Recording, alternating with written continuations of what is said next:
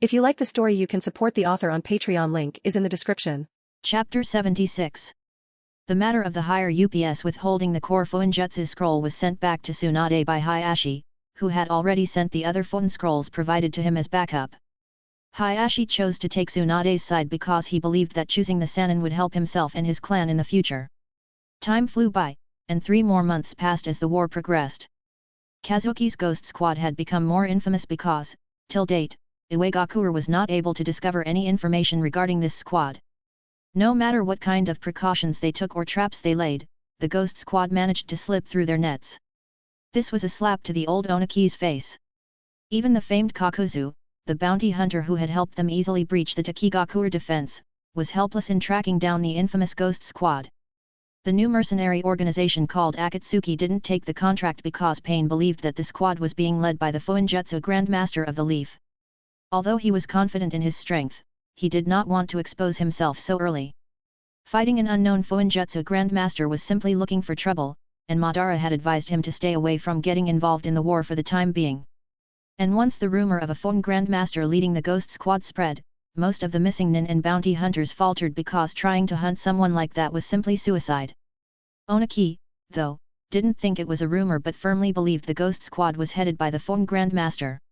If not, there was no way that he couldn't have found them after all this time. He knew the Fuin Grandmaster must be somewhere close to Iwagakure village, and the moment he left, the enemy would strike. Onaki had no idea how right he was, as his caution had kept Kazuki from causing chaos within Iwagakure. The ghost squad's current base was only a day's worth of travel from Iwagakure. However, one thing had the fence-sitter confused because he had no idea how the Leaf was able to gain the allegiance of such a master that he was even willing to fight on the front lines. A hawk was flying in the air, which was suddenly brought down using a kunao. An Iwagakure ninja squad quickly moved in the direction where the hawk fell. "Did you find anything?" The squad leader questioned him anxiously as one of the IWA shinobi was carefully examining the now dead hawk. "Nothing, Captain. It's just like all the other birds that we have brought down," the IWA shinobi who had examined the bird commented. The IWA captain couldn't help but punch the tree next to him in frustration. "Damn! How is this possible? We have been tracking every little chakra signature that we can detect for the past month in this area. How are they able to slip past us? Just yesterday, they took down an outpost about 20 miles from here. Birds, lizards, insects, worms, rodents, anything remotely suspicious we have checked. How the hell are they even communicating with each other?" He was just venting out because of the blind ghost chase they were on. Previously, before the war, they were revered within the whole village as the best tracking team. However, now they have been reduced to killing birds and digging out worms just so they can find the ghost squad. Currently, unknown to them, a horn beetle was observing all their actions. The IWA team was completely unaware that they were being monitored because they couldn't detect the beetle. If one were to observe closely, the entire beetle was packed with Fuinjutsu seals. After observing for some time, the beetle left, flying in a certain direction. The beetle flew through the barriers without any hindrance. Kazuki was practicing his kenjutsu, while Torun was studying an insect that he had recently captured. The moment the beetle passed the barrier, Kazuki was alerted. He sheathed his blade, waiting for the beetle. The beetle flew towards Torun, who had already pulled out a scroll and placed it on the floor. As the beetle landed on the scroll, some of the seals from its back dissolved and flowed towards the scroll to form a new message. Torun quickly passed the scroll over, and he started communicating with the beetle to find out the situation outside. Kazuki, who read the message, couldn't help but smile because the day he had been waiting for had finally come. His sensei had sent the message that the preparations on all 3 fronts had been completed. Kazuki quickly called for his team to make preparations. If everything went according to plan, then this war would soon be over, and he had to play his part to make sure that they would be able to defend against the backlash that was to come. Konoha Camp, Kumagakure Front. Currently, a late-night meeting has been called for, and the summons were only extended to a select few within the camp. "Is everyone here?" Jiraiya questioned, as he had called for a private meeting with Shikaku, Kakashi, Guy, and a few more elite jonin who represented various clans on the Kumo front. Kakashi and Guy had been called because of their recent status and involvement in stealthily arranging the large array for the past few months. Kazuki had insisted on Shikaku involving Guy when they were going to confront the Baijuyu when they tried to capture it. Kakashi had made a name for himself and had been acknowledged as a genuine Kage class ninja. Even his bingo book entry had been updated from Elite Jonin to Kage class. Kakashi had shown a monstrous level of growth in this war, and alongside Guy, he had even clashed with the Reikage a couple of times to hold him back. However, what surprised everyone on the Kumo battlefront was the gentle blue beast of Konoha.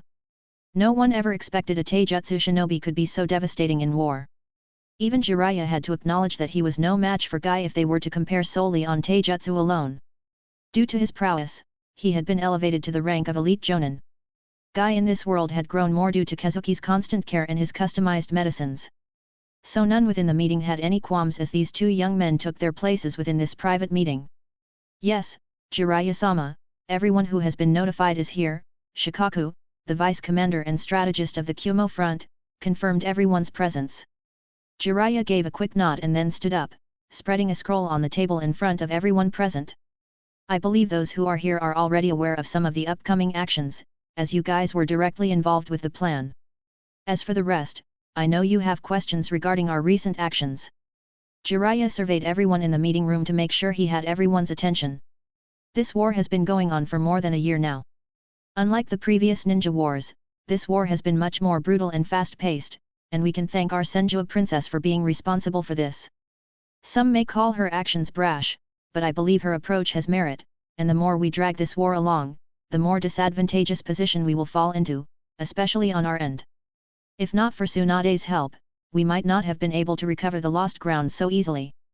So today, I bring before you guys a plan that was personally put forth by Tsunade. Jiraiya knew how important this meeting was because everyone present here was a mainstay within each clan, and their decisions mattered to each of their clans. Having their support would help deal with the backlash. Jiraiya-sama, we are grateful for Tsunade-sama's support and for everything she has done for us throughout this war. We know something the Senju head personally proposed must be of great importance. So please go ahead, if it's feasible, then we will support you. Hisashi, who represented the Hyuga clan on the Kumo front, spoke up. Everyone within the Kumo front held deep respect for the Slug Sage, and her actions of sending reinforcements, even to the extent of depriving her own numbers, had only elevated her status. All the Leaf Ninjas in the meeting shared similar sentiments. Even the representative of the Sarutobi clan couldn't refute. Although originally he held a bit of dissatisfaction in his heart for being sent as part of the reinforcements to Kumo, he had to respect the Senjua princess in his heart because she had literally stalled and pushed back the IWA army these past months, which was 3 times their numbers, with just close to 10,000 Leaf Shinobi. With that, Jiraiya quickly started explaining the upcoming plan. When he revealed that they were planning to capture the Baijiu to put an end to the war, some couldn't help but question, as everyone knew how difficult it was to confront a Baijiu, and what Jiraiya was proposing was an even more daunting task. If a Baijiu wanted to run, who could stop it? Most of the current shinobi world was not aware of Super Kage class shinobi and beyond. According to current knowledge, only ninjas of Hashirama and Madara's caliber could clash with Baijiu head-on. Even their famous Yandere had been humbled by the legendary Nine Tails, so when Jiraiya mentioned capturing the Baijiu, everyone had doubts regarding the plan. Jiraiya-sama, not that I am questioning your decisions, but even if you were to personally intervene, I doubt you will be able to capture the Baijiu. So how are we to defeat and capture the Jinchuriki? One of the clan representatives couldn't help but voice out his concerns. Shikaku couldn't help but raise his brows in surprise when someone tried questioning Jiraiya's strength, but he chose not to comment. Kazuki had advised him how truly powerful the Toad Sage was. If the man put his mind into it, Shikaku believed that he could even confront the Nine Tails head-on and come out alive. However, Jiraiya didn't have any issue with the man raising concerns, so he gave everyone a detailed explanation about the preparations that they have been doing stealthily for the past 3 months. When the clan representatives got to know that the Fuinjutsu Grandmaster was personally involved in drafting the plan, everyone's confidence in the plan increased. Once Jiraiya was sure everyone in the meeting was on board with the plan, they started ironing out the details as Shikaku took the lead in the planning.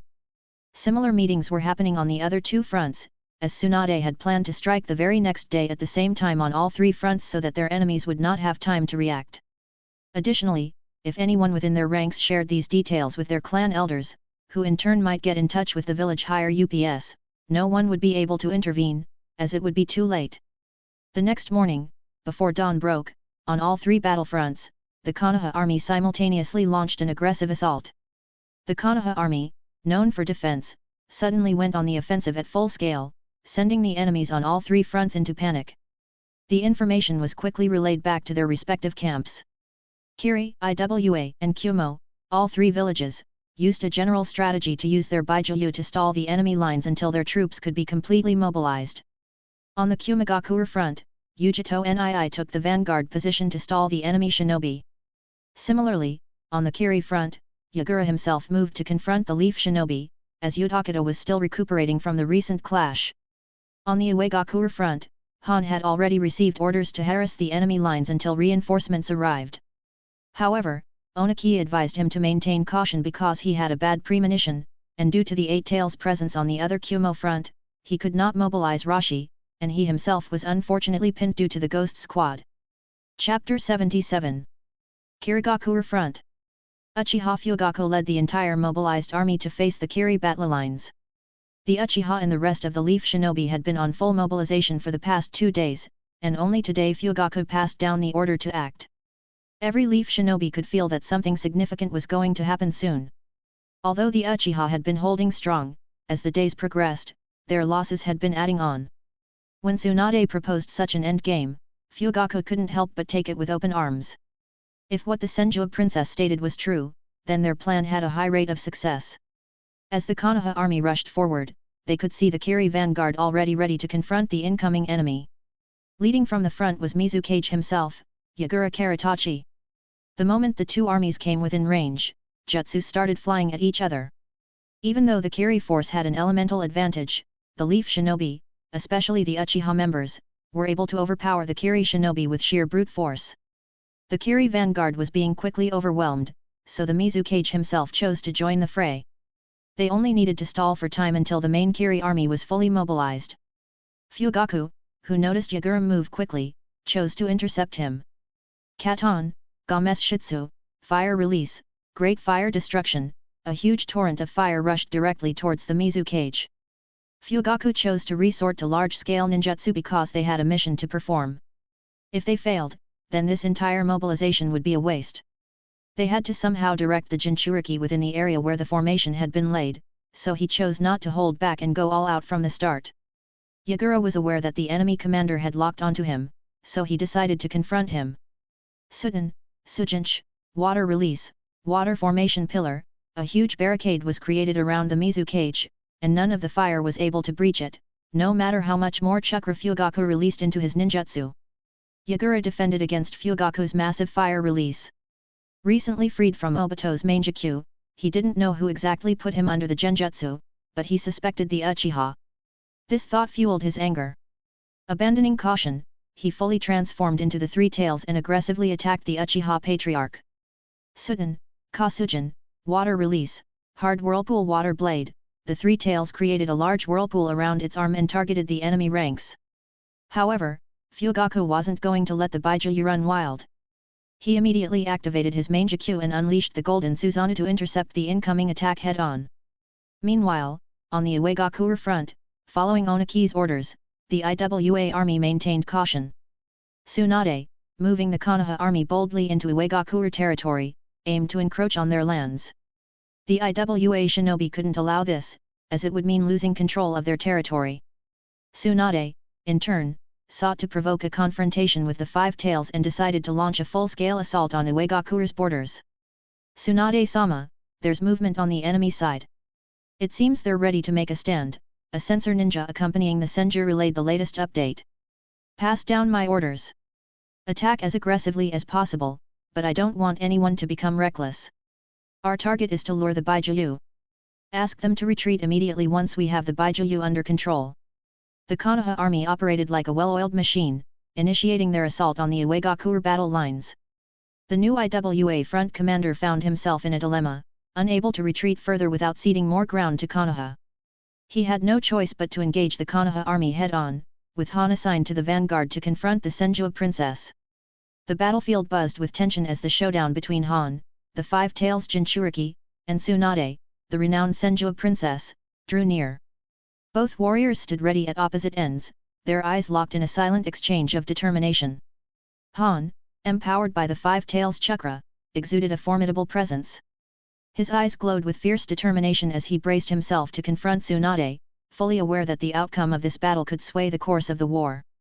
Tsunade, towering with strength and confidence, exuded an aura of authority. With her renowned combat skills and legendary strength, she stood firm, prepared to face Han head-on and prove her prowess on the battlefield one more time. As the two armies collided, a chaotic melee erupted on the battlefield. Shuriken and kunai flew through the air, accompanied by bursts of elemental jutsu that illuminated the sky with their brilliance. Earth shook as earth release techniques clashed with the ground, while torrents of water surged forth in waves of relentless assault. Han knew that half-assing this fight would lead to his demise, so he had to go full throttle from the start. Unlike their previous encounters, he quickly transformed into the Five Tails and launched the first strike. He aimed to keep the fight with the Senju at medium or long range, fully aware of how devastating Tsunade could be in close combat. Futon, Jaki Bakuhatsu, Boil Release, Steam Explosion. Han, in the form of the Five Tails, released a large explosion of steam to deter Tsunade from approaching too closely. However, he underestimated Tsunade's resolve. Despite the boiling steam, Tsunade charged towards him with determination, seemingly unfazed by the intense heat. If it were any other shinobi, their skin and bones would have melted by now. Han swiftly dodged a large splash of acid that burned through the ground where he stood. Turning quickly, he saw a massive slug, even larger than the Five Tails, emerge amidst the boiling steam. It was Tsunade's summoned beast, but its size was several times larger than before. Doton, Tekken Air, Earth Release, Iron Fist Prison. Tsunade needed a massive amount of chakra and summoned a huge walled prison to create an arena where she could fight the Jinchuriki to her heart's content. Katsuya held her own against the Five Tails, the boil release techniques having no effect on the massive creature.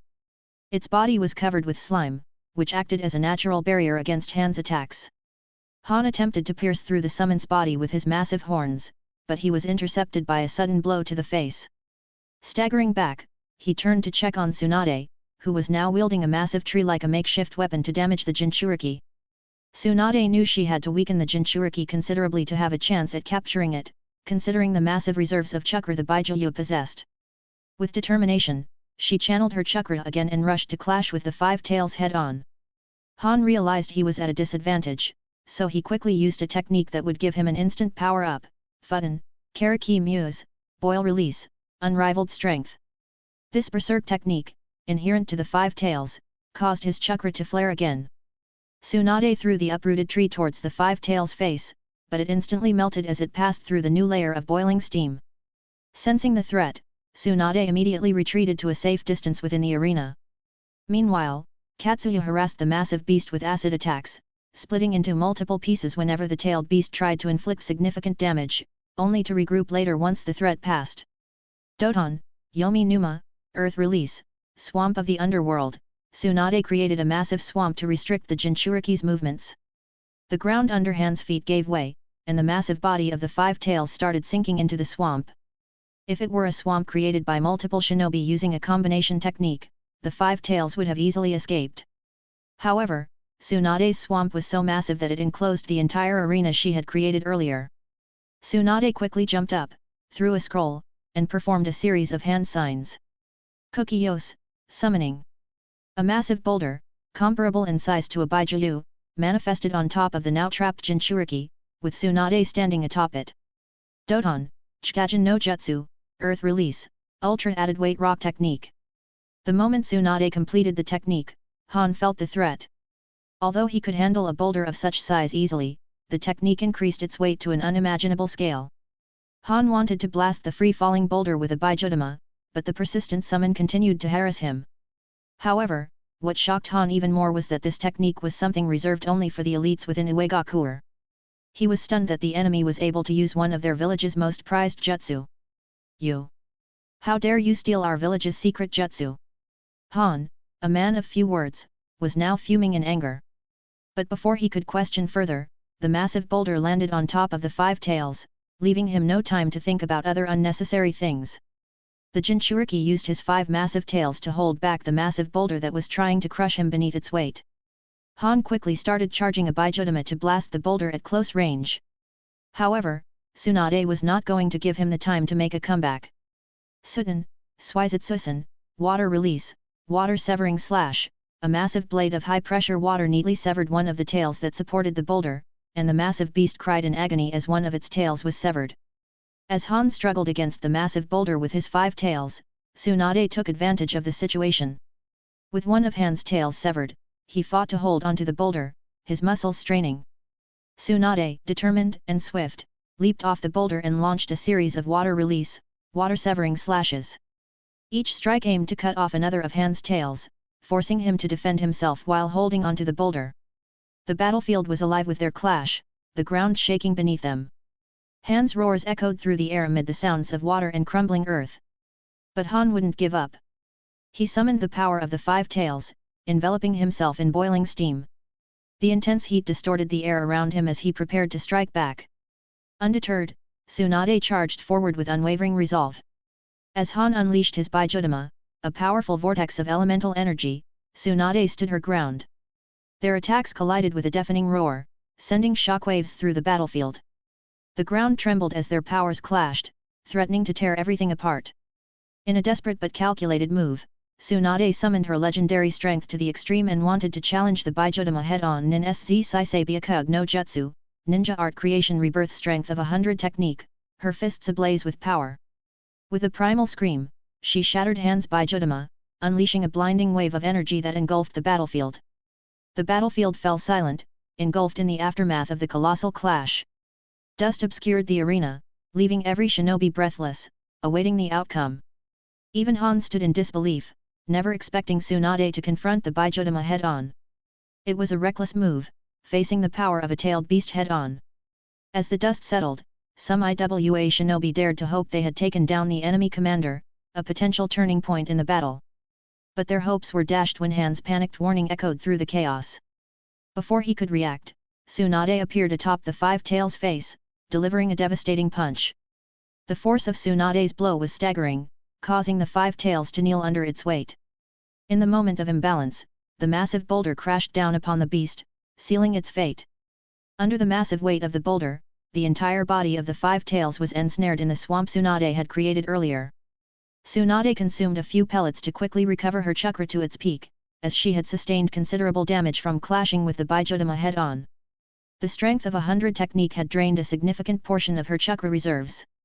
As the 5 tails succumbed to its own weight, Tsunade rushed forward once again to finish what she had started. Her target was to reclaim the Biju that her grandfather had generously provided to the other villages. As Tsunade braced herself to resume the attack, a sudden, searing pain erupted in her chest. A sharp intake of breath escaped her lips as her eyes widened in shock and disbelief. Time seemed to stand still as she glanced down to see a hand, cruel and unforgiving, piercing through her heart from behind. Chapter 78. As Tsunade's consciousness began to fade, her senses sharpened, and she became acutely aware of the presence behind her. With a surge of adrenaline, she forced herself to turn, her gaze locking onto the figure looming over her, a figure shrouded in chakra yet unmistakably menacing. Kakuzu stood tall and imposing, his expression twisted into a wicked smirk as he reveled in the moment of triumph. His eyes glinted with malice, reflecting the cruel satisfaction of a predator closing in on its prey. With a cold, calculated demeanor, he raised his hand, the deadly threads of his heart-stealing jutsu coiling around his fingers like serpents poised to strike. "You Senju are always so predictable, that's the easiest 100 million that I have ever made," Kakuzu taunted, his voice dripping with contempt. "You truly believed you could outwit me, the great Kakuzu? Such arrogance!" But just as Kakuzu was about to revel in his victory, a chilling whisper echoed in his ears, a voice that seemed to slither through the shadows like a serpent's hiss. "Was it really so easy?" it murmured, a hint of mockery tainting the words. Confusion flickered across Kakuzu's face, his smirk faltering for the briefest moment as doubt crept into his mind. Before he could comprehend the meaning behind the ominous voice, Tsunade's body before him began to waver, its form shifting and distorting like a mirage in the desert. With a sudden surge of panic, Kakuzu realized the truth: he had been deceived. The Tsunade before him was nothing more than a mere clone, a wood clone crafted with intricate precision. A technique long believed to have been lost since the time of Senju Hashirama. But before he could react, a searing pain erupted in his chest as Tsunade materialized behind him in a blur of motion. With a savage strength born of sheer will and anger, Tsunade ripped out Kakuzu's heart with a single, merciless thrust, her eyes ablaze with righteous fury. As Kakuzu staggered backward, Clutching his wounded chest, Tsunade's voice cut through the air like a blade, dripping with scorn and disdain. Is this all you're capable of, Kakuzu? She spat, her tone laced with derision. A pathetic attempt to assassinate a senju with such feeble strength? Did you think you could kill me with nothing more than a coward's sneak attack? A triumphant smirk graced Tsunade's lips as she held Kakuzu's beating heart in her hand. Her mocking words made Kakuzu's eyes burn with fury. As Kakuzu staggered back, clutching his wounded chest, a sardonic grin twisted his lips, his eyes gleaming with a glint of defiance amidst the pain. Don't be so arrogant just because you managed to escape a sneak attack, he sneered, his voice laced with bitter amusement. Remember, I am the one who survived even after attempting to assassinate your grandfather. You underestimate me at your own peril, Senju. But Tsunade's laughter rang out like a bell, echoing across the battlefield with a chilling certainty. With a casual flick of her wrist, she crushed Kakuzu's still beating heart beneath her heel, the sickening sound of its demise punctuating the air like a death knell. Yet, even as she disposed of the organ, her gaze remained fixed on Kakuzu, her eyes glinting with an unwavering resolve. Throwing a kunai at my grandfather from a mile away and calling it an assassination attempt. Tsunade's voice dripped with mockery, her laughter ringing with the confidence of a warrior unyielding. Is that the best you can do, Kakuzu? How pathetic! With a swift, fluid motion, Tsunade shifted into a combat stance, her muscles coiled like a spring, ready to unleash its fury. Let me show you what it means to face a true senju in battle, she declared, her voice resonating with an unspoken challenge. As Kakuzu summoned forth his masked beasts of wind and fire, Tsunade's eyes narrowed in concentration, her focus unwavering as she prepared to meet this new threat head-on. With a series of hand signs, she commanded the earth to obey her will, invoking the power of Mokuton. Mokuton, Deisju, would release, great spear tree. From the fertile soil beneath their feet, towering spears of wood erupted with explosive force, hurtling toward Kakuzu with deadly precision. The air crackled with tension as the massive tree spears zeroed in on their target, their sharp points gleaming in the sunlight like the teeth of a hungry predator. But Kakuzu was no ordinary foe, and he met Tsunade's assault with a fierce determination of his own. With lightning-fast reflexes, he maneuvered his masked beasts into position, their elemental powers swirling around him in a chaotic whirlwind of wind and fire. As the wooden spears closed in, Kakuzu unleashed a barrage of fireballs and razor-sharp gusts of wind, deflecting the deadly projectiles with skillful precision. But Tsunade was relentless, her onslaught unyielding as she continued to press her advantage with unrelenting force. With a sudden burst of speed, Tsunade closed the distance between them in the blink of an eye, her fists wreathed in a halo of chakra-infused energy. With a thunderous roar, she unleashed a devastating flurry of blows, each strike landing with the force of a battering ram against Kakuzu's defenses. Despite his best efforts, Kakuzu found himself overwhelmed by Tsunade's relentless assault. With each passing moment, his defenses began to crumble under the weight of her onslaught, his masked beasts faltering under the relentless barrage. With a mighty display of strength, Tsunade tore through one of Kakuzu's masked beasts, its form dissolving into nothingness as another of Kakuzu's hearts was destroyed in the process. Despite the pain coursing through his battered body, Kakuzu remained defiant, his eyes burning with determination. That's 2 down, 3 more to go, Tsunade taunted, her voice laced with scorn. She could see the toll her attacks had taken on Kakuzu, his body bruised and broken from their fierce battle. As a skilled medical ninja, Tsunade could assess the extent of the damage she had inflicted, though she couldn't help but wonder about the mysterious technique that had kept Kakuzu alive for so long. But there was no time for idle speculation. The battle raged on, and Tsunade knew she had to end it swiftly. With the Baijuyu still at large, there was no telling what havoc it could wreak if left unchecked. As Kakuzu struggled to his feet, fear and panic gripped his mind at the Senju's blatant revelation of his well-kept secret, the source of his supposed immortality. All he wanted now was to flee from the monster standing before him. He had overestimated himself, and this battle with the Senju made him relive the day he tried to assassinate Hashirama. He had been outmatched even before he could mount a decent defense, saved only by the man's mercy. And now, faced with the same humiliation at the hands of the man's granddaughter, Kakuzu's anger surged.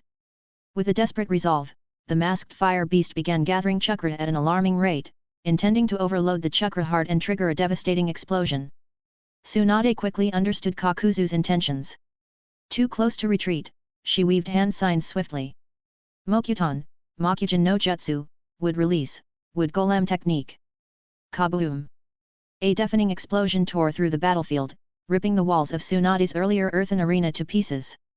But as the smoke cleared, a massive wooden golem shielded Tsunade completely from the blast. Kakuzu attempted to flee using an earth escape technique, but Tsunade was ready. Before she could intercept, a massive Bijutama hurtled towards her.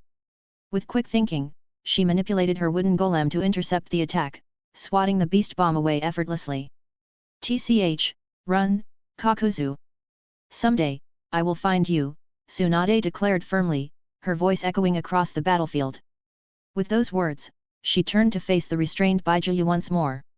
The wooden golem had already rushed towards the creature, pinning it down in a powerful chokehold. The entire battlefield now bore witness to the emergence of a new Mokuton user, none other than the Senjua princess herself. Stepping forward, Tsunade approached the weakened Baijuyu, which struggled futilely against the wooden golem draining its chakra. "Han, this farce has gone on long enough. It's time we end this war," she commanded, her voice cutting through the chaos of battle. With a determined stride, Tsunade directed her golem to drag the now restrained five tails towards the designated capture location. The sight sent shivers down the spines of Uegaku shinobi, many of whom had already begun to retreat out of fear. None dared to challenge the Senjua princess as she boldly and unapologetically dragged the Baijuyu through the battlefield, signaling a turning point in the conflict. On the Kirigakure front, Uchiha Fugaku found himself panting in exhaustion as his golden Susanoo engaged in a primal brawl with the three tails. Both combatants were battered and bruised, and despite his massive chakra reserves, Yagura, the host of the three tails, failed to overpower the Uchiha clan head. "Give up, Uchiha. This fight is futile. None of us can come out on top. Just return to your defense lines, and we can call it a day," Yagura commented, offering a temporary ceasefire. He knew that the Kirigakure army was sustaining too much damage. Contrary to Yagura's expectations, the Uchiha leader simply smirked and released his Susanoo. For a moment, Yagura thought that the enemy commander was agreeing to his offer of a ceasefire, but his next words sent a chill down Yagura's spine. "Sure enough, just like the intel stated, you are weak against genjutsu attacks. You aren't even aware that you have willingly entered a trap and surrendered yourself," Uchiha Fugaku said, completing his mission. His eyes shifted from Manjikyu to a regular three-tomo Sharingan. Yagura, who had been carefully watching his enemy's actions, was confused. Suddenly, the scene around him changed. He found himself in the center of a massive Fuinjutsu circle, with a large number of pitch-black chains unknowingly wrapped around his Baijuyu form. The earlier fight with Fugaku had left him weakened, so he couldn't break free from the restraints. Genjutsu. Yagura finally understood.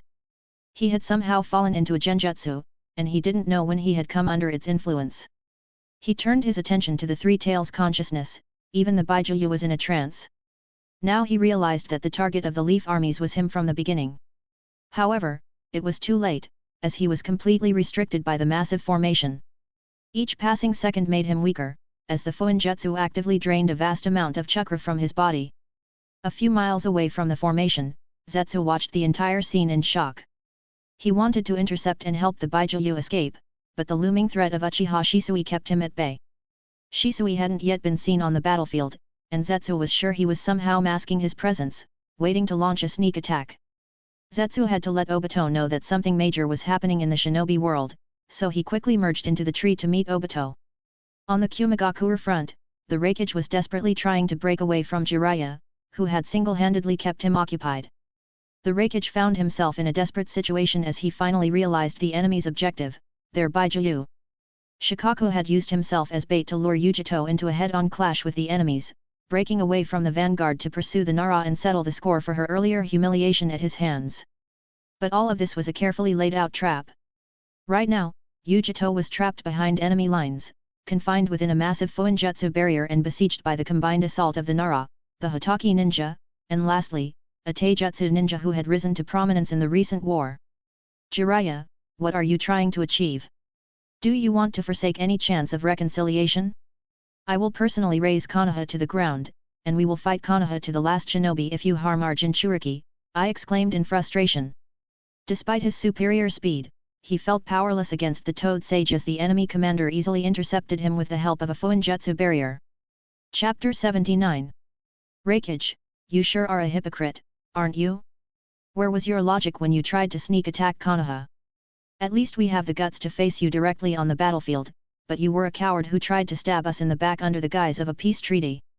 You still have the face to be angry? Even old Suchikage couldn't be so shameless, and we all know how low he can go. And you, Kumo, are even more shameless. Your father would be ashamed, at least the man had the guts to admit his faults.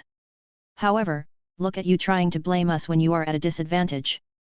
And just so you know, we of Konoha are not cowards, it's just that we dislike throwing the first punch, Jiraiya retorted, dodging another lightning-clad punch while simultaneously commenting on the Reikage's words. That was because Konoha was weak, and it was only inevitable for the other villages to attack you. And if you are so averse to war, why not give away the fertile lands that the Fire Country so closely guards? Reikage countered, his tone dripping with sarcasm, frustration, and anger. Reikage, are you even listening to your own words? If we go by that logic, you should just admit that your Kumigakure is weak and surrender unconditionally. And if not, try using your strength to get past me and save your Jinchuriki. Jiraiya's patience was wearing thin in the face of Kumigakure's two-faced behavior. They were always the first to advocate for war, and when they were at a disadvantage, they wanted to play the victim. Meanwhile, inside the barrier, Yujito was being cornered by the trio. Shikaku's three-headed hell beast summon was tanking, while the remaining two were assaulting the two tails. However, among everyone, Might Guy stood out. He was fighting the Baijuyu head-on with his bare fists. He had already activated his sixth gate, while Kakashi and Shikaku played the roles of support. Shikaku had taken the lead in the confrontation and deployed his shadow puppet to restrict the Baijuyu's movements to a certain degree. Yujito, this is bad. We are losing our advantage quickly, and if this keeps continuing, I'm afraid we will eventually succumb. Two Tails shared its thoughts with its host, Yujito. The Baijuyu had already taken over complete control because its host was not able to handle such a high-intensity battle. Hold on, don't give up yet. Reikage-sama will soon come to our rescue with reinforcements, Yujito reassured herself, panicking on the inside. It was all her fault for stupidly falling into a trap because she wanted vengeance. Riling one more time, the Baijuyu continued its assault. The Hell Beast fired a massive torrent of fire at the flank, which the Baijuyu tried to dodge. However, it was momentarily caught in a shadow bind facilitated by the puppet. In that split second, the flame attack crashed into the rear of the Baijuyu, causing it to let out a blood-curdling scream from the pain, as the flame was not ordinary. With vengeance, the Baijuyu wanted to tear at the Hell Beast, but Guy intercepted the claw swipe with a roundhouse kick. The kick made the two tails falter, as they had been engaged in combat for more than an hour now. Even with its massive reserves of chakra, it still started feeling the drain, and the Fuinjutsu barrier was actively absorbing its chakra and suppressing it bit by bit as time progressed. Hachiman, Shiki no Monday, Kai, 8 gates, Gate of Shock, open. With a thunderous roar, Guy activated the 7th gate as Shikaku gestured, indicating that it was time to reel the fish in. A blue aura surged around Guy, causing even the two tails to flinch as it sensed the imminent danger from the human standing before it. Before the Baijuyu could react, Guy swiftly shifted the battle into high gear. Asa Kyujaku, Morning Peacock, Guy propelled himself into the air, unleashing a torrent of flaming fists upon the two tails. The beast, unable to evade the lightning-fast punches, felt each blow like the force of a mountain crashing down upon it. Visibly staggered, the two tails struggled to remain upright. As Guy prepared for his next attack, the two tails attempted to retaliate, but Kakashi intervened from the background. Raiden, Kirin, a massive lightning dragon descended from the thunderous clouds above, striking the Baijuyu with pinpoint accuracy. This technique, taught by Kazuki and aided by scrolls to hasten the formation of thunder clouds, required only a brief preparation. Despite the two tails' attempt to dodge, the lightning attack was too swift, causing devastating damage and paralyzing it once more. The ferocity of the attack pinned the massive Baijuyu to the ground, and the situation worsened as the shadow puppet shattered into multiple pieces, encircling the incapacitated beast with chains of shadows. Just as it struggled to break free, the next assault came. Hiradora, Daytime Tiger, a colossal white tiger materialized from the sheer force of the punch, engulfing the two tails. Every bone in its body felt as though it had shattered, causing Yujito to collapse from the sheer force. Despite this, the two tails remained defiant, determined to fight on even as it broke free from the shadow shackles. As Guy prepared to continue the onslaught, Shikaku halted him. Both Kakashi and Guy then noticed the two tails standing motionless, having passed out while still standing. Recognizing this as its final act of defiance, Shikaku swiftly signaled Kakashi to activate the Fuinjutsu's sealing. Pitch-black chains emerged from the periphery of the formation, ensnaring the two tails. With that, the fate of the two tails was sealed. Yugi-2. As the dazzling lightning dragon descended from the sky, the Raikage's fury erupted like a volcano. He charged towards Jiraiya, his muscles bulging with rage as he swung his lightning-infused attacks with unmatched speed. The Raikage launched himself into the air and launched a devastating attack. Hell Stab Four-Finger Spear Hand, Sky Drop. But Jiraiya, cool and collected, met the Raikage's onslaught with precise movements and countered with a Raise Nan.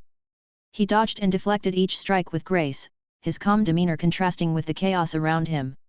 Despite the danger, a smirk played on his lips as he danced around the Raikage's attacks. Instead of trying to hurt the Raikage, Jiraiya focused on stalling him, buying time for his allies. With each moment, Jiraiya's confidence grew, his movements becoming smoother as he anticipated the Raikage's every move. The clash intensified, with the ground trembling beneath their feet. Lightning crackled as the Raikage unleashed his most powerful techniques, but Jiraiya remained steadfast. He evaded and countered with finesse, pushing the Raikage to his limits. As the battle wore on, the Raikage's frustration boiled over, his attacks becoming wilder.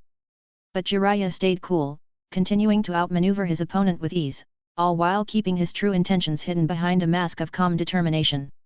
Phaeton, Gaimeu Dan, Wind Release, Toad Oil Flame Bullet, Jiraiya unleashed a devastating combo attack, engulfing the entire battlefield in flames. Despite his berserk state, the Raikage recognized the imminent danger and dodged, retreating from the attack's range. Jiraiya, I swear I will burn Konoha to ashes. The Raikage's fury knew no bounds, fueled by his desire for vengeance. He believed the lightning dragon should have neutralized the two tails, doubting even the 8 tails could withstand such devastation. As long as I stand, no one, not even you, will lay a hand on Konoha. If this doesn't teach you a lesson, Raikage, then Kumagakure will face the consequences, Jiraiya declared firmly, standing tall and resolute. You Konoha scum have crossed the line. We will fight this war to the bitter end. I will drag your precious Jinchuriki, torture him, and then execute him, so you can feel our pain. The Raikage's determination to carry out the war intensified. But what he didn't anticipate was the sudden shift in the atmosphere around Jiraiya. The usually calm sage was now emanating overwhelming killing intent, causing even the Raikage to flinch. Unbeknownst to him, his words had awoken a beast within Jiraiya. The mention of torturing and executing Naruto struck a nerve deep within Jiraiya. The loss of Minato and Kushina weighed heavily on his heart, and now the Raikage's threat has ignited a fierce rage within him. Without hesitation, Jiraiya unfurled a scroll, releasing a clone that was enclosed, and immediately a massive torrent of nature energy engulfed Jiraiya. In an instant, he transformed into Sage mode. Jiraiya's appearance underwent a dramatic change. His eyes glowed with Sage energy, and his features became more pronounced, exuding an aura of power and determination. Before the Raikage could react, a powerful fist connected with his gut, lifting him into the air. Despite his lightning armor, the force of the punch broke a rib, leaving the Raikage reeling in pain. The Sunin's presence dominated the entire battlefield. Each move he made was powerful and precise, launching a relentless assault on the Raikage. Despite his immense strength and quick reflexes, the Raikage found himself overwhelmed by Jiraiya's skill. Every strike from the Toad Sage hit hard, pushing the Raikage beyond his limits. Each blow weighed heavily on the Raikage, his lightning armor struggling to withstand Jiraiya's relentless attacks. Despite the odds, the Raikage refused to give up, driven by his determination to keep fighting. Despite the pain and exhaustion, the Raikage persevered, refusing to let Jiraiya defeat him. With every hit, he pushed himself to keep going, his spirit unbroken despite his battered body. Sen, Ch Dama Raise Nan, Sage Art, Ultra Big Ball Raise Nan. Jiraiya unleashed a massive Raise Nan powered by Senjutsu aimed directly at the exposed back of the Raikage while he was airborne. The attack connected with a resounding crack, launching the Raikage towards the ground like a cannon shell. With a bone-crunching impact, the Raikage crashed down, one of his arms completely shattered from the force as he instinctively used it to defend his back at the last second. As the Raikage's figure crashed to the ground, a few of the elite shinobi of Kumagakure began to worry. In a desperate act, half a dozen elite jonin among Kumo simultaneously launched themselves onto the barrier and self-destructed at the same time. The sheer force of the explosion shattered the barrier that enclosed the Toad Sage and their Raikage. The moment the barrier around their raikage broke, a large number of Kumo shinobi rushed in, and simultaneously, many of the Konoha elites also rushed in to support the Toad Sage. Even with the new reinforcements, Jiraiya was confident in taking them all on. But just before he could begin, he caught sight of Shikaku approaching his side along with other leaf shinobi. However, Jiraiya, despite his anger, collected himself. Although he wanted to rip the raikage to pieces, now that the barrier was down, he knew it would be challenging to stop him. The raikage could use his superior speed to his advantage, fleeing and later harassing the other leaf ninjas. Confirming Shikaku's presence, there was no need to continue the battle. However, internally, Jiraiya decided not to give the retreat order because he wanted to force the Kumo army to retreat in front of Konoha. With a broken arm, the raikage was now surrounded by a score of Kumo elites. Everyone could see how angry the raikage was. This was a humiliation of the highest order, according to him. Even during the Third Shinobi War, he was never at such a disadvantage, even while fighting against the Yellow Flash. As Jiraiya reached the incoming leaf ninja, everyone eagerly awaited the command from their superiors. Both sides were now waiting for a single command, and all hell would break loose again. The raikage wanted to fight to the last man, dangerously close to making a decision out of pride. However, just then, Shikaku stepped onto Jiraiya's side, whispering into his ears, and the Toad Sage simply acknowledged with a nod. At last, the raikage gritted his teeth and stepped forward, pushing aside a few Kumo shinobi. "Return Yujito back to us. We can call for a ceasefire." The raikage had to muster all his energy to shout out these words despite his burning ego. Saying such words in the middle of the battlefield was like admitting that they were inferior to their enemies. "Raikage-sama." Many of the Kumo shinobi echoed simultaneously, wanting to stop but the man stood his ground. Chapter 80. As the weight of the raikage's demand settled over the battlefield like a dark cloud, Jiraiya's steely gaze met the furious glare of the Kumo leader. There was a palpable tension in the air, crackling with the anticipation of conflict. "Return Yujito back to us. We can call for a ceasefire, we can even put an end to this war." The raikage's voice thundered across the field, demanding once more, his pride and determination cutting through the chaos. Jiraiya's response was unwavering, his tone firm. "I'm afraid that's not an option, raikage. Yujito is now under Konoha's custody. We cannot simply hand her over at your command. That's not how this works." The raikage's expression darkened, a storm brewing behind his narrowed eyes. "You dare defy me, Jiraiya? You know the consequences of crossing Kumo." As the two leaders stood at odds, the tension between their respective shinobi factions intensified. The air crackled with energy as voices rose in heated defense of their village's honor and interests. "We cannot yield to threats, Raikage-sama. Konoha's principles stand firm. You wanted war, and here you have it. This is what happens when you defy Konoha," declared a leaf shinobi, his voice resolute amid the brewing conflict. "Your village has no right to hold our Jinchuriki captive. Release her immediately, or face the consequences," countered a Kumo jonin, his frustration palpable as he clenched his fists in anger. In the midst of the escalating confrontation, Shikaku's voice sliced through the discord like a well-honed blade. "Are you so focused on Yujito that you've forgotten about your own Eight Tails Jinchuriki, Raikage-sama? I hear he's facing quite the challenge on the Awagakure front. Perhaps you should be more concerned about his safety." The mention of the Eight Tails brought a flicker of concern to the raikage's features, momentarily halting his tirade. The realization that his village's another prized asset was also in peril cast a shadow over the battlefield. Yet the raikage swiftly regained his composure, his resolve hardening like tempered steel. "Our priorities are our own concern, Shikaku. Don't think you can distract us from our objective." As the standoff reached its zenith, both sides stood poised for conflict, with the threat of an all-out war hanging heavy in the air. The battlefield brimmed with anticipation of what was to come, a tempest waiting to be unleashed. Shikaku's actions weren't merely a ploy to distract the Kumigakure forces. The intricate strategy devised by Kazuki took into account not only the capture of the Two Tails but also the presence of the Four Tails and the Eight Tails. While it was impossible to set up a covered formation behind enemy lines in the midst of the Iwa Kumo battlefront, where the other two Jinchuriki were actively engaged, the plan aimed to inflict devastating damage upon these formidable adversaries. The objective wasn't necessarily to capture the Jinchuriki, but rather to deal such a crippling blow that they would be forced to withdraw from the battlefield. If Kazuki's plan succeeded, it would take months, perhaps even a full year, for the Jinchuriki to fully recover from the extensive injuries inflicted upon them. This strategy mirrored the approach Shikaku had employed when dealing a fatal blow to Yujito during her mission to assassinate Asuma Sarutobi. Tsunade and the rest of the Leaf commanders understood the gravity of the mission. Only a select few Leaf shinobi, who volunteered despite the perilous nature of the task, were assigned to this suicide mission. Even Kazuki himself harbored doubts about the likelihood of their safe return. Yet, 24 elite Leaf shinobi, out of nearly 100 volunteers, embarked on this perilous mission with unwavering resolve.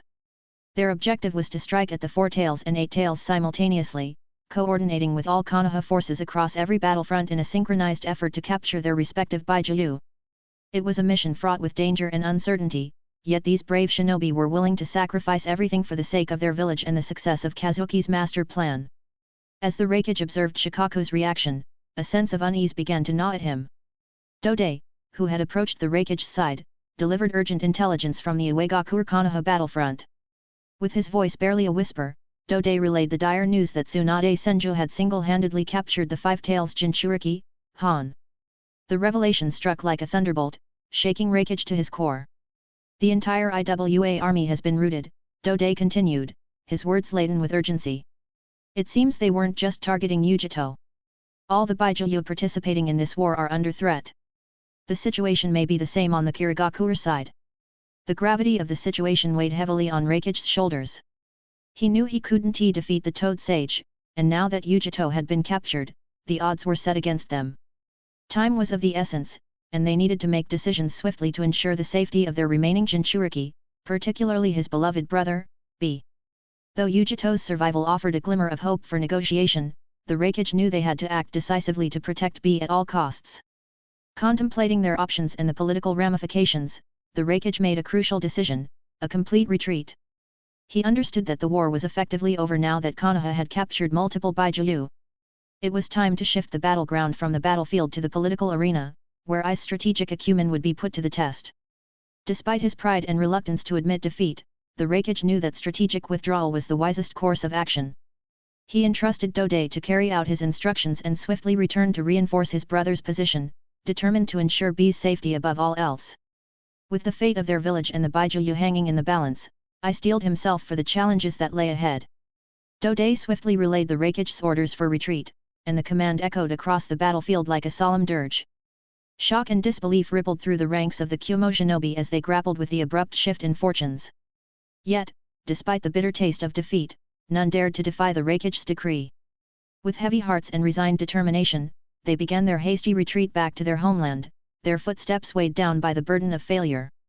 On the other side, the Leaf shinobi bristled with pent-up aggression, their desire for vengeance simmering just beneath the surface. The temptation to pursue and strike down their retreating foes was palpable, fueled by the adrenaline of battle and the taste of victory. Jiraiya's authoritative command to cease pursuit stayed their hands, a reminder that their objectives had been achieved and further bloodshed would serve no purpose. As the dust settled and the echoes of conflict faded, a somber calm descended upon the battlefield. The war may have ended, but the scars it left behind will linger for generations. As Shikaku surveyed the aftermath of the battle, a shadow of concern lingered in his eyes. Despite Konoha's decisive victory, there remained a formidable obstacle in their path to lasting peace: the old Tsuchikage. Shikaku knew all too well the tendencies of the aging leader of Uegakure. The old Tsuchikage was notorious for his stubbornness and reluctance to concede defeat. Even in the face of overwhelming odds, he had a knack for finding loopholes and evading responsibility. Shikaku couldn't shake off the memories of the Third Ninja War, a conflict marked by both heroism and betrayal. Despite Minato's awe-inspiring feats on the battlefield, the outcome left a bitter taste in the mouths of many Konoha shinobi. While some praised Sandaime for his diplomatic finesse, others viewed it with skepticism, even cynicism. To them, it seemed more like a capitulation than a victory. Onaki, the wily Tsuchikage, had managed to wriggle free from the consequences of his actions, escaping without paying any significant war reparations. It was a bitter pill to swallow, especially for those who had lost comrades and loved ones in the bloody conflict. For Shikaku, it was a stark reminder of the complexities of diplomacy and the often murky waters of politics. While the military might win battles, true victory lies in the ability to secure lasting peace through negotiation and compromise. And now, with Tsunade leading the charge, he knew that history would not repeat itself. This time, Konoha would demand accountability, and Oniki would have nowhere to hide. Tsunade, with her uncompromising determination and sense of pride, would not settle for half measures.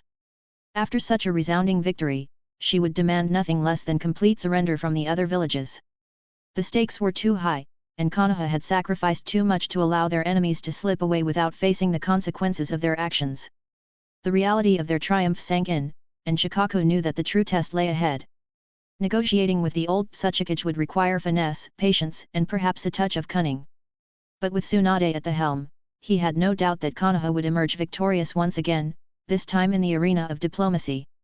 The entire village of Iwagakure was thrown into turmoil as the news of their complete rout against the Leaf Village spread like wildfire. Before they could even begin to process this devastating blow, another piece of intelligence plunged them even deeper into despair. One of their revered strategic assets, a Jinchuriki, had fallen into enemy hands with alarming ease. The Tsuchikage wasted no time, immediately departing for the Iwakumo battlefield to support Rashi, knowing that if Konoha had found a way to subdue and capture a Jinchuriki, they wouldn't stop at just one Baijiu. His fears were confirmed when news reached him of the capture of the Two Tails, further solidifying his resolve to retrieve Rashi before Konoha could make a move against him. However, what old Oniki didn't anticipate was that Kazuki had foreseen his reaction. Kazuki and his team had been lying in wait, preparing to strike at the heart of Iwagakure. Knowing Oniki's character, Kazuki understood that to make the old Tsuchikage yield, they needed to hit him where it hurt the most. Within hours of Oniki's departure, Kazuki and Tora stealthily infiltrated the village, effortlessly bypassing its multiple barriers. Their future mission hinged on the success of this daring endeavor. Outside the Iwagakure village barrier, two shadows flickered next to Kazuki's team. Only Kazuki and Tora had infiltrated the village, tasked with completing the mission. And they had only returned to the team after 2 full hours. Tora, you'll command the team from now on, Kazuki stated, his tone chillingly firm. Take the package and return to our main camp. Be cautious, make no mistakes, and deliver the package only to my sensei. Not even Sandame himself is to lay eyes on it. Understood. Tora nodded, understanding the gravity of the task at hand. And what about you, Ryu-sama? Why not leave with us? Tora asked, concern evident in his voice. No, I must stay behind, Kazuki replied. With our recent actions, every Iwagakure shinobi will be hunting us. I'll buy you time to escape and ensure the package reaches Sensei safely. Besides, I haven't fully unleashed my potential in this war yet. It's time to show Iwagakure the extent of my power and deter them from any foolish ideas. With determination in his eyes, Kazuki prepared to face whatever challenges lay ahead, knowing that this would be his chance to push his limits and leave a lasting impression on the enemy. An hour after Kazuki's team began their retreat towards the Konoha main camp, the streets of Iwagakure were thrown into a frenzy of activity. Panic spread like wildfire as the village realized that an enemy had infiltrated their midst and kidnapped none other than the Tsuchikage's granddaughter, Kuratsuki. The news sent shockwaves through the village, striking fear into the hearts of its residents. Investigations revealed a chilling scene. The entire guard squad responsible for Kuratsuki's safety lay dead, their bodies showing no signs of struggle or resistance. It was as if they had been struck down without warning, leaving the village vulnerable to the enemy's nefarious machinations. Word of the abduction quickly reached the Tsuchikage, who was already en route back to the village with all haste. His face darkened with fury upon hearing the news, his mind raced with thoughts of vengeance and retribution. He wasted no time in issuing orders for the main Iwagakure army to retreat back within their borders, leaving only a bare minimum to defend Takigakure. Every ounce of his being was focused on one thing, the safe return of his beloved granddaughter and the punishment of those responsible for her abduction. Chapter 81. As the entire Iwagakure team prepared to depart, having meticulously scoured the village for any traces of the enemy, they stood ready to disperse outside the village after securing their internal defenses. However, their plans were abruptly interrupted by a deafening explosion that echoed through the air, reverberating across the landscape several miles beyond the Iwagakure village barrier. Quick! It may be the enemy. We need to intercept them now, commanded a Kage-class shinobi of Iwagakure, his voice cutting through the chaos as he directed his team towards the source of the explosion.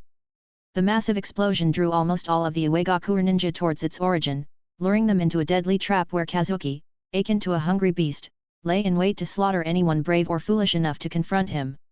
As the Kage-class Iwa ninja and his squad of over 100 elites approached the explosion site, they noticed numerous other IWAANBU and Hunternin converging on the same spot. Despite a sense of foreboding creeping over him, the sheer number of Iwagaku shinobi surrounding him bolstered his confidence, dispelling his doubts as they continued towards the source of the explosion.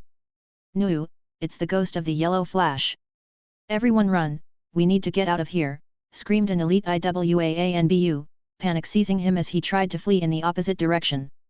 Before the cage class IWA shinobi could stop him and clarify the situation, a specially crafted custom kunai pierced through the ANBU's neck, seemingly materializing out of thin air.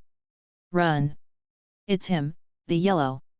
The IWAANBU's words choked off as he gurgled on his own blood, falling lifeless to the ground. "Oh, so many newcomers, the more, the merrier." Kazuki's voice cut through the stunned IWA ninja, freezing them in shock. They stood motionless, unable to comprehend how their assailant had approached without alerting any of their senses. Even the cage-class ninja was drenched in sweat, unable to detect the enemy shinobi. As all eyes turned towards the source of the voice, they beheld a figure they had hoped to forget forever. Standing tall upon a tree, Kazuki had transformed himself to resemble Minato Namikaze, the fourth Hokage. He stood tall and imposing on the tree branch, his presence commanding attention amidst the chaos of battle. His blonde hair, the color of sun-kissed wheat, was swept back in a windswept style, framing his sharp features with an air of elegance. His piercing blue eyes, like twin sapphires, glinted with intelligence and determination, their gaze unwavering as they surveyed the stunned IWA ninja before him. Draped around his broad shoulders was the majestic cloak of the Yandame Hokage, emblazoned with the symbol of Konoha, the proud leaf insignia standing out boldly against a field of deep blue. The cloak billowed behind him in an unseen breeze, adding to the aura of authority that surrounded him. In his hand, Minato held a special kunai, its gleaming black metal reflecting the dappled sunlight filtering through the canopy above. He twirled the kunai effortlessly between his fingers, a testament to his unparalleled skill and agility. Each movement was precise and deliberate, a silent warning of the danger that lurked beneath his calm exterior. Despite the gravity of the situation, there was a faint hint of a smile playing at the corners of Minato's lips, as if he were amused by the chaos unfolding before him. His demeanor exuded a quiet confidence, born from years of experience and unwavering resolve in the face of adversity. As the IWA ninja gazed upon him, memories of past encounters flooded their minds, the legendary battles and the near-mythical feats of heroism attributed to the yellow flash of Konoha. And now, standing before them, was the spitting image of that legendary figure, a living embodiment of their deepest fears and their most formidable opponent. "No, this is not possible. How can you still be alive? You are dead. Yes, you must be trying to fool us. Tell me, who are you? Maybe I will grant you the mercy of a swift death." The IWA cage ninja's voice quivered with fear and doubt. Despite his expertise, he couldn't detect any transformation in the enemy, nor was he under an illusion. If he were to believe his senses, then the man standing before him must be real. However, Minato Namikaze died during the Nine Tails rampage, so how could he be alive?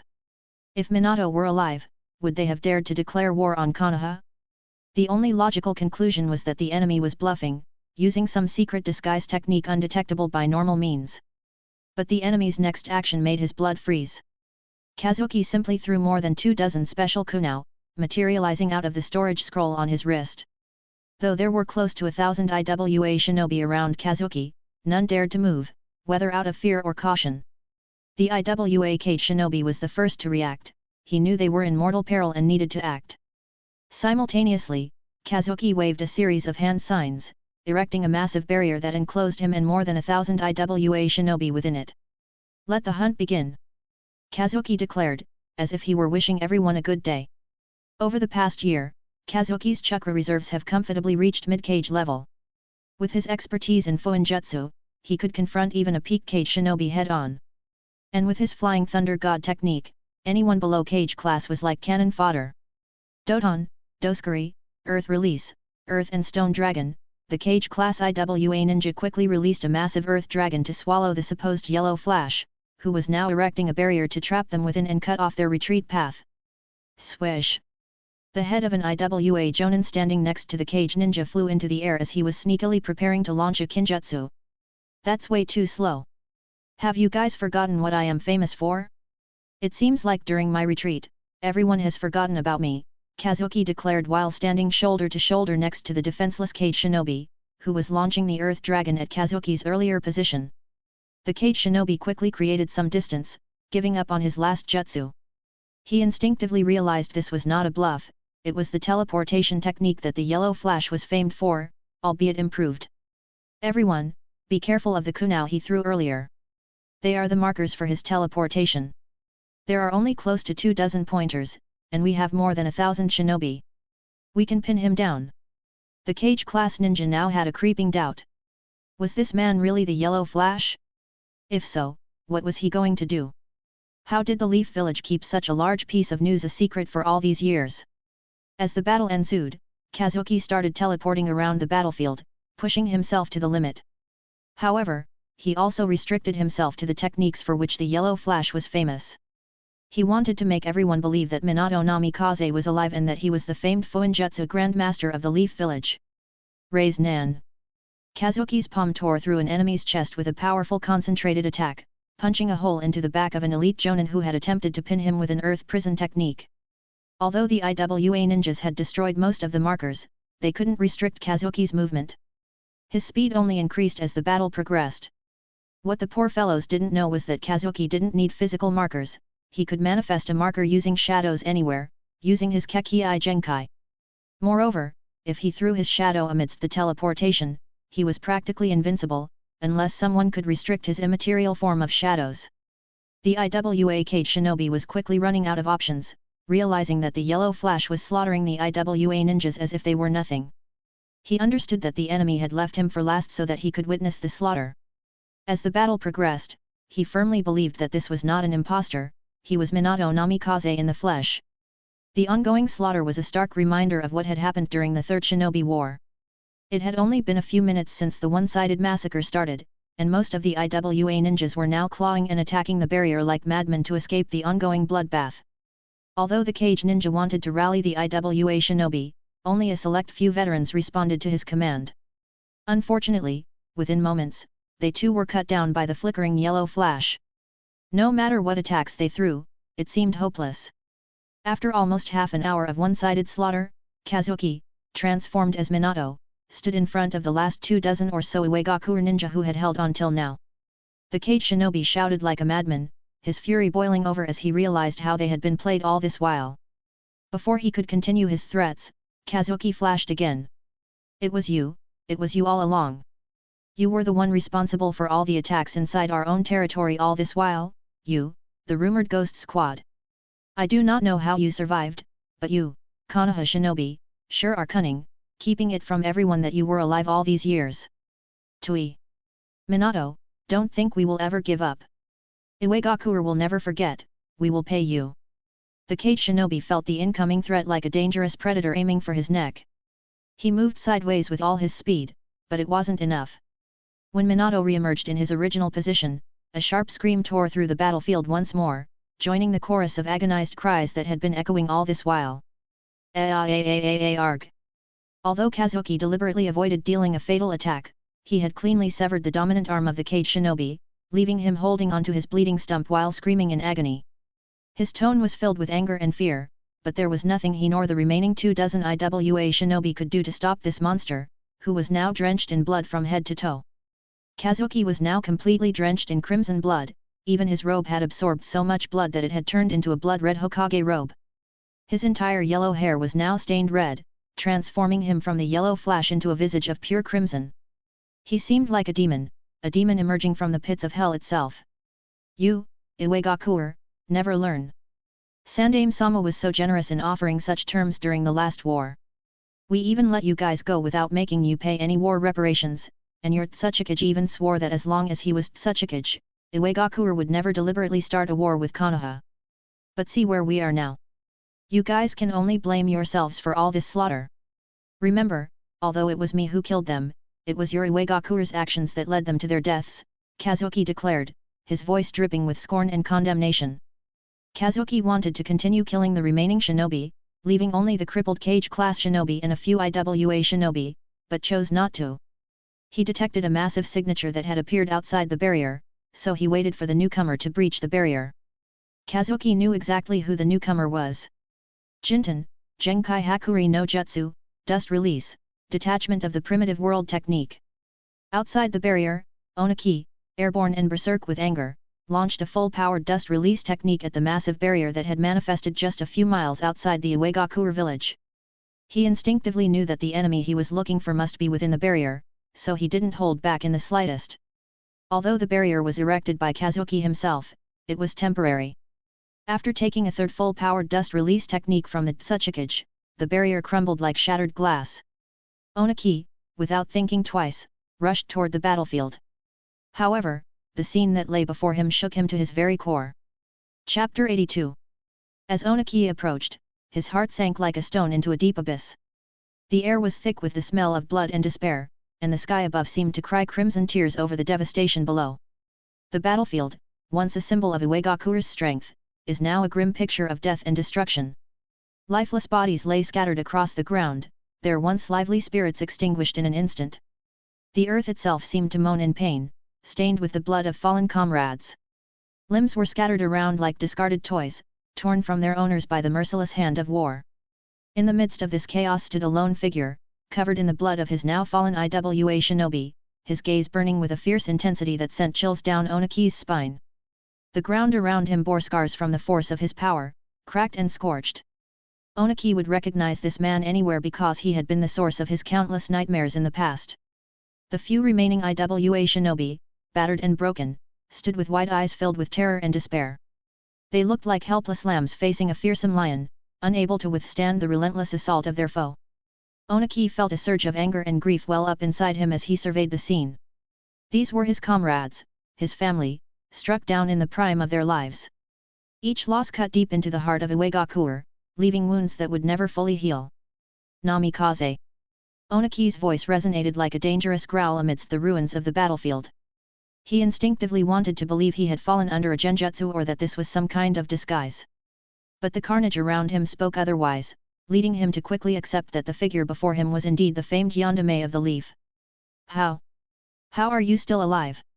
Why didn't you reveal yourself if you were alive all these years? Onaki's shock gave way to a realization as he pieced together the puzzle. Not many knew the truth of what happened during the Nine Tails attack. Konoha had declared that their Yandere and Jinchuriki had perished defending the village. Yet rumors of a Fuinjutsu Grandmaster had circulated in recent years, and if Minato had survived the Nine Tails rampage, it could explain why Konoha boldly engaged in the Fourth Shinobi War instead of seeking negotiation. If Minato had indeed survived and further mastered his Fuinjutsu skills during his retreat, everything would make sense. Gritting his teeth in anger and frustration, Onaki knew he couldn't show weakness in front of his formidable enemy. Minato, are you the one responsible for all these attacks by the rumored Ghost Squad? And what have you done with my granddaughter? Onaki understood that while young Minato was not someone any of the cage wanted to confront head-on, he had to be cautious, as he didn't know the extent of Minato's growth during his years in hiding. Tsuchikage-sama, how long has it been? If I remember correctly, the last time we met was when I delivered the peace treaty on behalf of Sandaime-sama. And I still vividly remember you promising not to cause any unnecessary conflict. I am very disappointed in you, Kazuki remarked, using details gathered from the third Hokage to bolster his new persona and breathe new life into the legend of the Yellow Flash. Minato. I am not here to reminisce about the past. I warn you, return my granddaughter and surrender yourself. Maybe we can still talk things through, Onaki responded, determined not to falter in front of his enemy and give him an advantage. Yet he knew well that the man standing before him was the one who single-handedly pushed back Iwagakure during the last war. Tsuchikage-sama, not that I question your intelligence, but look around you. Do you still think you have the ability to make me surrender willingly? As for your granddaughter, she is safe and will remain so. Of that, you can rest assured. Unlike you, I always keep to my word. She will be a guest of Konoha until the people of Iwagakure come back to their senses, Kazuki stated firmly. He understood the need to strong-arm this stubborn leader into willingly coming to the negotiating table, as wanton bloodshed was not his goal if lives could be spared.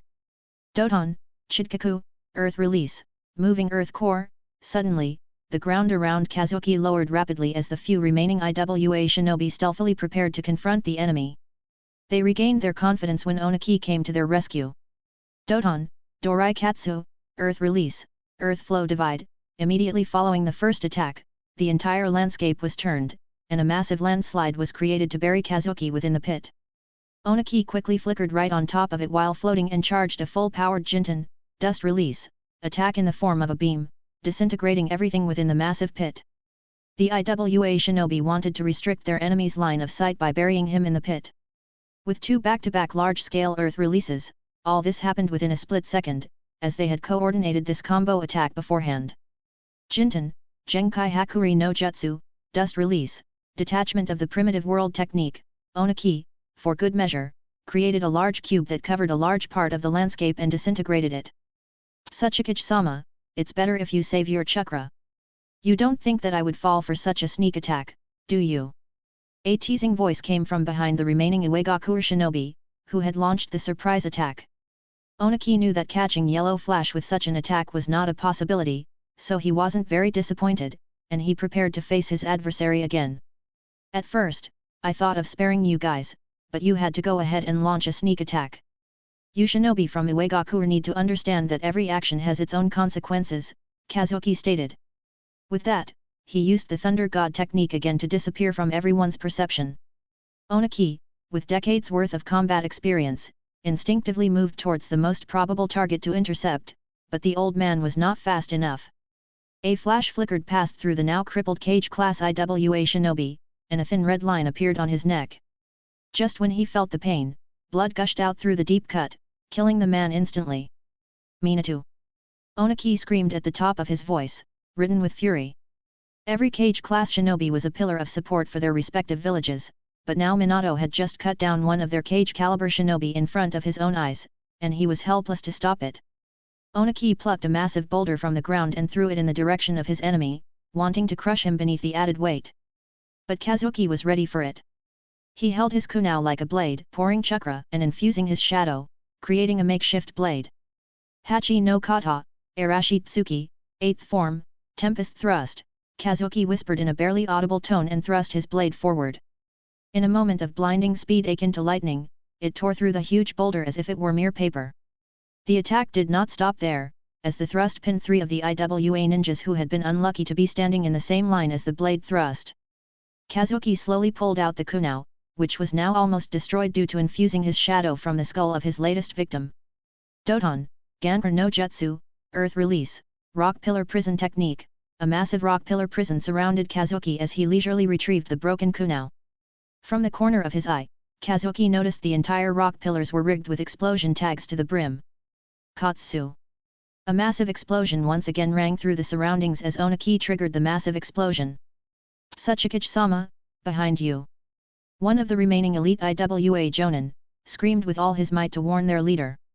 Onaki instinctively swung his arm like a blade, coating himself in the earth spear technique and increasing his weight by a huge margin. However, Kazuki, using his chakra-enhanced strength, intercepted the attack with brute force and caught the Tsuchikage's arm that was about to strike him. Tsuchikage-sama, you sure are as crafty as ever, but you need to understand that I am not the same man you once knew. And it seems like old age has caught up to you. Kazuki's words were laced with mock concern for the old man. Contrary to everyone's expectations, Onaki retreated immediately to a safe distance. He was confused about how Minato was able to fly like him, but this was not something to dwell on in the middle of the battlefield. His next actions, however, baffled every IWA shinobi below. Their Tsuchikage, without blinking for a second, tore through the sleeves where Minato had made contact. He didn't stop there, he also ripped out a part of his skin along with some flesh and threw it away. Tsuchikage-sama, you sure are a veteran of 1,000 battles. Otherwise, you wouldn't be so decisive. Kazuki had to praise the old man for his battle awareness. Kazuki had left a high-ration marker on Onaki's arm when they made contact, and if the old man had reacted any later, the marker would have seeped into his very bones. This was a Fuinjutsu technique that Kazuki had mastered from studying the skeleton he had retrieved from below the Senju ruins. So, if Kazuki were to mark someone, unlike Minato, who did it on the surface with Obito, his marker would seep into the bones. The only way to get rid of it would be to get rid of the whole body part. However, the old man had realized the danger out of instinct and reacted quickly. Namikaze, don't underestimate me. I will not fall for your petty tricks. You weren't even born when I was slaughtering enemies in scores on various battlefields. Onaki, although old, still held on to his pride and arrogance. He believed that although he may not be able to corner Minato, the same applied to his opponent. So, the best they could hope for was a stalemate. Onaki knew his primary concern was the safety of his granddaughter, and as long as it was Hiruzen who sat on the chair of Hokage, he could somehow get his granddaughter back without much hassle. But now, with Minato alive, he has become an anomaly. He needed to assert enough dominance and make Konoha realize that Iwagakure could still pose a threat to Konoha if they retaliated in full, not caring about the consequences. Is that so? In that case, why don't we put your words to the test, Tsuchikage-sama? Please don't blame me if you break a few bones, you asked for it. Kazuki couldn't help but comment. After coming into contact with Onaki, he only needed a split second to scan the old man's body with his Iryo ninjutsu technique. He realized that Onaki was running low on chakra, likely exhausted from his hasty return to the village and the continuous use of dust release, which was a massive burden on his chakra reserves. Jinten, Genkai Hakuri no Jutsu, dust release, detachment of the primitive world technique. Just as Kazuki was taunting the old man, a massive cube enclosed the space where he was standing, and Onaki decisively disintegrated everything within. But Kazuki was a step faster and had teleported out. The next instant, he arrived in front of Onaki and thrust a powerful raise nan right where his heart lay. Onaki dodged the first attack, but what he didn't expect was for his chest to come into contact with a fist in the direction where he had dodged. Onaki felt like his opponent was able to read the future, as he was able to intercept his path with pinpoint accuracy. Kazuki's left fist, primed with Tsunade's chakra-enhanced strength technique, smacked onto the old Onaki's earthen spear-coated midsection. Like a meteor, the Tsuchikage was launched towards the ground. Everyone who saw this scene was shocked and quickly moved in the direction where their Tsuchikage fell. Chapter 83. Kazuki knew that the stubborn old man would not go down so easily. If he was so easy to kill, then someone would have done it long ago. He knew, at worst, the old man would just have a few broken ribs.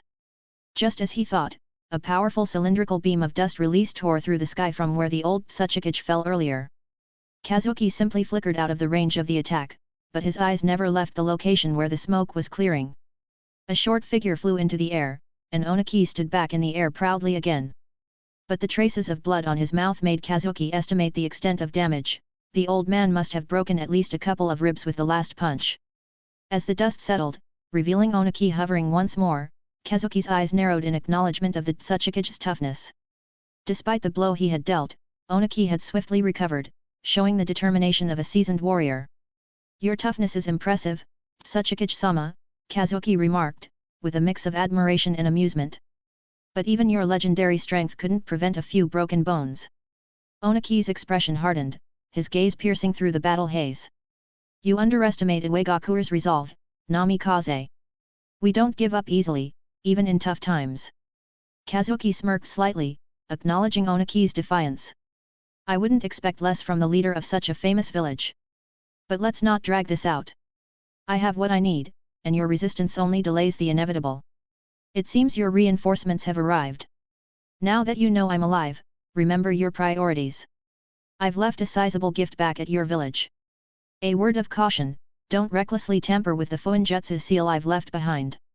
Even with my worst estimation, triggering the seal would be strong enough to destroy Iwagakure twice over. Don't blame me later for not warning you, Kazuki said casually, his sensory technique detecting the approaching Iwagakure army, likely the main force defeated by his sensei.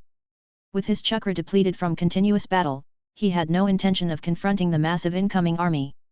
He informed Onaki about the trap he had left behind while kidnapping Kuratsuki. Before Onaki could recover from the shock of the new information, Minato vanished again using his teleportation technique. Damn you, Minato! Onaki cursed, quickly flying toward the village to ensure none of the IWA shinobi triggered the trap set by the Fuinjutsu Grandmaster.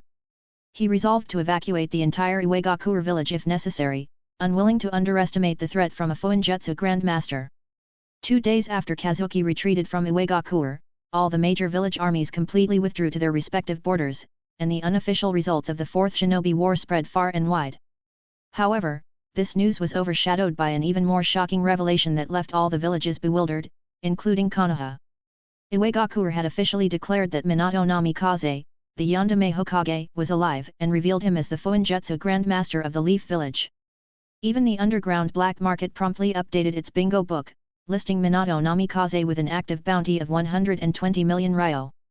The fourth Reikage dispatched a team with his personal letter to Oniki to verify the rumors, leading to a temporary ceasefire agreement between Kumo and Uegakuer. However, before the other major villages could relax, Tsunade unilaterally declared that if the major villages didn't send their surrender letters within a week, Konoha would actively restart the war.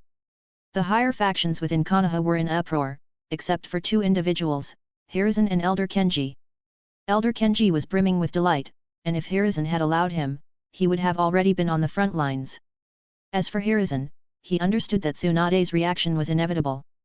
And after taking Kazuki as her student, Tsunade reverted to her old attitude, reclaiming her arrogance and pride as the Senju princess. Having vowed to rebuild the Senju, Hiruzen knew this day would come. However, he was partially relieved, as relinquishing his mantle meant he could rest easier, and perhaps Tsunade would allow him to retain some authority out of nostalgia.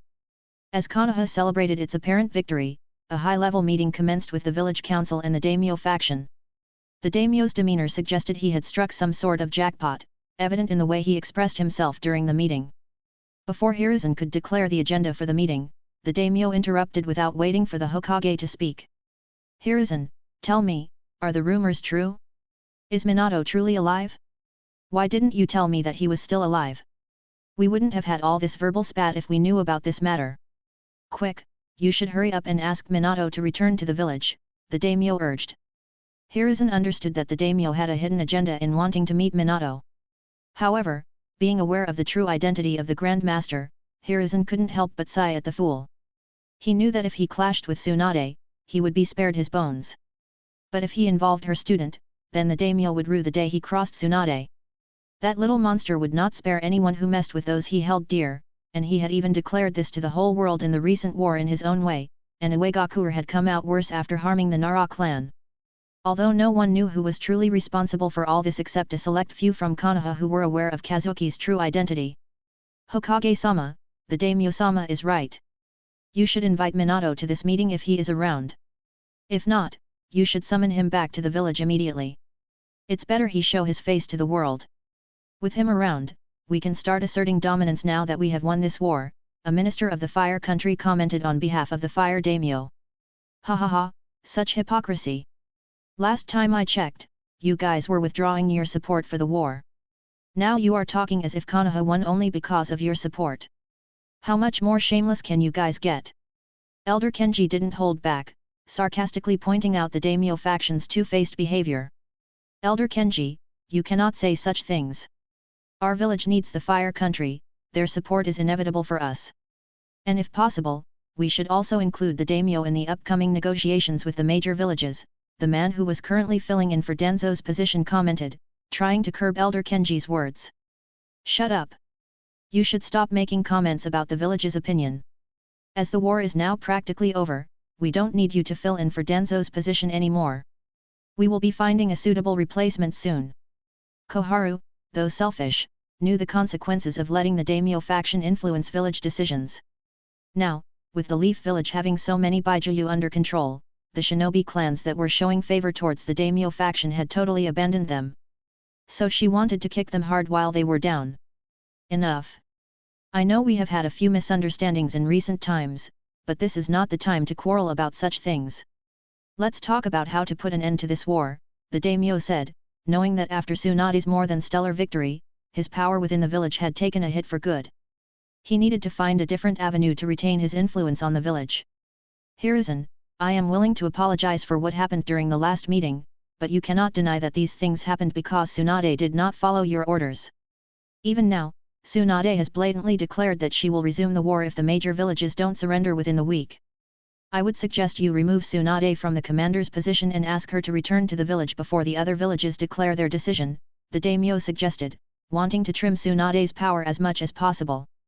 At the rate she was growing, if he let her be, then in the future, he would not even be able to put a finger on the village affairs.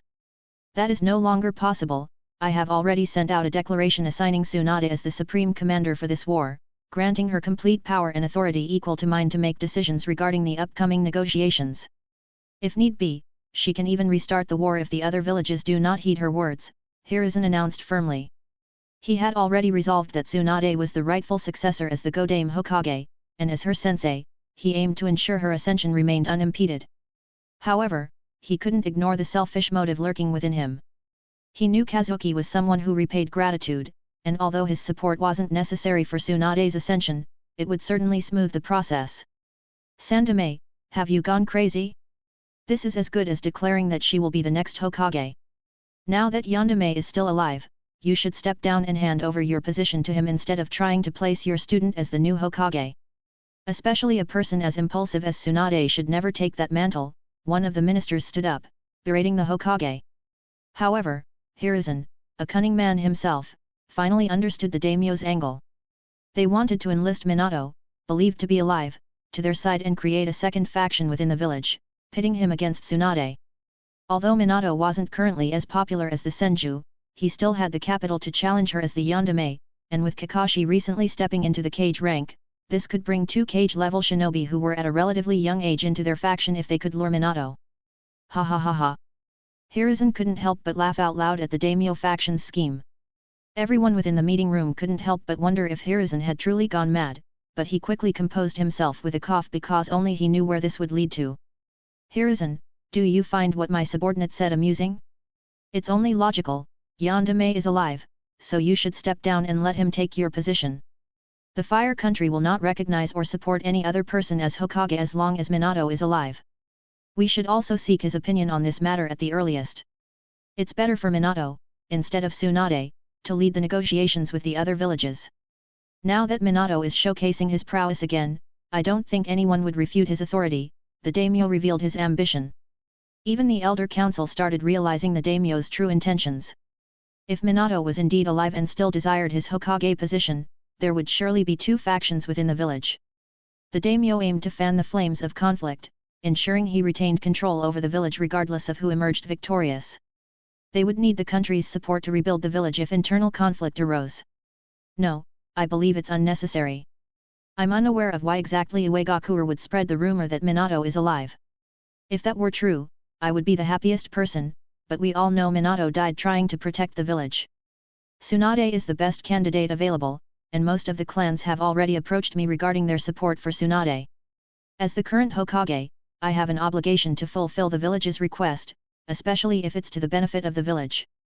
Normally, I would have sent a letter declaring my decision, but now that you're here, daimyo, know that Tsunade has been chosen to succeed me as the Godame Hokage, Hiruzen declared with a hint of mockery in his tone.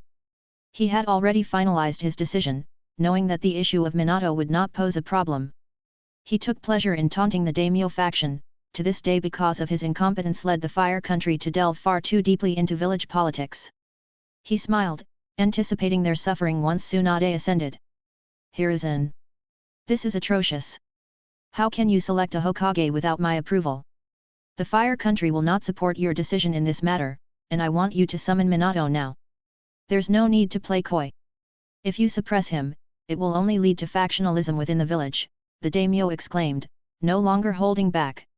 He felt that Hiruzen was dead set on making Tsunade the Hokage, and he wouldn't let that happen unless it served his advantage. Chapter 84. Daimyo, I was not seeking your approval regarding the matter, I was merely sharing the details out of courtesy. And as for Minato, like I said earlier, he is dead. If you think otherwise, please feel free to look for him, and in case you do find him, please do let me know, Hiruzen said, beaming in delight. He knew there was no way the daimyo faction could find Minato because he understood that Minato's existence must have been a persona created by Kazuki, the little monster. Hiruzen, the Fire Country will not stand by and take this blatant disrespect. We will find Minato, and rest assured, if he desires, we will help him reclaim his Hokage position. Additionally, I have been approached by the other daimyo from the major countries regarding the issue of the captured Baijuyu. Why haven't the Baijuyu been returned to the village yet? Aren't they the village's property? An advisor by Hiruzen's side declared their decision and quickly moved on to the main agenda they wanted to discuss. Well, first of all, those Baijuyu were captured with the efforts of Tsunade and her master plan alone, so the village has no claim over those Baijuyu. Even the resources used were something Tsunade personally forked out of her own pocket, as we had denied her any form of support from the village end. So, in case you want to discuss the captured Baijuyu, it's better you speak to Tsunade herself, Hiruzen said leisurely, washing his hands of the matter. Now that he had openly declared that he was stepping down, he decided to leave all the headaches to his student. Hiruzen, is this your attitude as the Hokage? The Baijuyu are strategic resources that belong to the entire fire country. You cannot declare that they're owned by a single person. If need be, we can compensate the Senju princess manifoldly regarding the resources she has spent in the pursuit of capturing the Baijuyu. The other villages will not agree if she takes all the Baijuyu for herself. Are you mad? This would lead to war, the daimyo said with bated breath, trying to find some sort of control. Everything he had spent years building was coming crashing down. At first, he at least thought that, with so many Baijuyu, he could at least get a piece of the pie. But now, with Hiruzen's declaration, he couldn't even snatch a Baijuyu for himself and his faction. He understood that Hiruzen was mocking him, but he couldn't do anything, at least not yet. He needed to find Minato quickly. If Tsunade returned to the village victoriously as the supreme commander, even Minato would have a tough time challenging her. He needed to push for a power grab with Minato at the helm before Tsunade returned. With these thoughts in mind, the daimyo stormed out of the meeting room. Sigh, the daimyo didn't even wait to listen to the best news yet. Kirigakure has already declared unconditional surrender, and they are on their way here to sign a treaty as we speak. Would you guys be kind enough to convey this to your daimyo? Hiruzen turned towards the remaining people from the daimyo faction, a creepy smile on his face that unnerved most of them. They quickly left the room, assuring Hiruzen that they would convey the message. Well, why are you still sitting here? You are no longer part of the village council now that the war is over. You can leave, unless you want to be declared a traitor for trying to eavesdrop on a high-level village meeting. Hiruzen pointed at the man who was temporarily substituting for Danzo. He was a smart man, so he knew he had to leave. Standing up calmly, he exited the meeting room after conveying a short statement. Sandaime-sama, I hope you do not make any hasty decisions. No matter how strong a military Konoha has, eventually, you have to rely on us for your growth. So it's better to look for a compromise. With that, the man bowed sincerely and left the meeting room. Hiruzen, are you sure about your decision? If need be, you can still continue being the Hokage for a few more years, and with Konoha's overwhelming victory, I'm sure it will be peaceful, at least for a few more years. Koharu couldn't help but comment now that only the village council was left in the meeting. No, Koharu. It's time I step down, and the coming years of peace will be a good time for Tsunade to develop the village. Hiruzen shared his thoughts regarding his reason for stepping down. Sandaime, is it true that Minato is alive and that he is the Fuinjutsu Grandmaster? If Minato is alive like those rumors suggest, don't you think it might cause a rift in the village? Elder Kenji couldn't help but ask. With the end of the war and the Uchiha's contribution, the village would soon grow rapidly, and an internal scuffle would prove detrimental to the clan and village's growth, so he wanted to clarify. Like I said earlier, Minato died a hero, and I am sure even if he were alive, with his character, he would support Tsunade rather than fight her for the Hokage's position. Hiruzen, someone who understood Minato very well, sometimes wished he could have taken Minato's place and sealed the Nine Tails. So, when is Tsunade coming back? Has she given you any more updates? And is it really wise to travel outside the village carrying captured Jinchuriki? What if someone tried to take those Baijuyu away? Homura couldn't help but share his concern regarding Tsunade's nonchalant attitude regarding the captured Jinchuriki's safety. Don't worry. She will only stay on the front lines until the other two major villages declare their surrender, and by the way things are going, it should be soon enough. Neither Iwagakure nor Kumigakure can now afford to openly challenge Konoha, and with rumors of Minato's return and the loss of their Jinchuriki, everyone will carefully reconsider their decisions. Hiruzen, although old, knew how the other villages would react, so he was confident that Tsunade would be able to handle the negotiation with Iwagakure and Kumigakure smoothly. As for Kirigakure, he just needed to make sure not to repeat his old mistakes. Mountain's graveyard. How is this possible? Where did things go wrong? He's supposed to be dead. Zetsu, did you not tell me that you watched him be buried with your own eyes? How could that bastard be alive? How can he be alive when he didn't come to Rin's rescue? Obito, now fuming in an underground secret hideout, was connected to various machines helping him regenerate the parts of his body he lost against Shisui. Normally, he wouldn't take such a long time to recover, but now he was undergoing a procedure to further enhance his body because his fight with Shisui had made him realize that he wasn't invincible. There were high chances that Konoha already knew about his identity because Minato was alive. Obito suspected that his sensei must have identified him when they fought, but he didn't have time to share his identity with others. Now, Zetsu came to deliver various news about the shinobi war. Calm down, Obito. So what if he is alive? Even if he knows about your identity, there is not much he can do. We just need to lay low for a while and amass our strength. As we are now, there is no way we can fight against Konoha. We need to find people who can help our cause. Zetsu, in a rare display of seriousness, tried to calm down Obito, who wanted to rip the machines that helped him rebuild his body. Sigh, fine. So what about the Senju being able to use Mokuton? How did that come to pass? Did not Madara tell me that awakening Mokuton with the same intensity as Senju Hashirama was not possible for anyone other than him? And here you are now, comparing her ability to rival Shodame's feat in the future. Have you forgotten that Mokuton has the inherent quality of suppressing tailed beasts? How could you miss all this information? Were you deliberately slacking off? Obito was enraged, and his mind had not settled down since he learned that his sensei was alive. Obito had always blamed Minato and Kakashi for not being around when Rin needed them the most. That was one of the primary reasons that had prompted him to release the Nine Tails.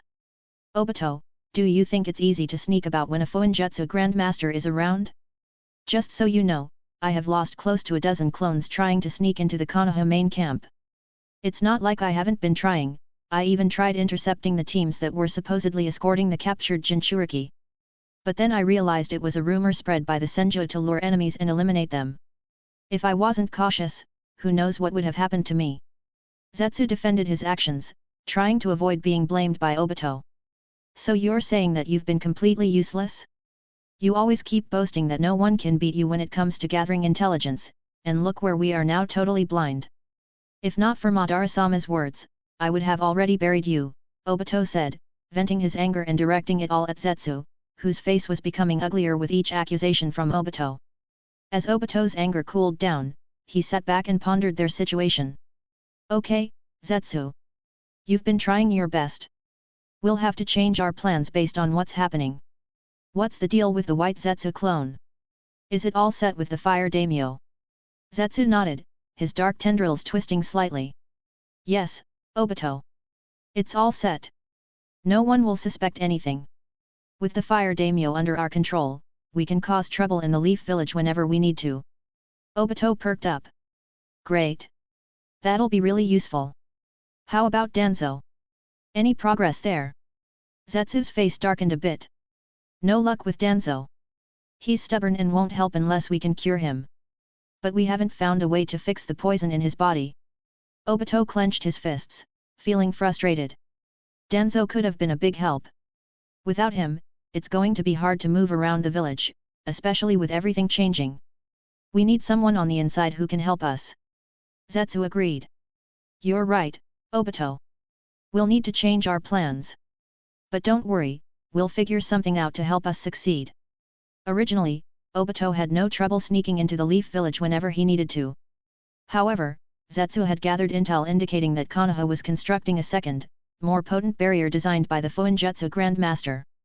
This raised concerns about whether the new barrier could detect or hinder his teleportation technique. Obito had become cautious, especially with the new barrier being built in place, as even Zetsu might encounter difficulties infiltrating the village. It seemed prudent to make alternate preparations. Their first step to replace the fire daimyo was already a success. Though a mere figurehead, having the daimyo under their control would enable them to sow chaos within the Leaf Village. As for Danzo, he would have been a useful pawn within the village, but he now resided crippled in the Fire Country. Danzo had left the village long ago, abandoned even by the Shimura clan.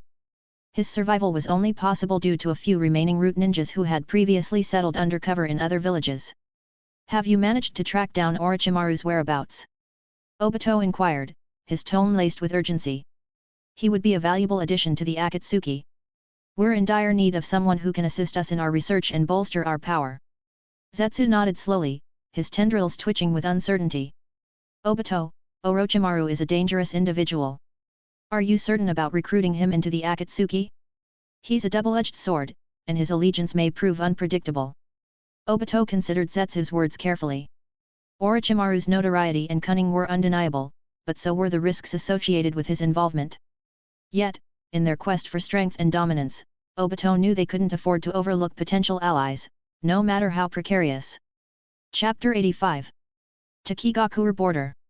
A high-level meeting was underway in a neutral area near the border of Takigakuer. Tsunade Senju and Jiraiya sat opposite the third Tsuchikage Oniki and the fourth Reikage I. The expressions on the faces of the two kage were grim, betraying their reluctance to attend the meeting. Why isn't here? Does he deem it beneath him to meet with us? Reikage's tone was confrontational, his plans seemingly hinging on the presence of the Hokage. My sensei has transferred authority to me, so I will be presiding over this meeting. If you have any issues, you're free to leave, Tsunade asserted, not waiting for the other kage to assert control. She made it clear that she was in charge. But remember, you only have a day to send your surrender letters. It's been 6 days since I notified you, Tsunade added, asserting her dominance.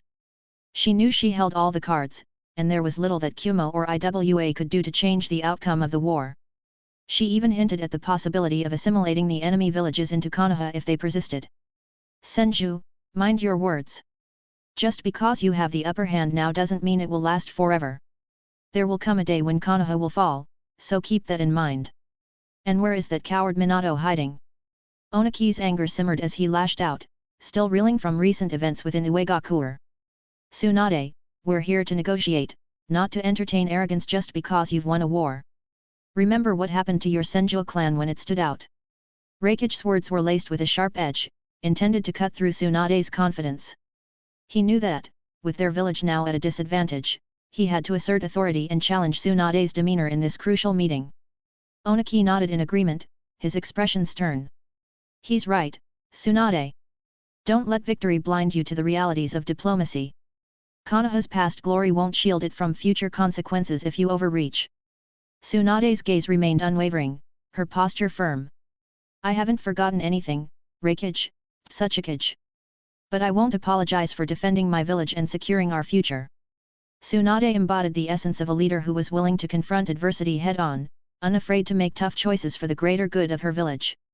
She was determined to see this through to the end, whatever the cost, and her unwavering conviction sent a clear message to her adversaries: Konoha would not falter, not now, not ever.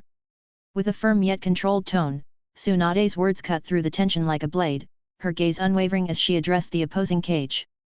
There was no room for ambiguity in her declaration, no hint of wavering in her resolve. Let me make this perfectly clear, she began, her voice carrying the weight of authority born from years of leadership. If you dare to speak ill of my predecessors or threaten the safety of Konoha again, this meeting will be brought to an abrupt end. Understand that. Her statement hung in the air, commanding attention and respect from all present. There was a steely determination in her eyes, a resolve that brooked no dissent. It was a testament to her unwavering commitment to protecting her village and its legacy. And let's dispel any misconceptions, she continued, her voice unwavering. This is not a negotiation. I am here to accept your surrenders, plain and simple.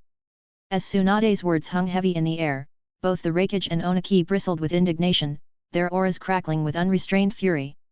But before they could unleash the full extent of their power, a custom-made kunao suddenly embedded itself in the center of the wooden table, shattering the tense silence. The unexpected intrusion captured the attention of everyone in the room, drawing their gazes to the source of the disturbance. In the blink of an eye, an ANBU operative wearing a kitsune mask materialized behind Tsunade, their presence commanding and enigmatic. Namikaze. Oniki's voice reverberated with venomous rage, the name laced with bitter resentment and accusation. Jiraiya, momentarily frozen by the sight of the ANBU, felt a surge of recognition tug at his heartstrings.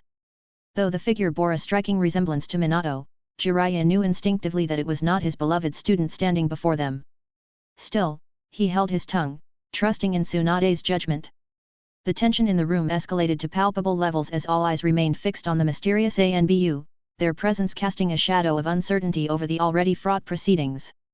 However, before chaos could unfold further, Tsunade released her chakra, completely overwhelming the chakras of Tsuchikage and the Reikage.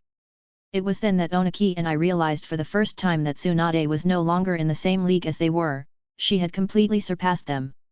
With reluctance, both of the kage sat back into their respective chairs as Tsunade retracted her aura. Now that we're here, let's not waste any more time, Tsunade declared. Although I very much want to destroy your villages for all the previous misdeeds, my sensei has asked me to give your villages a chance. So here are the terms of your surrender. Tsunade gestured, and Kazuki, maintaining Minato's persona, pushed 2 scrolls in front of Reikage and Oniki respectively. Oniki still held a dangerous glare towards Kazuki, as the so-called gift left behind by this man was like a knife hanging over his head. He had to evacuate and relocate more than half of Iwagakure's population temporarily for safety reasons. The 2 cages quickly unfurled the scrolls and carefully went through each and every clause within. Bang! Tsunade, this is atrocious. Reikage's voice thundered with anger. Kumigakure will never agree to such ridiculous demands. We will never give up on Yujito. And what's with the numbers here? Is this supposed to be some sort of joke? His frustration was palpable. Signing such a deal would cripple Kumigakure for more than a decade. Konoha was asking for an exorbitant amount as war reparations, including compensation for the assassination attempt on Hiruzen, Asuma, and the sneak attack on their village. Even the attack on the Shimura clan, in which they had no part, had to be compensated according to this list. Tsunade, aren't you being too greedy? Oniki questioned in disbelief. He had never expected the negotiations to develop this way. Tsunade was leveraging her superior position completely, demanding not only compensation for this war from Iwagakure but also for the previous one. Well, I am not forcing you to sign the treaty, but remember, if the treaty is not signed before the end of this week, then Konoha will resume the war as promised. By then, you may never have a chance for another negotiation, Tsunade stated with an evil glint in her eyes. She made it clear that she didn't want to force the other villages to agree to their terms. Tsunade, these terms are simply asking us to cripple our village. We can never agree to such demands. If you force us, then we can only fight to the last man, Reikage declared firmly, showing his resolve because he knew showing weakness would spell doom for Kumigakure. In that case, why don't Tsuchikage-sama and Reikage-sama state your own terms for surrender? Maybe we can consider them if they are feasible, Jiraiya interjected, breaking his silence. He understood that the negotiation was going nowhere if it kept progressing in the current direction. Oniki spoke first after Jiraiya's suggestion. Iwagakure can put a stop to this war if Konoha can declare a similar truce as the last war. We can hand over Takigakure to Konoha as war compensation, but our Jinchuriki needs to be returned. As for the monetary compensation, we can discuss that for this war. Regarding the previous war, the terms have already been signed with Hiruzen, so those should not be brought up again. And I will need my granddaughter returned, and the Fuinjutsu trap set by this coward needs to be removed from Iwagakure without a trace. Before Reikage could voice his thoughts, the laughter of the Senju princess reverberated throughout the meeting room. Oniki, it seems like you have grown delusional if you think you can escape your responsibilities similarly to how you did in the last war. And to remind you, Takigakure was never yours to begin with. Let me warn you one last time, I am not the Sarutobi you are used to dealing with, I am a Senju. So, I hope you rethink your terms again. We will get back to you after hearing what the Reikage is willing to offer, Tsunade said with a smirk, making it clear that Oniki's approach was mistaken. Sigh, Tsunade, I agree we have been outmatched in this war, but I hope you at least show basic courtesy as a fellow Kage. And you, Tsuchikage, if you want to play your games, please do so somewhere else. Don't drag Kumigakure along with you, Reikage stated, his tone carrying a mix of arrogance and genuine concern. He understood the situation well and didn't want to push his luck. We of Kumo are willing to declare our loss, but we will need Yujito back alive. I hope Konoha can reconsider that part.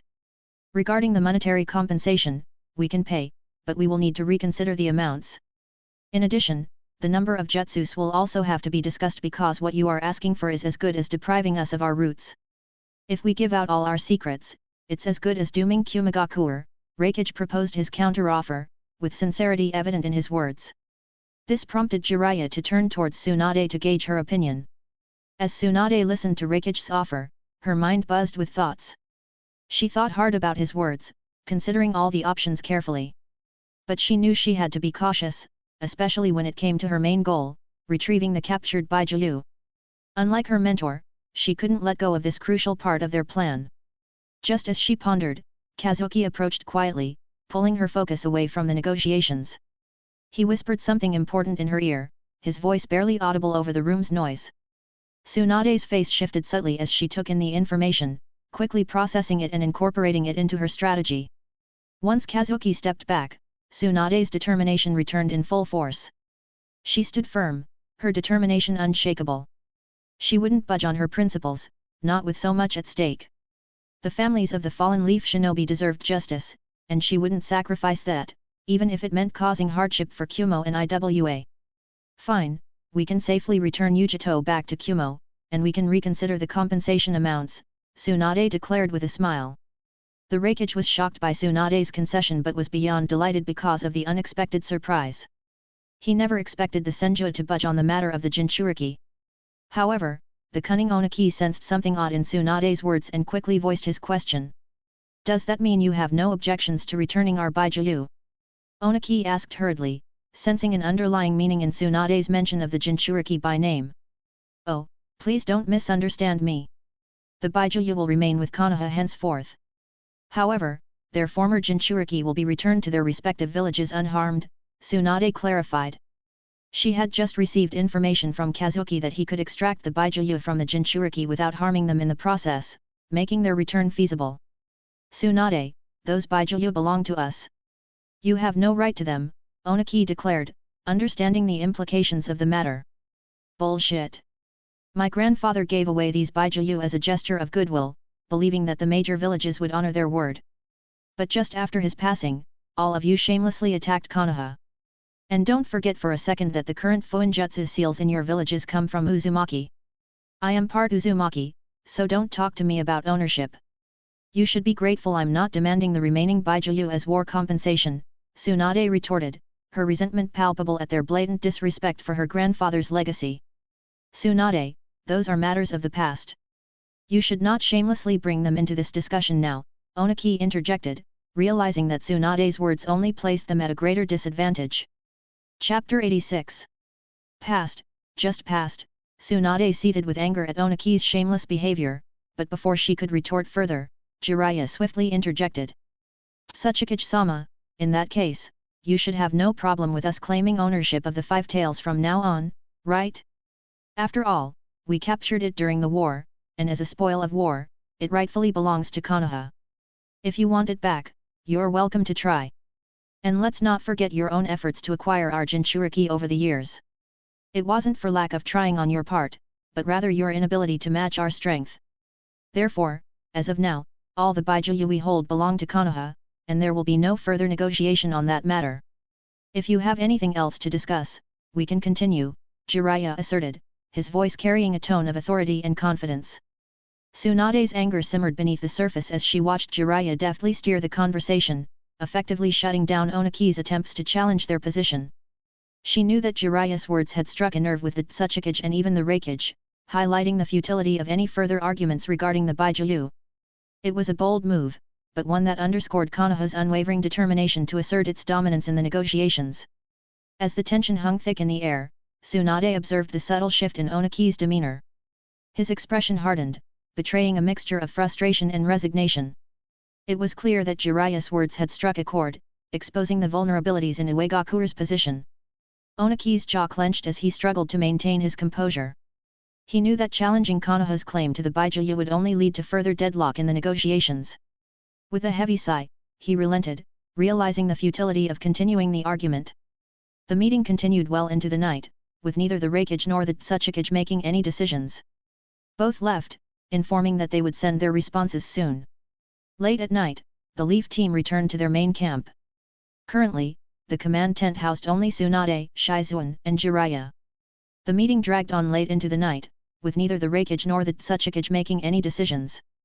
Both left, promising to send their responses soon. By the time the Leaf team returned to their main camp, only Tsunade, Shizuan, and Jiraiya remained in the command tent. Jiraiya couldn't contain his curiosity any longer. Tsunade, who was that man? How was he able to use the Hiraishin technique? Is he the Fuinjutsu Grandmaster who has been helping Konoha, the one who improved the seal on Naruto? Tsunade sighed heavily, realizing it was time to reveal some truths. With a gesture, she summoned Kazuki, who flickered into view beside her. The boy had reverted to his true form, now 8 years old and slightly taller than when Jiraiya had last seen him. Jiraiya's shock was palpable. Wait, Tsunade, you don't mean... How? No, it's impossible. How old are you, kid? This isn't some kind of joke, is it? A little child as a Fuinjutsu Grandmaster. Jiraiya struggled to comprehend the revelation, despite having witnessed Kazuki's use of the high-ration technique. Kazuki couldn't help but sulk, feigning sadness. Why is it always like this? Why can't someone believe that a child can achieve these feats? Tsunade couldn't suppress her laughter. Kazuki, you're quite something. You should have seen Onaki's face at the end of the meeting. He looked like he wanted to swallow you alive. Tell me, are you interested in that old fence-sitter's granddaughter? Why else would you lay your hands on her? Just the Fuinjutsu trap was more than enough to threaten him. Tsunade teased Kazuki about his motives for kidnapping the young girl, her demeanor lightening the heavy atmosphere of the tent. Jiraiya was taken aback by the stark difference in Tsunade's behavior when she was with Kazuki. It was as if she had reverted to her old self in his presence, displaying a warmth and familiarity that he hadn't seen in her dealings with others. Sensei, I'm just 8 this year. You should be much more worried about your love life than trying to play matchmaker for me. At this rate, no one would want to marry you, and you'll end up as a grandma.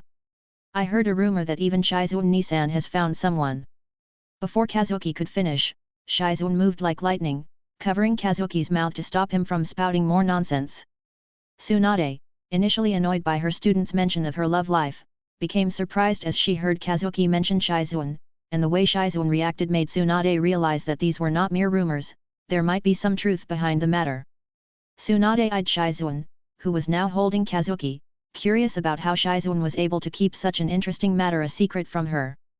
Jiraiya, standing to the side, couldn't help but become nostalgic as he saw the harmonious scene unfold before him. There was a time when even he had such blissful times, back when Minato and Kushina were still alive. Kazuki, breaking free from Shizune's grip, turned to Jiraiya, who was reminiscing. Jiraiya-sama, aren't you single? Why don't you marry my sensei? I'm sure she wouldn't mind if it's you, Kazuki blurted out, knowing how much Jiraiya cherished Tsunade, though he kept his distance out of respect for her decision. The moment Kazuki finished his statement, the temperature within the tent dropped a few degrees. Jiraiya, did you put Kazuki up to this? Tsunade's voice was filled with fury as she began accumulating chakra in her fist, and Kazuki knew what was going to happen next. What?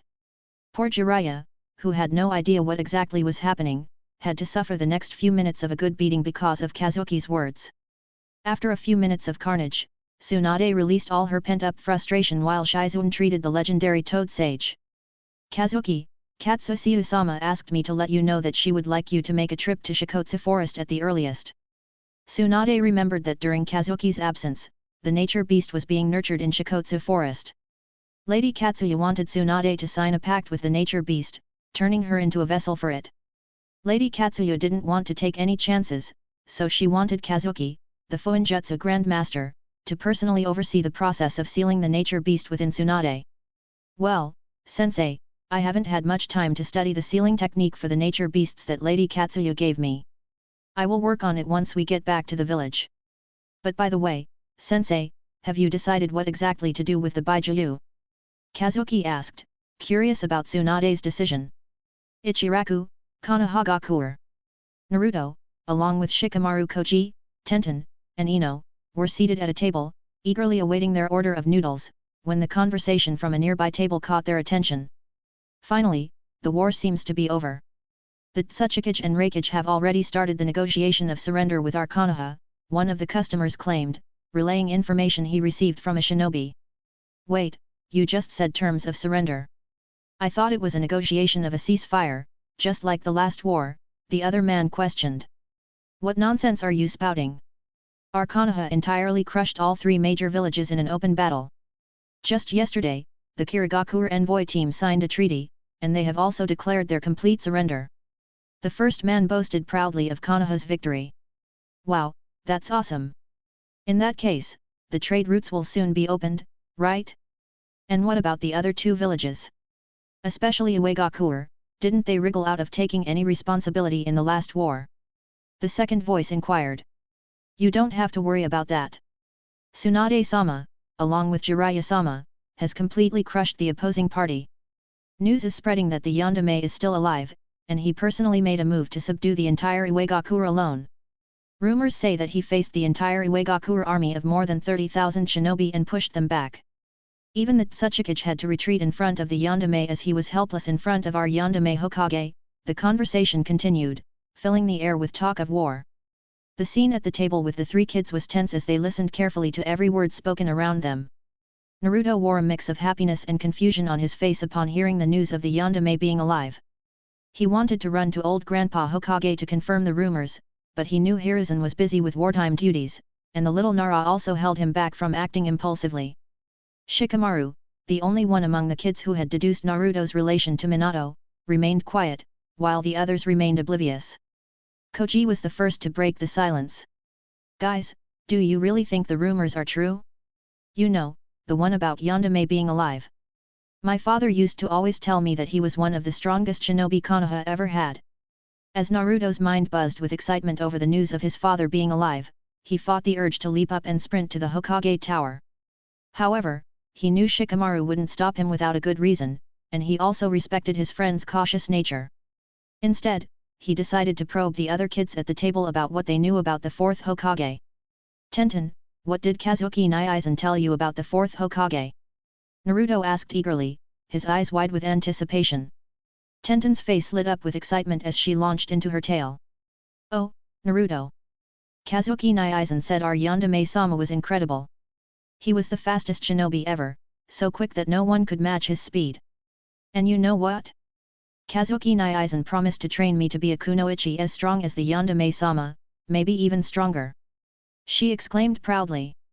Naruto's lips formed a pout at the mention of surpassing his father, but he quickly masked his disappointment.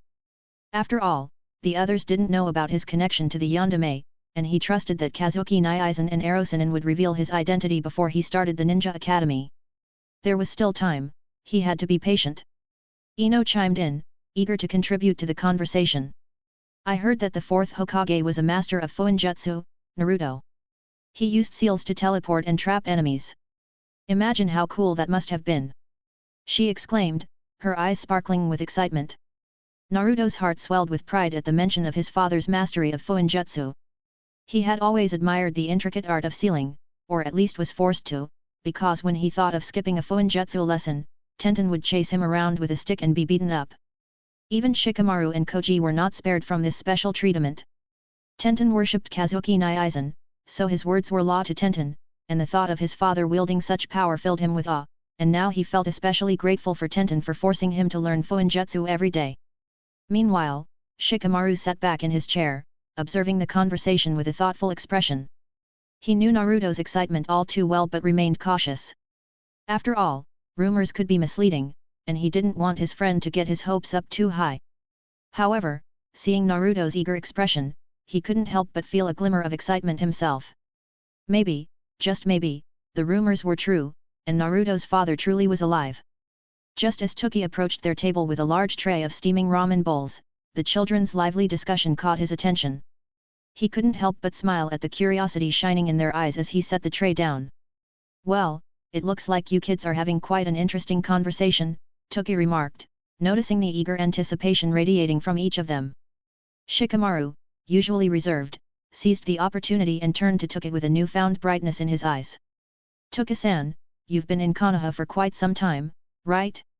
Have you ever had the chance to meet the yandere Hokage? Did he ever visit your ramen shop?" he inquired, hoping to assist his friend Naruto in unraveling the mystery surrounding his father. Naruto's gaze intensified as he listened intently, and the rest of the children eagerly awaited Toki's response, as if hanging on his every word. Toki observed the children for a moment, particularly focusing on Naruto, before deciding to indulge their curiosity. With a warm smile, he took a seat at the vacant spot at their table, gesturing for the children to start enjoying their ramen before he began to share his insights. As he spoke, Toki recounted tales of Minato Namikaze, painting a vivid picture of the legendary shinobi. Naruto's eyes shimmered with unshed tears as Toki mentioned the red-haired kunoichi who frequented the ramen shop, stirring memories of his mother that Jiraiya had shared with him. Hearing these intimate details filled Naruto's heart with warmth and longing for the parents he never got the chance to know. The children listened with rapt attention, savoring every morsel of information about the yandere Hokage, their imaginations sparked by Toki's stories. In that moment, the ramen shop buzzed with the joy of youthful curiosity and the warmth of shared memories, creating a scene that would linger in their hearts for years to come. Chapter 87. 2 days had passed since the decisive meeting, and the reverberations of its outcomes echoed throughout the ninja world like thunderclaps. The once mighty Iwagakure and Kumagakure had bowed in surrender, their armies retreating within their borders, tails between their legs. Meanwhile, Konoha, under the shrewd leadership of Tsunade Senju, emerged as the undeniable victor of the conflict. With Takigakure now firmly under Konoha's control, the balance of power had shifted decisively. The terms of the treaty were overwhelmingly favorable for Konoha, leaving many incredulous at their newfound fortune. The Baijuyu, symbols of immense power and coveted assets, would remain firmly in Konoha's grasp. Iwagakure and Kumagakure, on the other hand, faced the burden of exorbitant war reparations, a weight that would likely cripple their economies for years to come. Kirigakure, having negotiated separately with Hiruzen, found themselves in a slightly more favorable position, spared from the harshest penalties imposed by Tsunade. Amidst these seismic shifts in power, Kirigakure itself was undergoing a transformation. Rumors swirled about the ousting of the previous Mizukage, paving the way for the ascension of a new leader. Speculation ran rampant, with whispers suggesting that one of the village's Jinchuriki was being considered for the prestigious position. As the Konoha army embarked on its journey homeward, traversing through lush landscapes and dense forests, Kazuki found himself amidst the towering trees of the legendary Shikotsu forest. The air was thick with the scent of moss and earth, and sunlight filtered through the dense canopy above, casting dappled shadows on the forest floor. Each step stirred up a chorus of rustling leaves and chirping birds, creating a symphony of nature's melodies. The forest itself seemed alive, teeming with vibrant flora and fauna. Towering trees stretched towards the sky, their gnarled roots intertwined with the rich soil below. Moss-covered rocks and babbling brooks added to the ethereal ambience, while shafts of sunlight pierced through the foliage, illuminating patches of vibrant greenery. As Kazuki admired the serene beauty of Shikotsu forest, he was abruptly pulled back to reality by the commanding voice of his sensei, Tsunade. "Kazuki, Lady Katsuya will see you now," she announced, breaking his reverie.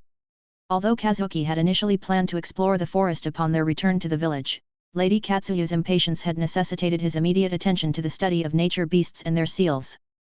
Over the past 2 days, Kazuki has been fully immersed in his studies, with much of the information gleaned directly from Lady Katsuya herself. According to her guidance, the depth of the bond formed between Tsunade and the three-headed nature beast would significantly impact its benefits. Thus, Kazuki found himself reverse summoned to Shikotsu Forest alongside Tsunade, where they would commence the sealing ritual today. Following Tsunade deeper into the forest, Kazuki's eyes widened in awe as they approached a massive ruin that resembled an ancient temple. The structure exuded an aura of age-old wisdom and mystique, its weathered stones bearing the weight of countless centuries. As they drew nearer, Kazuki observed a gaping canyon, its depths shrouded in shadow, and at its center stood the colossal form of Lady Katsuya. The sight was awe-inspiring. Lady Katsuyu's sheer size dwarfed even the mighty Ten Tails, her massive form stretching across the canyon floor. Kazuki marveled at her enormity, contemplating the immense chakra required to summon such a colossal creature. Even the legendary Hago Romo, in his prime, would have likely struggled to accomplish such a feat.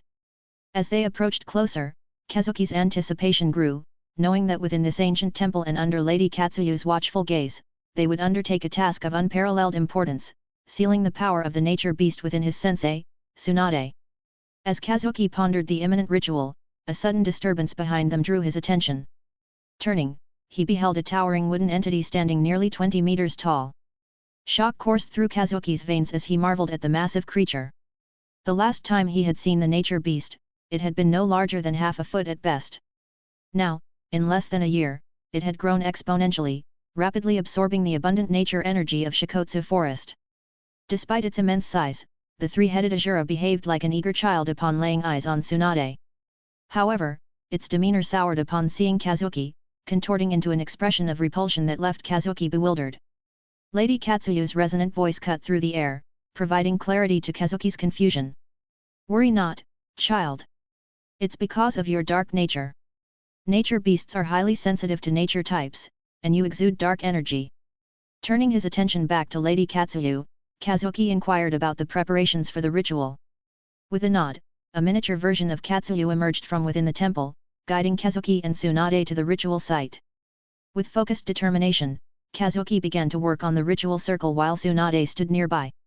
Lady Katsuyu observed, her consciousness shifting toward the small slug as Kazuki modified the ritual under her watchful gaze. Confusion tinged with concern colored Katsuyu's voice as she questioned Kazuki's alterations. However, she refrained from interrupting him further upon Tsunade's reassurance. After an hour of meticulous adjustments, Kazuki rose from his task, prompting Lady Katsuyu to press for an explanation. "Child, what changes have you made?" she inquired, her curiosity piqued, and her concern was evident. It had been close to 3 millennia since the last contractor of nature beasts, and any deviations could prove critical. Gathering his thoughts, Kazuki addressed Lady Katsuyu with a tone of earnest confidence. "From the records you provided, I deduced that in ancient times, the strength of nature beasts corresponded to the number of their heads. Is this correct?" he queried, prompting a brightening of Lady Katsuyu's expression as realization dawned. "Child, don't tell me. Have you found a way?" Katsuyu, an entity alive for millennia, was taken aback. She, who knew about nature beasts, had never encountered an instance where their basic characteristics could be altered after creation. The method to create nature beasts had long been lost, yet the child before her was defying convention with his actions.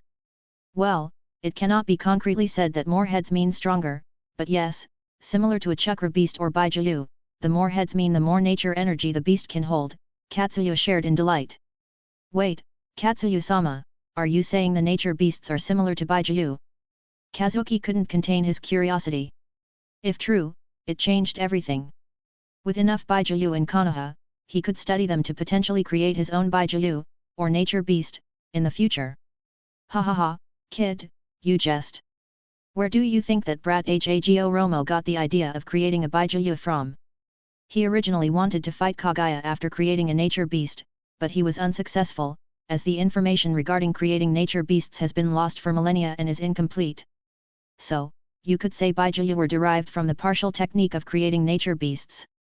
If Hago Romo could create a nature beast back then, he wouldn't have resorted to sealing the Otsutsuki," Katsuyu explained, each revelation blowing Kazuki's mind.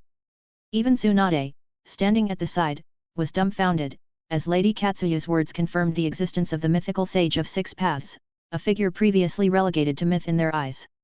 "Wait, Katsuyu-sama, are you saying that you know about the Otsutsuki clan? And you even know about Kaguya being sealed?" Kazuki's questions flowed freely. This information changed everything, and Tsunade, whom he trusted, raised no objections to his inquiries. "Oh, child, you sure are surprising. How do you know her name?" "Well, never mind. Do you think Kaguya was the first Otsutsuki who made it to this world?"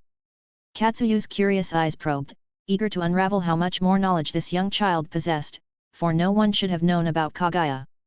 "Wait, are you saying that Kaguya wasn't the first Otsutsuki in this world? If you knew about Kaguya, why didn't anyone other than Hago Romo try to stop her?" Kazuki's curiosity surged. According to his knowledge, Kaguya was supposed to be the first Otsutsuki. Katsuyu's revelation challenged that understanding, prompting Kazuki to wonder why they hadn't intervened and what had happened to the Otsutsuki before Kaguya. "Curious one, aren't you?" "No, child, Kaguya wasn't the first one. If I have to say so, she was even mediocre compared to other Otsutsuki clan members. As for why we didn't intervene, it's because we did not have enough strength, like in the old days, to challenge her, plain and simple. That's why we helped that brat Hago Romo in any way possible to defeat her," Katsuyu shared, enlightening Kazuki and Tsunade. The flood of new information overwhelmed Tsunade's mind, with each revelation more shocking than the last. "Wait, Katsuyu-sama, are you implying that this world once held power strong enough to challenge the likes of entities stronger than Kaguya Otsutsuki?" Kazuki sought clarification, his shock palpable. "Challenge, haha, kid, there was a time when people from this world could go toe-to-toe with entities from the Otsutsuki clan who were believed to have ascended to godhood. They were supreme beings, even amongst the Otsutsuki clan. Chakra is not a type of energy inherent to this world, our world's true power comes from nature energy. That's why people who practice senjutsu are multiple times stronger than those who don't. And as days passed, even senjutsu was modified a bit to accommodate the changing times, as the purest form of nature energy manipulation was so hard to learn that only the elites among humans could practice the art successfully," Katsuyu explained, attempting to clarify Kazuki's confusion. Tsunade couldn't hold back her curiosity and blurted out a question because Katsuyu was suggesting that in the olden days, there were humans even stronger than her grandfather. So what happened, Katsuyu-sama? Where did all these humans go? And if such strong humans were really alive back then, why didn't they control the whole world? Tsunade queried. Well, to be honest, though the powers of this world could challenge the Otsutsuki proved to be the superior force at the end of the Great War. The forces from this world lost drastically, and almost every last one of the strong powers from this world was hunted down and destroyed by the Otsutsuki clan, Katsuyu revealed, a somber tone creeping into her voice as she recalled the events of the past. The various blessed lands, as you call them, are nothing more than sanctuaries that we hid after losing the Great War. And kid, if you're really curious about the old era, you should get in touch with your summoned beast clan. The hell beasts have been around for far longer than I have. They were one of the major forces that fought in the old war. It's believed they still hold onto the knowledge of creating nature beasts, but I cannot be sure, Katsuya shared, shedding light on the significance of the hell beast clan that the Nara had contracted with. So what happened to the other Otsusukis that won the war? Where are they now, and if they won, how come this world survived their harvesting? Kazuki couldn't help but ask, and Katsuya was once again shocked by how much Kazuki knew. Kid, I don't know for sure where you got this information from, but you do surprise me more and more. You even know about harvesting worlds. Yes, the Otsutsuki's original intention was to harvest our world. But the first Otsusukis who came were quickly dispatched by powers native to this world. Then the Otsutsuki realized that this world was not as helpless as it seemed, so they attacked this world with more determination. They understood that the chakra fruit created from such a world would be of supreme quality, enough to help an Otsutsuki member ascend to godhood with a single fruit, contrary to how they had to harvest multiple worlds to achieve such a feat. Then it led to a catastrophic war. Humans derived a way to create nature beasts to counter the hundreds of jubi that were spawned from the massive god tree. The war was so catastrophic that it destroyed the very essence of this world, making it unfit for harvest. So after winning the war, the Otsutsuki couldn't do anything. They left to let this world recover on its own, so they could harvest it later. Kaguya was the one sent to check if this world was ready for harvesting, millennia after the old war. However, for some odd reason, Kaguya didn't return and harvested a subpar chakra fruit from what little world essence she could gather from this broken world. Katsuya shared the brief history that had happened millennia ago. Now everything falls into place for Kazuki. He felt like he had enlightenment, he understood quite a few things. He had always wondered how a small jubi was able to destroy such a massive planet, and now it makes sense. The scriptures did not talk about the jubi created by Kaguya's god tree but about the hundreds of jubi created from the old era during the time of the old war millennia ago. Chapter 88. Tsunade was deeply affected by the revelations. The history she thought she knew, the stories passed down through generations, paled in comparison to the truth laid bare before them. It's almost inconceivable, she admitted, her gaze fixed on Katsuya with a mix of awe and reverence. To think that our ancestors faced such a formidable foe and prevailed, even if the cost was immeasurable. Well, I wouldn't say they prevailed, more like they survived. If the Otsutsuki were not keen on letting the world recover, they would have completely destroyed this world because of the losses their clan sustained. Well, it was all in the past, but I am afraid that in the near future, they might return, and the world as it is now is nowhere ready to face such an adversary. That's why I was delighted when I first saw the nature beast. I thought someone was able to revive the techniques of the old, Katsuyu explained after sharing the brief history. She warned that the Otsutsuki might be back, and even Kazuki realized the difficulty level of this world had risen a few notches, and he had to prepare. Sensei, we can talk more about this later. The ritual is ready, let's start, Kazuki said, stepping forward while gesturing for his sensei to occupy the ritual circle. Tsunade stepped up and sat cross-legged in the center of the raised platform. Then, Katsuya moved towards the wood nature beast to have him sit in its designated spot. Unlike the Baijiu, the nature beast was not as averse to being sealed within a vessel, especially one with which it had great affinity, and its consciousness was about that of a child, making it easier for Tsunade to build a relationship with it. Tsunade, at the center of the ritual circle, rapidly started gathering nature energy and entered sage mode. With that, the ritual began as Kazuki activated the Fuinjutsu with a series of hand signs.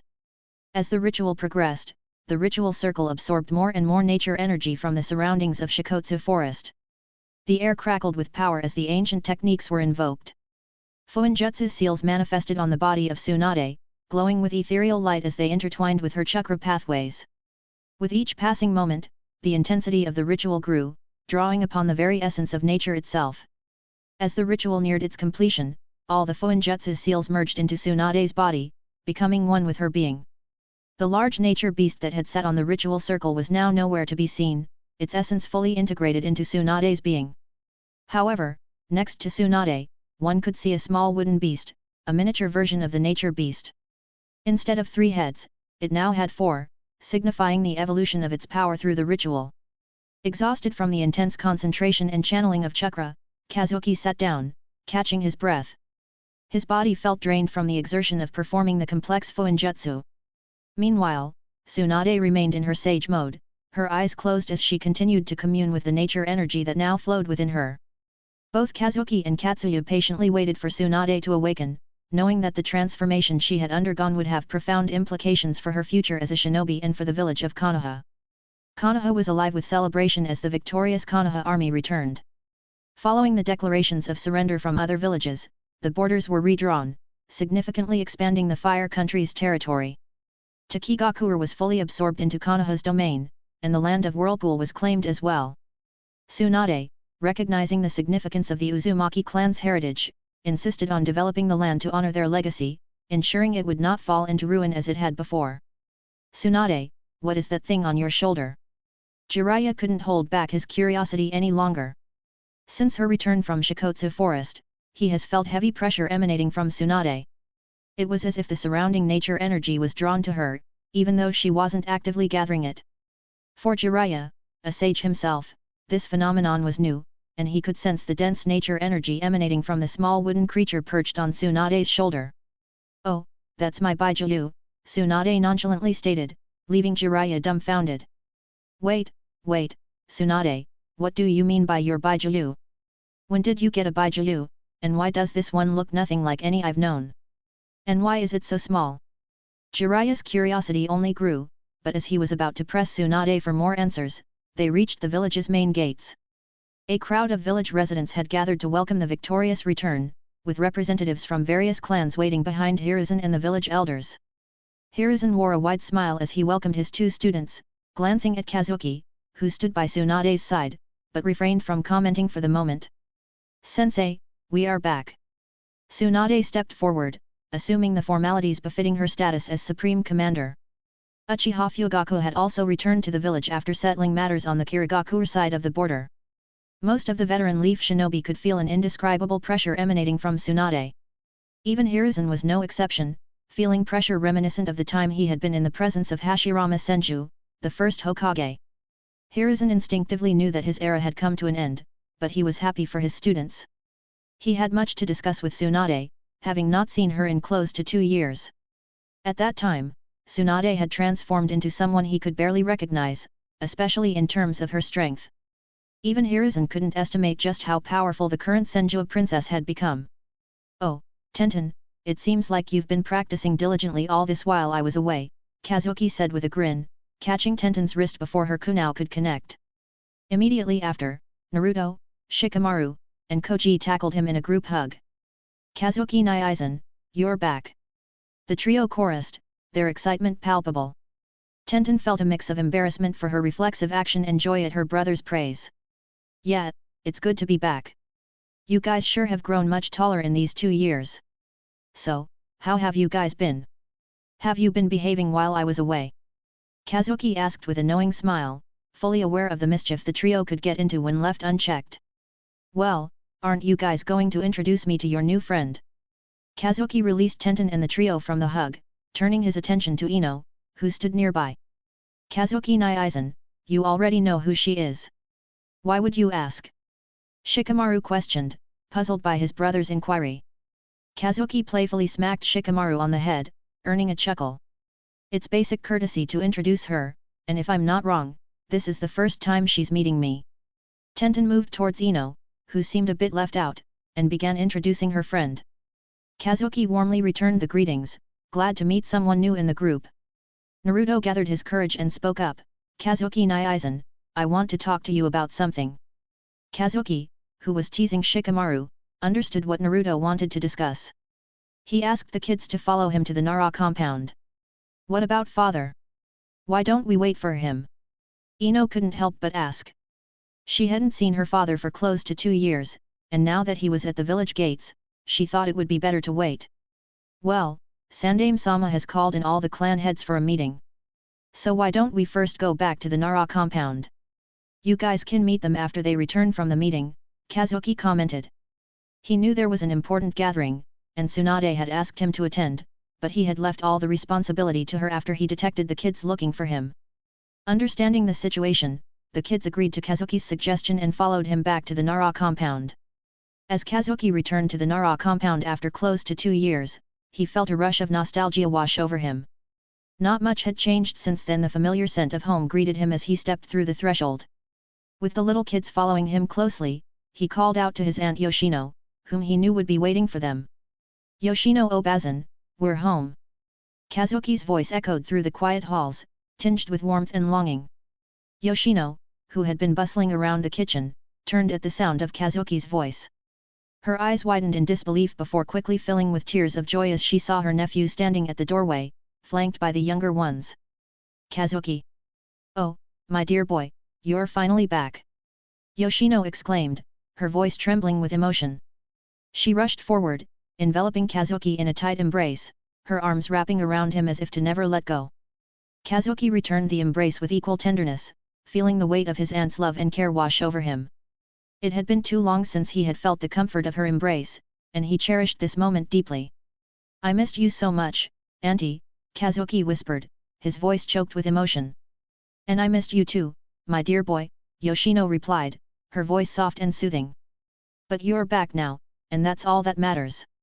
Come, let me make you something to eat. You must be tired after your journey.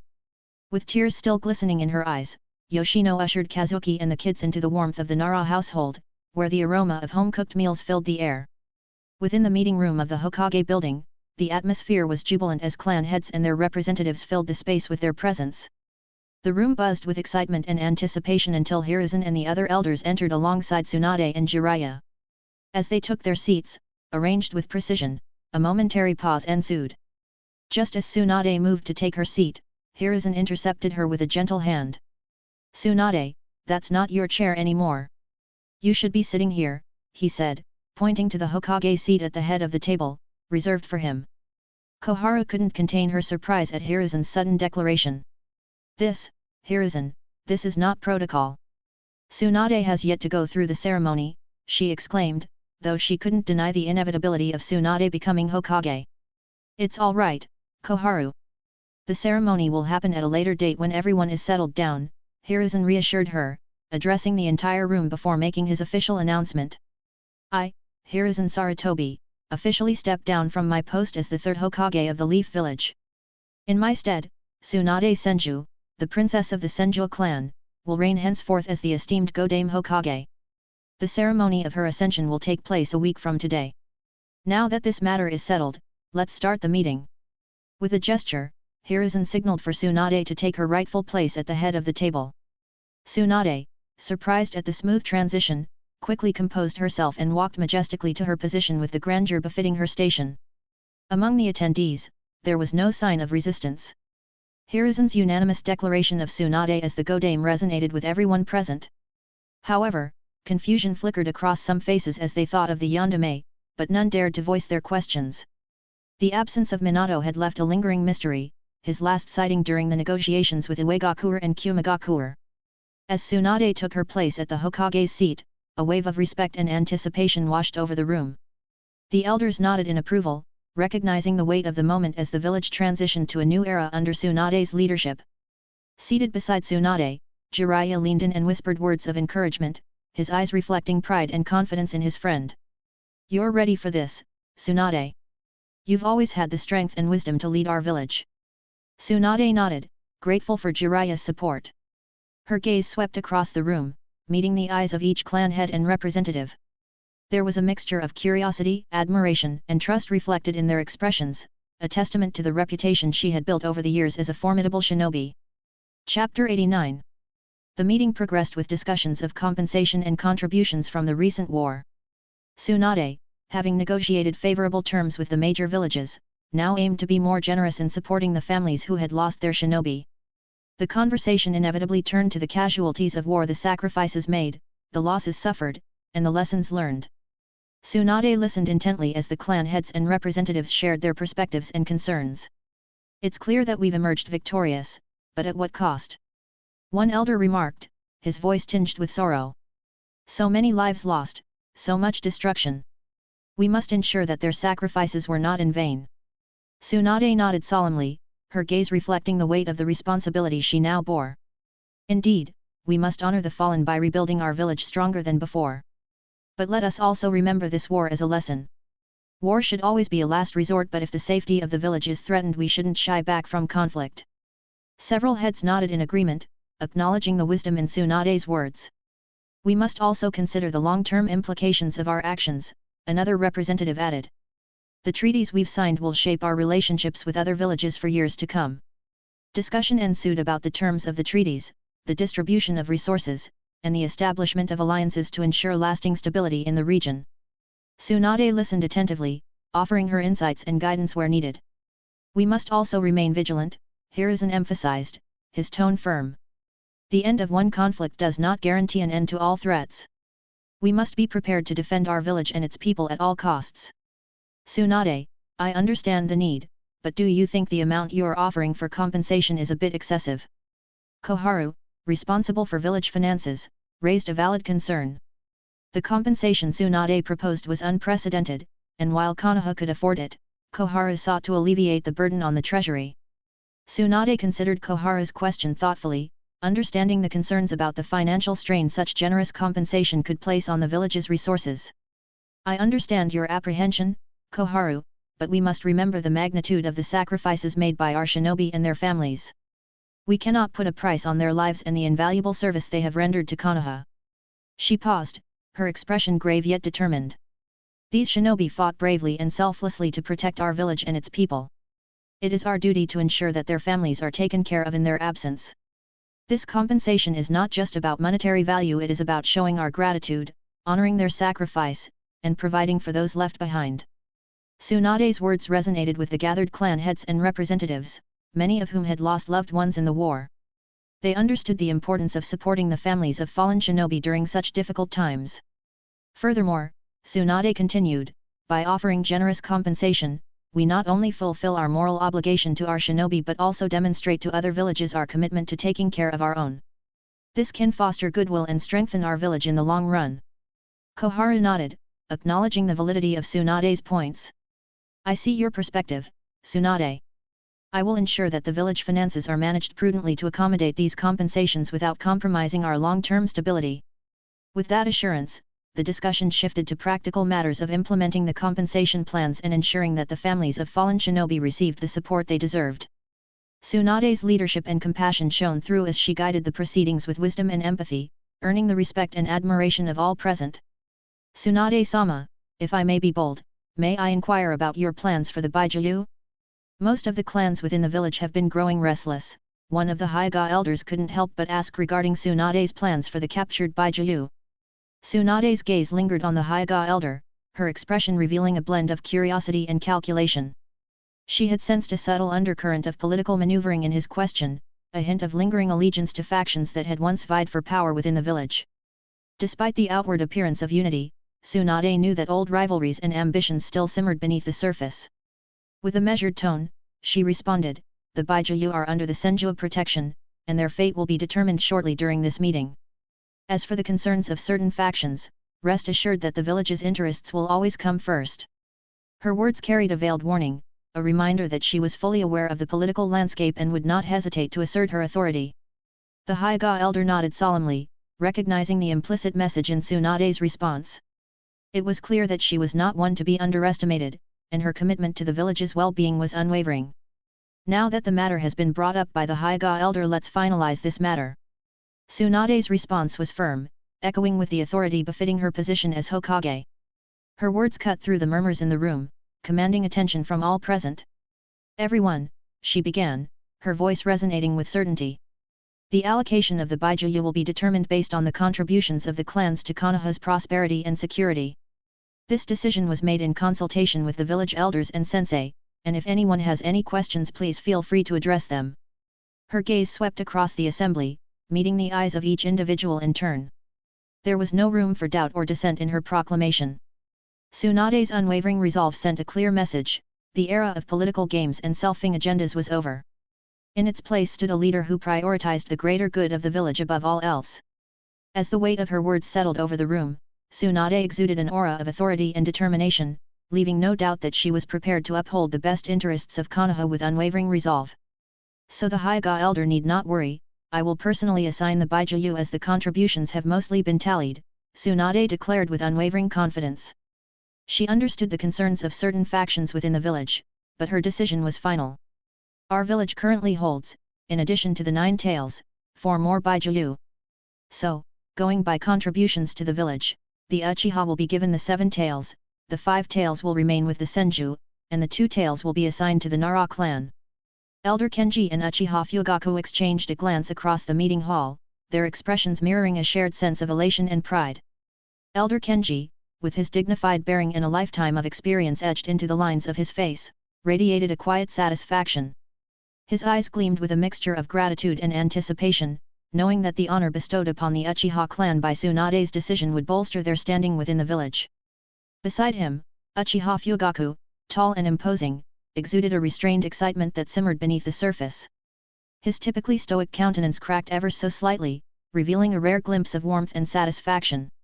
For the Uchiha clan, known for their fierce loyalty and unwavering dedication to Konoha, this recognition from the Hokage was a validation of their unwavering commitment to the village's prosperity and security. As Tsunade announced the allocation of the 7 tails to the Uchiha clan, a ripple of whispered murmurs spread among other representatives. Fugaku's chest swelled with pride, and a subtle smile graced his lips as he accepted this honor on behalf of his clan.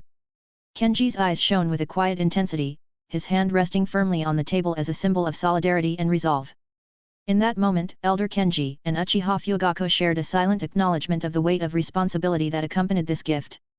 They understood the significance of their clan's role as guardians of the 7 tails and were determined to uphold their legacy with honor and integrity. As Tsunade announced the allocation of the 2 tails to the Nara clan, a wave of murmurs and discontent swept through the assembly. Even Shikaku, the head of the Nara clan, was taken aback by surprise because of a bold move. However, he remained composed, knowing that Tsunade had her reasons. Tsunade-sama, the Senju and Uchiha clans we understand, but the Nara clan?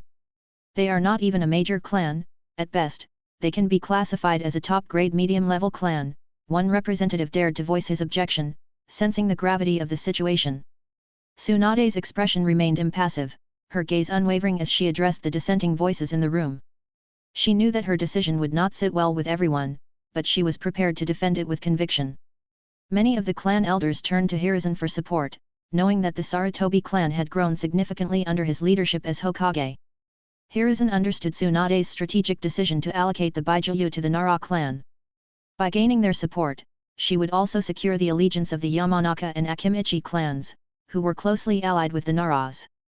While Hiruzen felt a twinge of disappointment that his own clan would not receive a Baijuyu, he recognized the merit in Tsunade's decision. The Sarutobi clan had not made significant contributions to warrant such a reward, and Hiruzen was not about to ask for special treatment. When the representatives turned to him for support, they were met with disappointment. Hiruzen made it clear that he would stand by Tsunade's decision, recognizing the logic behind it. Tsunade-sama, while it's understandable that the Baijuyu were captured due to your plans, we must also consider the expertise of the Nara clan in safeguarding such valuable assets, one voice among the representatives interjected, attempting to cast doubt on the Nara clan's capabilities. Yes, Tsunade-sama, it may not be appropriate for the Nara clan to gain access to the Baijuyu. Their contributions to the village may not compare to those of the Senju and Uchiha clans, echoed the Hyuga elder. Oh, is that so? In that case, why not the Hyuga elder enlighten me about who the remaining Baijuyu should go to? Tsunade questioned with a smile on her face. However, Hiruzen and Jiraiya, who knew Tsunade's personality well, sensed her underlying anger. They knew that if Tsunade wasn't the Hokage now, she might have resorted to physical force. Well, Tsunade-sama, I'm not implying that I know better or anything, but if we were to go by your words, then wouldn't it be better to consider the larger clans like the Hyuga and Sarutobi clans? The Hyuga elder still didn't grasp the precarious situation he was in, assuming Tsunade was genuinely seeking his input. His greed clouded his judgment. So tell me, what are we to do about the civilian ninjas? They constitute the majority of our shinobi forces, and if we collectively take into account their contributions, shouldn't they be assigned a Baijiu? Tsunade continued probing, wanting to gauge how far the elder was willing to go. Tsunade-sama, everyone here knows that the opinions of civilian ninjas are of little importance for governing the village. They could be appeased with other forms of compensation and cannot nurture a Jinchuriki or ensure its safety, the Hyuga elder boldly claimed. Originally, Jiraiya had wanted to intervene to resolve the misunderstanding, but now his expression turned grim at the blatant disregard for civilian ninjas. Jiraiya himself was a civilian ninja, and despite recently joining the Senju clan under Tsunade's insistence, he still felt a strong connection to civilian shinobi. Ha ha ha, Jiraiya, look, the Hyuga elder is saying that civilians like you are inconsequential to the village. Tsunade laughed aloud, unable to contain her amusement and anger any longer. Tsunade-sama, please forgive the Hyuga elder. It was not his intention to question Jiraiya-sama, and we Hyuga understand how important each shinobi's contribution is to the village's development is, Hayashi interjected, unable to tolerate the elder's reckless behavior any longer. He gave the elder a stern look, gesturing for him to shut up, then turned to Tsunade with a tone of sincere apology. Hyuga clan elder, I hope this is the last time you disrespect a fellow shinobi or faction of the Leaf Village, especially during an occasion like this. Keep your private opinions within the Hyuga clan compound, Tsunade admonished, her anger simmering. She knew she would soon crush such opinions and eradicate them at their root, but for now, she needed to provide an explanation to prevent the Nara clan from being targeted in the future. Assigning the two tails to the Nara clan is not a matter of favoritism. They have genuinely made significant contributions. Before you question it, know that the Fuinjutsu Grandmaster is not a guest of the Nara clan but a member. Therefore, any and all contributions to the village are accounted for under the Nara clan, Tsunade explained, her tone carrying a slight smirk as she prepared to reveal some details regarding the Fuinjutsu Grandmaster. Chapter 90. The moment Tsunade revealed the news of the Fuinjutsu Grandmaster being a Nara clan member, everyone in the meeting turned to Shikaku as if wanting to immediately extract information from him. Until now, they believed the Grandmaster was merely a guest in the Nara clan, but this revelation changed everything. Many eyes bore into Shikaku, their expressions were a mix of curiosity, surprise, and perhaps a hint of envy. The status of the Nara family was about to be elevated, and the implications were significant. Reactions among the attendees were chaotic. Some still clung to the belief that Minato had been the Fuinjutsu Grandmaster, while others recognized the truth in Tsunade's words. Despite any doubts, no one dared to question Tsunade's integrity on such a sensitive matter. They knew that she wouldn't lie about something as crucial as this. And none here can deny the contributions made by the Grandmaster, especially in the recent war. Medical scrolls will become a foundation of the village for generations to come, and there are still many other contributions that I am not going to delve into in detail, Tsunade declared, her voice carrying an air of authority. If anyone wishes to obtain the exact details, you may approach my sensei. I won't tolerate anyone accusing the Nara clan of not having enough contributions from now on. If any clan believes they are more qualified, they can come to me. As Tsunade's words hung in the air, a representative from a medium-level clan spoke up, querying the allocation of the last Baijiu. With only one Baijiu left unassigned, many clans were eager to secure their share of the coveted prize. The anticipation in the room was palpable as the fate of the final Baijiu hung in the balance. Ah, yes, the three tails will be assigned to the Ninja Academy for the time being. If we find an extraordinary child among the students, then despite their background and status, the child will be made a Jinchuriki with the support of the village. However, to make it fair, clans that already have a Baijiu will not be given this privilege. And none of you have to worry if it's a civilian child, as the village itself will be responsible for the Jinchuriki's growth and safety, Tsunade declared. As Tsunade revealed the fate of the last Baijiu held by the Leaf Village, many faces in the meeting looked disappointed. Among them, the Hyuga clan displayed the most pronounced displeasure, feeling they should have been assigned a Baijiu because the Nara had been assigned one. However, Hayashi understood that Tsunade was punishing the Hyuga clan for their recent actions, so he chose not to question her decisions. As the meeting continued, Tsunade's focus shifted towards internal reforms aimed at fortifying the village's defenses and improving the capabilities of its shinobi without divulging the existence of the Otsutsuki threat, which she deemed too sensitive to disclose at this point. We need to take proactive measures to strengthen our village's defenses and enhance the training of our shinobi, Tsunade asserted, her gaze sweeping across the assembled clan heads. This includes implementing a new barrier system around the village to deter external threats and bolstering our surveillance efforts in the surrounding areas. In addition to discussing defense strategies, Tsunade proposed reforms within the Ninja Academy curriculum to better prepare the younger generation for the challenges they might face in the future. We must prioritize the training and education of our young shinobi, Tsunade emphasized. I suggest we revise the curriculum at the Ninja Academy to include specialized instruction in chakra control, advanced ninjutsu techniques, and strategic planning, and we will also be helping kids that excel with specialized training. As the meeting in the Hokage's office continued within the Nara family compound, Kazuki sat alongside Naruto, who was eagerly waiting for his brother to address the questions that had been weighing on his mind. The other kids were out playing, as Kazuki knew exactly where this conversation was headed. Kazuki Naizen, is it true that, the rumors about Oda-san? Naruto couldn't help but ask, tears welling up in his eyes. In recent days, after hearing the rumors that his father, the fourth Hokage, might be alive, old insecurities have resurfaced. He wondered why his father hadn't come to visit him if he was truly alive. Kazuki felt a pang of guilt after seeing Naruto's distress. He knew he was partly responsible for this situation, and it was not his intention to hurt or deceive Naruto. But now that the rumor had spread, he had to take responsibility and help Naruto understand. Brother, does father hate me? Why hasn't he come to meet me? Naruto's voice trembled with emotion as tears streamed down his cheeks. He had been holding back his feelings since the rumors began circulating about the fourth Hokage's return. Kazuki struggled to find the right words to explain the situation. Then, he heard Naruto speak again, but this time, he immediately recognized Kurama's voice. Kid, actions speak louder than words in situations such as this. Naruto may know about his parents, but he's never met them. Why not let him meet them? Kurama's words resonated with Kazuki, prompting him to reconsider his approach. Realizing that Kurama had detected Minato's and Kushina's chakra remnants within Naruto, Kazuki saw a glimmer of hope. He had isolated a special chakra within Naruto's original seal, and now, with Kurama's insight, he understood that Naruto's parents' chakra imprints could be used to help Naruto. Naruto's emotions were unstable, making it easy for Kurama to temporarily take control and convey his message. After sharing the message, Kurama fell silent again, allowing Naruto to regain control of his consciousness. Naruto, would you like to meet them? Kazuki asked gently, now determined to take Naruto to meet his parents' remnant chakra imprint. He wanted to gauge Naruto's reaction before proceeding with his plan.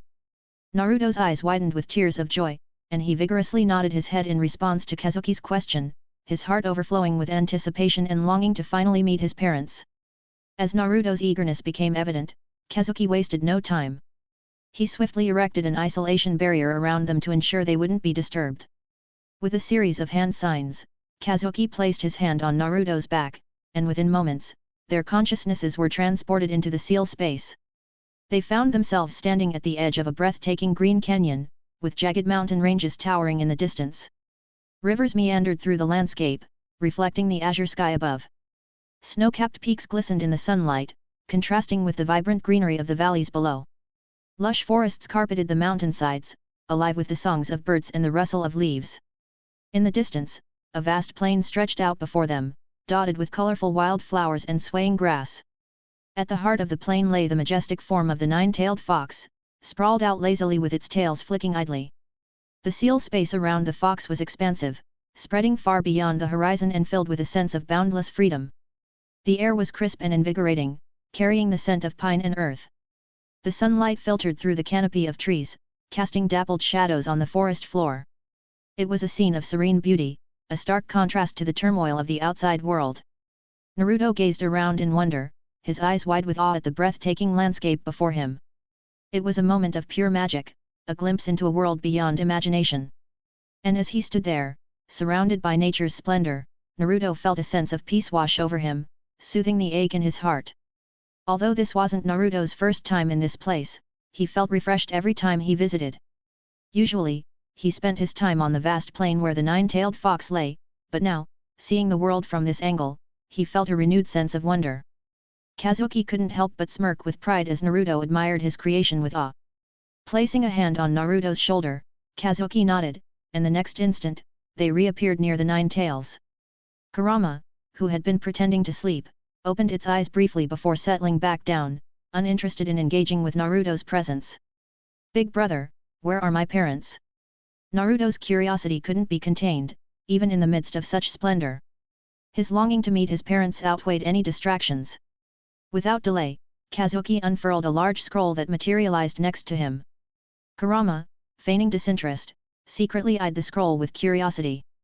It was the master key for the seal, and the thought of obtaining it briefly crossed Kurama's mind. However, a glance at Kazuki reminded Kurama of the consequences of acting impulsively. He knew that nurturing Naruto was his best chance at eventual freedom, so he closed his eyes and resumed his facade of sleep, content to bide his time. As Kazuki unfurled the scroll, a soft glow emanated from its surface, casting a warm light upon the space around them. Naruto's heart raced with anticipation as the scene unfolded before him. Amidst the serene landscape, a pair of figures emerged from the shimmering light, gradually taking shape as they approached.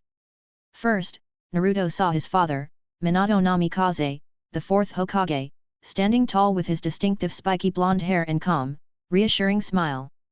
His eyes sparkled with warmth as he looked upon his son, a mix of pride and longing evident in his gaze. Next to Minato stood Kushina Uzumaki, Naruto's mother, her vibrant red hair flowing gently in an ethereal breeze. Her bright blue eyes shone with love and affection as she reached out to embrace her son, tears of joy glistening in her eyes. "Naruto." Kushina's voice trembled with emotion as she drew Naruto into her arms, holding him tightly against her chest. "We've missed you so much." Naruto felt a rush of emotions overwhelming him as he returned to his parents' embrace, tears streaming down his cheeks. For so long, he had yearned for this moment, to feel the warmth of his parents' love once again. I can't believe it," Naruto choked out between sobs, his voice barely above a whisper. "You're really here?" Minato's smile widened as he reached out to gently ruffle Naruto's hair, a gesture so familiar yet so longed for.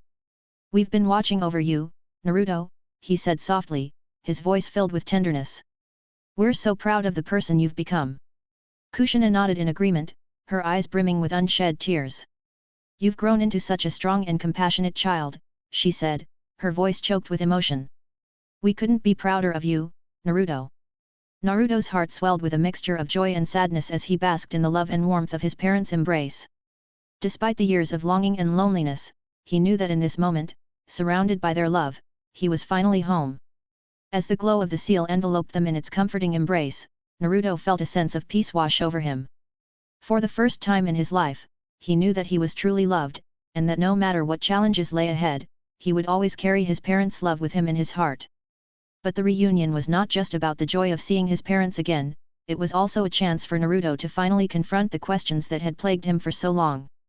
As the initial wave of emotion began to subside, Naruto took a step back, his eyes searching Minato's and Kushina's faces for answers. "Father, Mother," Naruto began, his voice trembling with emotion. I need to know, why? Why did you leave me alone? Why did you seal the 9 tails inside me? Why couldn't you be there for me?" His parents' smiles faltered slightly at Naruto's questions, their expressions filled with sorrow and regret. Minato placed a gentle hand on Naruto's shoulder, his eyes filled with remorse. "Naruto, my son," Minato spoke softly, his voice heavy with emotion. "I wish we could have been there for you, but we had no choice. The circumstances of your birth, they were beyond our control." Kushina nodded in agreement, her eyes brimming with tears. "We never wanted to leave you alone, Naruto," she said, her voice choked with emotion. "But we had a duty to protect the village, to protect you. We made the ultimate sacrifice to ensure your safety." Naruto's heart ached at his parents' words, a mix of anger, sadness, and understanding swirling within him. He knew that his parents had done what they thought was best for him and the village, but the pain of their absence still lingered. I understand," Naruto said finally, his voice barely above a whisper. "I forgive you, Father, Mother. I know you did what you had to do. And I'm grateful for the love you've shown me, even from afar." Tears streamed down Naruto's cheeks as he spoke, a weight lifting from his shoulders as he finally let go of the resentment and anger that had consumed him for so long. In that moment, surrounded by the love of his parents, Naruto felt a sense of peace wash over him, a newfound clarity and purpose filling his heart. Chapter 91.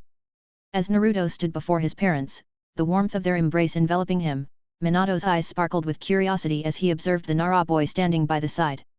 With a gentle smile, he turned to Naruto, his voice filled with warmth. Naruto, why don't you introduce me to your friend here? Minato's tone was casual, but there was a hint of curiosity in his eyes as he glanced at Kazuki, eager to hear Naruto's thoughts on his newfound companion. Naruto's heart swelled with pride as he looked up at his father, a sense of validation washing over him.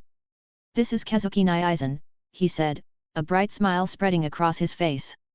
He's been like a big brother to me, always looking out for me. Kushina's eyes lit up with delight as she turned to Kazuki, pulling him into a warm embrace alongside Naruto. Thank you, Kazuki, she said, her voice filled with gratitude. For taking care of our Naruto all this time, we're so grateful to have you in his life. Kazuki's cheeks flushed with warmth at Kushina's heartfelt words, a sense of belonging washing over him as he returned her embrace. It's been an honor, Kushina-sama, he said, his voice filled with sincerity. Naruto is like a little brother to me, and I'll always be there for him. As Kushina released Kazuki from her embrace, her expression shifted to one of concern as she turned back to Naruto, her motherly instincts kicking in. Now, Naruto, listen carefully, she said, her voice rapid-fire as she began to dispense advice. Remember to eat your vegetables, study hard at the academy, and always listen to your sensei. Naruto nodded eagerly, his eyes wide with excitement, as he absorbed his mother's words, knowing that her guidance would always steer him in the right direction. But as Kushina continued to speak, Minato's attention was drawn to a subtle change in the air around them.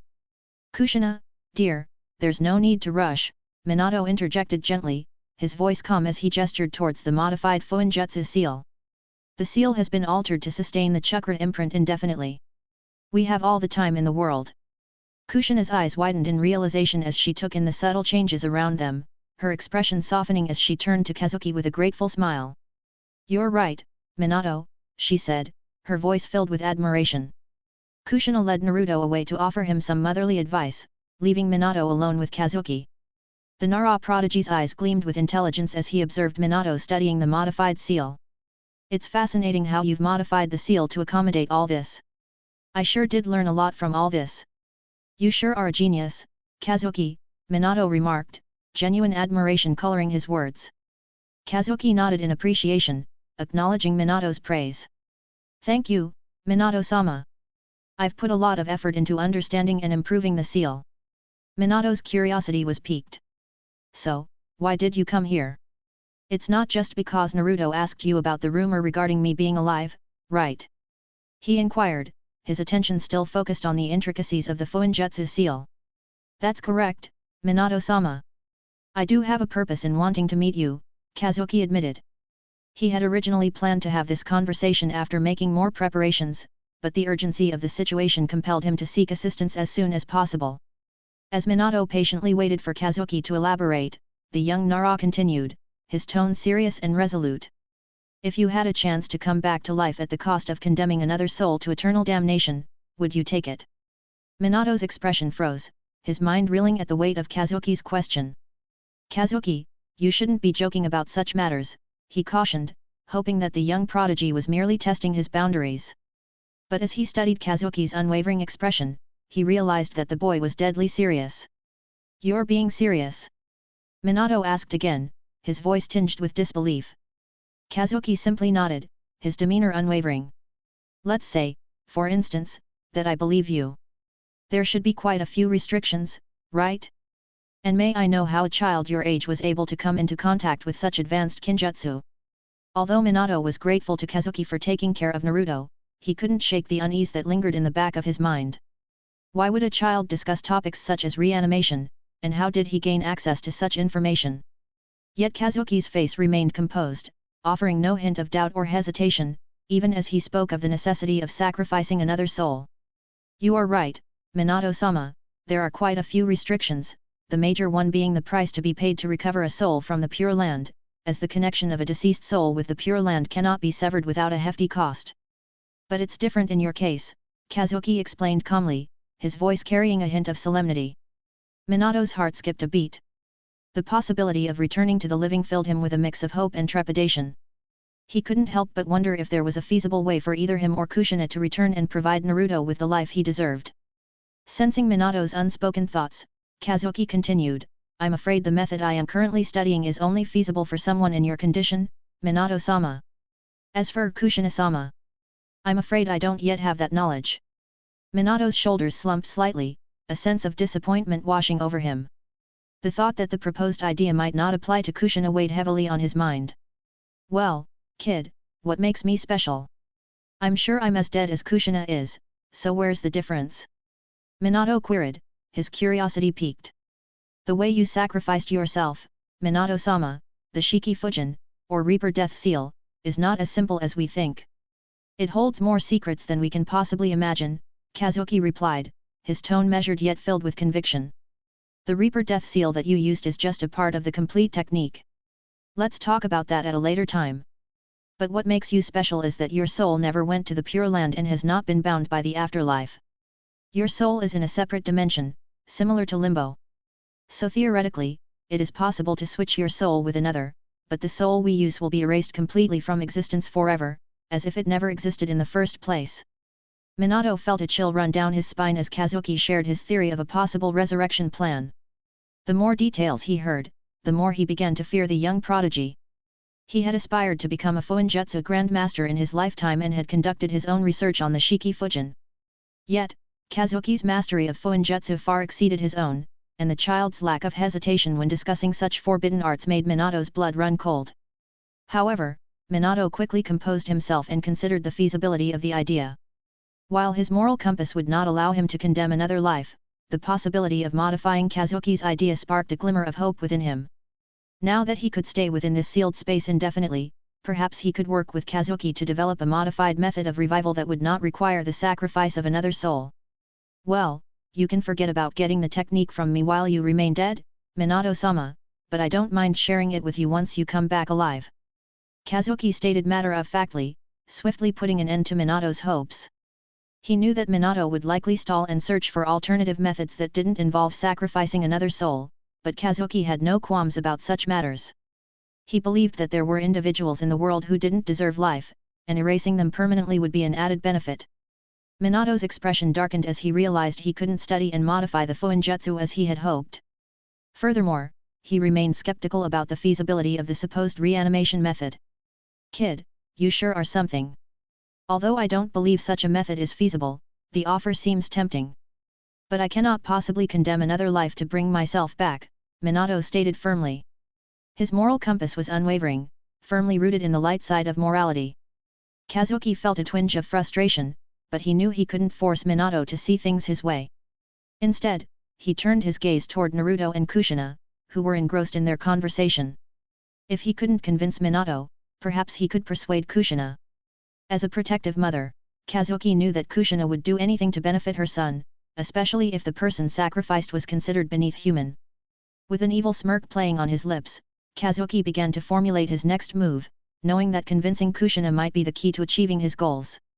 Minato felt a chill run down his spine as he followed Kazuki's gaze. Kid, what are you planning? He asked warily, sensing a shift in the atmosphere. Kazuki's expression remained composed as he replied, Oh, it's nothing, Minato-sama. At first, I wanted to show you an easier way, but it seems like you prefer to endure suffering. Sigh. I'm sorry, Minato-sama. I had promised little Naruto that I would help him meet his parents, but it pains me to think that I could only offer him a projection of their thoughts. As his loving big brother, don't you think it's my duty to fulfill my promise and help Naruto meet his parents in the flesh? But now that we have a disagreement, I can only hope to discuss the matter with Kushina-sama. Kazuki's words dripped with sarcasm, and a mocking glint danced in his eyes. He was blatantly cornering Minato into agreeing, knowing full well that if Kushina were to get involved, Minato would have no chance of resisting. And even if, by some twist of fate, Kushina were to disagree like Minato, then Kazuki was prepared to resurrect Minato without their consent. After all, it was better to ask for forgiveness than to seek permission. As Kazuki spoke, Minato's mind raced with a mixture of apprehension and disbelief. He couldn't shake the feeling that there was something more lurking beneath the surface of Kazuki's words and intentions. Yet, despite his misgivings, Minato couldn't deny the overwhelming desire to see his son, Naruto, reunited in the flesh. Kazuki, what exactly do you intend to discuss with Kushina? Minato inquired, his tone cautious but tinged with curiosity. Kazuki's smirk widened slightly, sensing a crack in Minato's resolve. Oh, just the same proposal I presented to you, Minato-sama, he replied smoothly. After all, Kushina-sama would surely want what's best for Naruto, wouldn't she? Minato's brow furrowed in thought as he mulled over Kazuki's words. He knew Kushina's unwavering devotion to their son, and he couldn't help but wonder if she might be swayed by the promise of a reunion, even if it came at a grave cost. Minato felt a surge of conflicting emotions swirling within him. He knew the risks involved in Kazuki's proposition, but he couldn't ignore the longing in Naruto's eyes or the ache in his own heart at the thought of reuniting with his family. With a heavy sigh, Minato made his decision. "All right, kid," he said, his voice resigned yet resolute. "I'll speak with Kushina. But know this, if she agrees to your plan, there will be conditions." Kazuki's grin widened into a full-fledged smile, revealing a glint of triumph in his eyes. "Of course, Minato-sama. I wouldn't expect anything less," he replied, his tone dripping with satisfaction. "You know, I really don't know what your true intentions are," Minato began, his voice tinged with a hint of skepticism. "But I believe that the love and care you showed towards Naruto was not fake. So, I'm willing to give your proposal a chance." Kazuki's expression remained inscrutable, his gaze steady as he met Minato's eyes. He understood the wariness lingering in the former Hokage's words, but he also sensed a glimmer of trust beneath the surface. "I appreciate your willingness to consider it, Minato-sama," Kazuki replied, his tone measured. "Rest assured, my intentions are solely focused on fulfilling Naruto's wishes and ensuring his happiness, and maybe a bit for my own selfish reasons, but trust me, you will thank me for it in the future." Minato nodded, his resolve firming as he made peace with his decision. Despite the uncertainties ahead, he knew that he couldn't let fear or doubt dictate his actions when it came to his son's well-being. Chapter 92. "Now that this matter is settled, I will carefully study the technique and let you know when I am ready," Kazuki declared, his voice confident and assured. "As for you, Minato-sama, I hope you can guide Naruto in controlling the Nine Tails. The faster Naruto learns to gain control of the Nine Tails, the stronger he will grow in the future." With a decisive nod, Kazuki turned away, already focused on the task ahead. He didn't wait for Minato to discuss the matter with Kushina, knowing that she would agree to the plan without hesitation, especially if it meant bringing Minato back to life. Days passed swiftly, and the effects of the war had considerably subsided. In those few days, several significant events unfolded. Yudhakata, the last Jinchuriki of Kirigakure, was officially appointed as the new Mizukage. Meanwhile, both Rashi and Killer Bee had retreated to recover from the severe injuries they sustained during the Konoha ninja suicide attack. It was projected that their recuperation would take more than a year to complete. As promised, the Reikage had already delivered the war reparations to Konoha. Consequently, Konoha was obligated to return Yujito as agreed, and she was currently being held in a secure location. Kazuki was deeply engrossed in the process of extracting the last Baijuyu from their respective Jinchuriki. He had been at it for close to 8 hours now. The 5 tails and the 3 tails had already been successfully extracted. Presently, Kazuki was working on extracting the 2 tails. However, this particular Baijuyu proved to be more challenging than the others. Its bond with Yujito was significantly deeper and stronger than that of the other Jinchuriki. "Kazuki, are you all right? You know you can take a break and then continue, right?" Tsunade couldn't help but express her concern as she observed Kazuki's pale form. He had been tirelessly working for the past few hours without any breaks. Despite replenishing his chakra with special medicines, fatigue had been steadily accumulating. As a medical ninja herself, Tsunade was well aware of Kazuki's condition, and she advised her student to rest before continuing. "It's all right, sensei. I'm fine," Kazuki reassured her, though his voice betrayed a hint of exhaustion. "The 2 tails seems quite stubborn. If it were just a matter of extraction, I would have forcefully removed it from Yujito.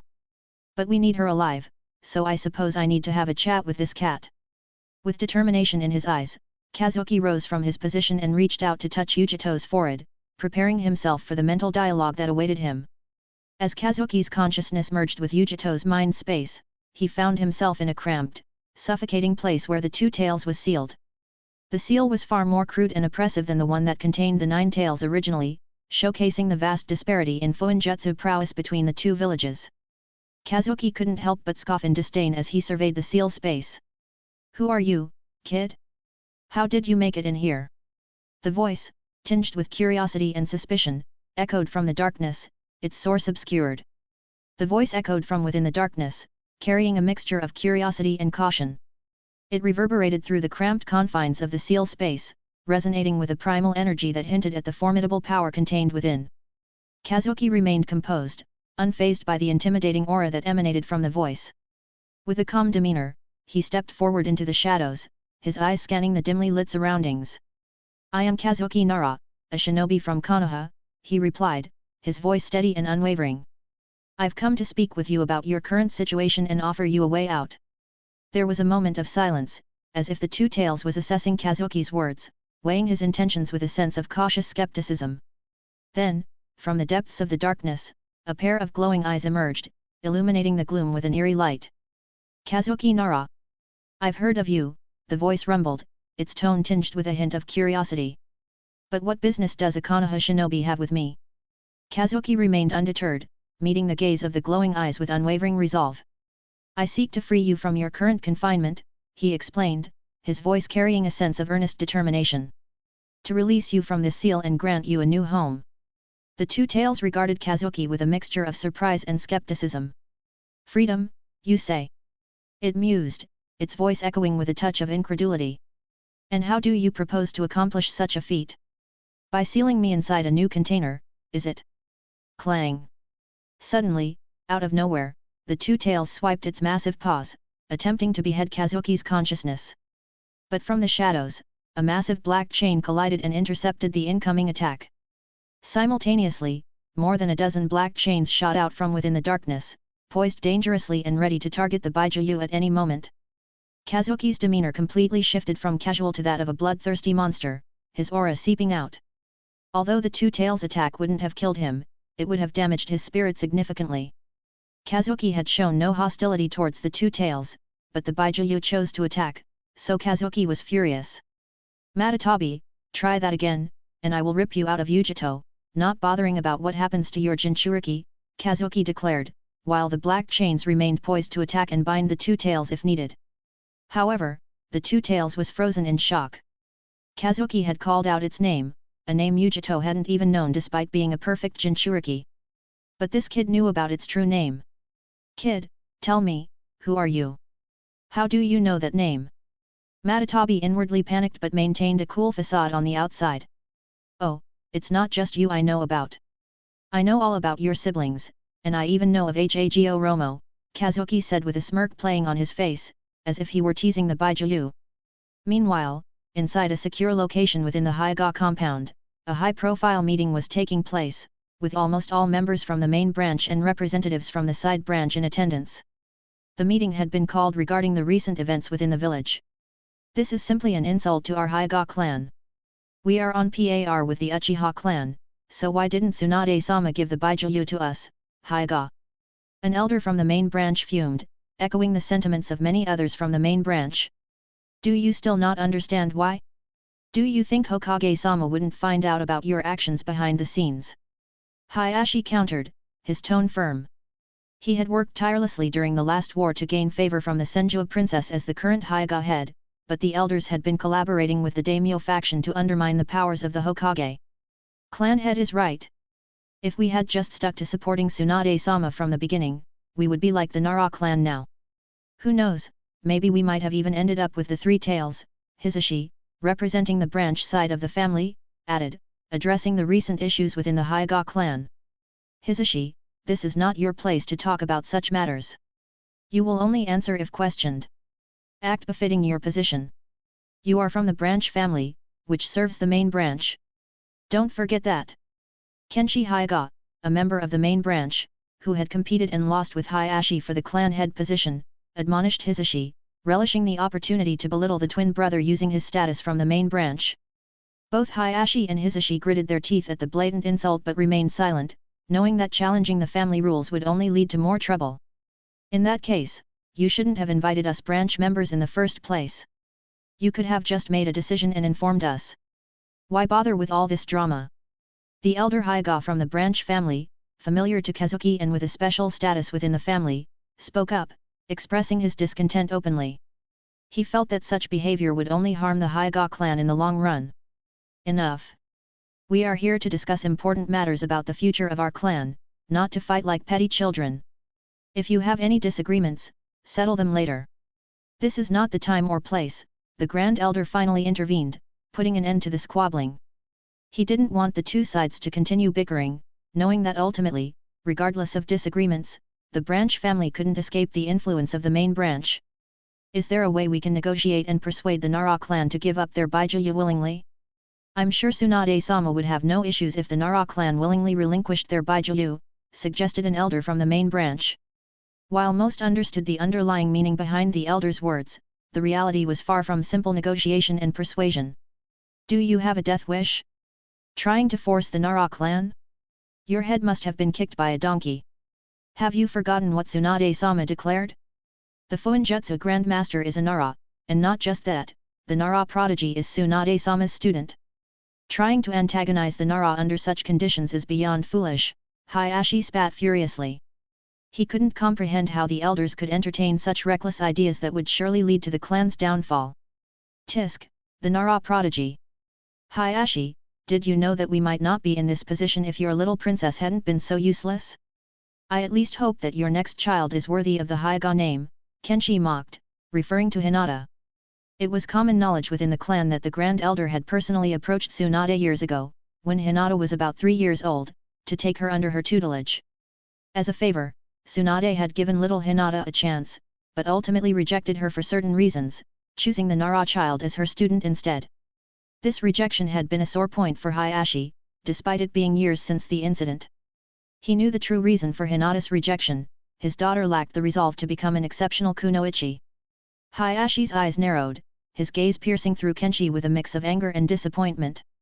You dare insult my daughter, Kenshi? You may be from the main branch like me, but that does not give you the right to disrespect my family. Kenshi chuckled condescendingly. I speak only the truth, Hayashi. Your sentimentality blinds you. The future of our clan rests on the strength and capability of our heirs. As it stands, your daughter has proven herself to be lacking in both. Kenshi's words cut through the tension like a blade, his voice dripping with scorn and disdain. At least if she had a decent amount of talent, we could have offered her as a bride to the Nara prodigy and gained some benefits in exchange. But we all know that by offering the current Hyuga princess, who lacks talent, the Nara might see it as an insult, as if we are throwing away unwanted trash at them. His callous remark echoed in the room, eliciting murmurs of agreement from some of the other elders. They shared Kenshi's sentiment, believing that Hinata's perceived inadequacy would only serve to tarnish the clan's reputation. Hayashi's expression hardened, and his fists clenched in anger at the blatant disrespect directed towards his daughter. He struggled to maintain his composure, his patience wearing thin in the face of such callousness. Enough, Kenshi. Hayashi's voice was low, but it carried a weight of authority. Your words are unwarranted and disrespectful. Regardless of her abilities, Hinata is still a member of our clan and deserves our respect. Kenshi merely scoffed, unfazed by Hayashi's admonishment. Respect must be earned, Hayashi. And your daughter has done nothing to earn it. As Kenshi's words hung heavy in the air, it became evident that they echoed the sentiments of the majority of the Hyuga main branch members. Some among them were well aware that Hayashi had already given up on nurturing Hinata and had pinned all his hopes on his younger daughter, Hanabi Hyuga. Hisashi, seated behind Hayashi, placed his hands on his brother's shoulder, holding him back. He understood the delicate balance Hayashi needed to maintain as the clan head. Any rash action now could threaten his position, especially considering that everything Kenshi had stated was simply a fact. Before Hayashi could lose control, another elder intervened, trying to diffuse the tension. Enough, both of you. We are here to find a solution, not to bicker amongst ourselves. The situation with the Baijuyu needs to be addressed pragmatically. Does anyone have any viable suggestions? The room fell silent for a moment as the members of the Hyuga clan pondered the dilemma. It was clear that forcibly taking the Baijuyu from the Nara clan was not an option. They needed a more diplomatic approach. Chapter 93. What if we were to offer something in return? A mutually beneficial arrangement, proposed a younger member from the side branch. We have valuable resources and expertise that the Nara clan might find useful. Perhaps we could negotiate a trade. One of the elders suggested. Why has everyone set their minds on the Nara clan's Baijuyu as if it's the only available option? Have you all forgotten that there is one more Baijuyu that has yet to be assigned? Don't you guys think that the Hyuga clan can nurture a young genius who can obtain the 3 tails? The old man from the branch family knew that vying for the Nara clan's Baijuyu was impractical. However, he was much more confident about putting their own efforts into acquiring the three tails, which had been assigned to the Ninja Academy. Every year, quite a few Hyuga children join the academy from their clan, and especially this year, a prodigy of the Hyuga clan had enrolled. This seems to be a viable option. Instead of eyeing for others Baijuyu, it would be better if we could get the one that has been assigned to the academy. But do we have any children who excel and can possibly help us acquire the Baijuyu? The Grand Elder liked the idea proposed by the branch family elder because, this way, they wouldn't have to take unnecessary risks. Yes, we do have a really promising one, Niji Hyuga, Hisashi's son. If we can nurture the child properly with the clan resources and provide him access to main branch techniques, there is a high chance that the kid will reach cage level in the future, and he might even be able to become the Three Tails Jinchuriki if he can stand out amongst his peers. The old elder shared his thoughts once again. However, the mention of Niji Hyuga, especially allowing the child access to main branch resources, made many faces amongst the main branch members ugly.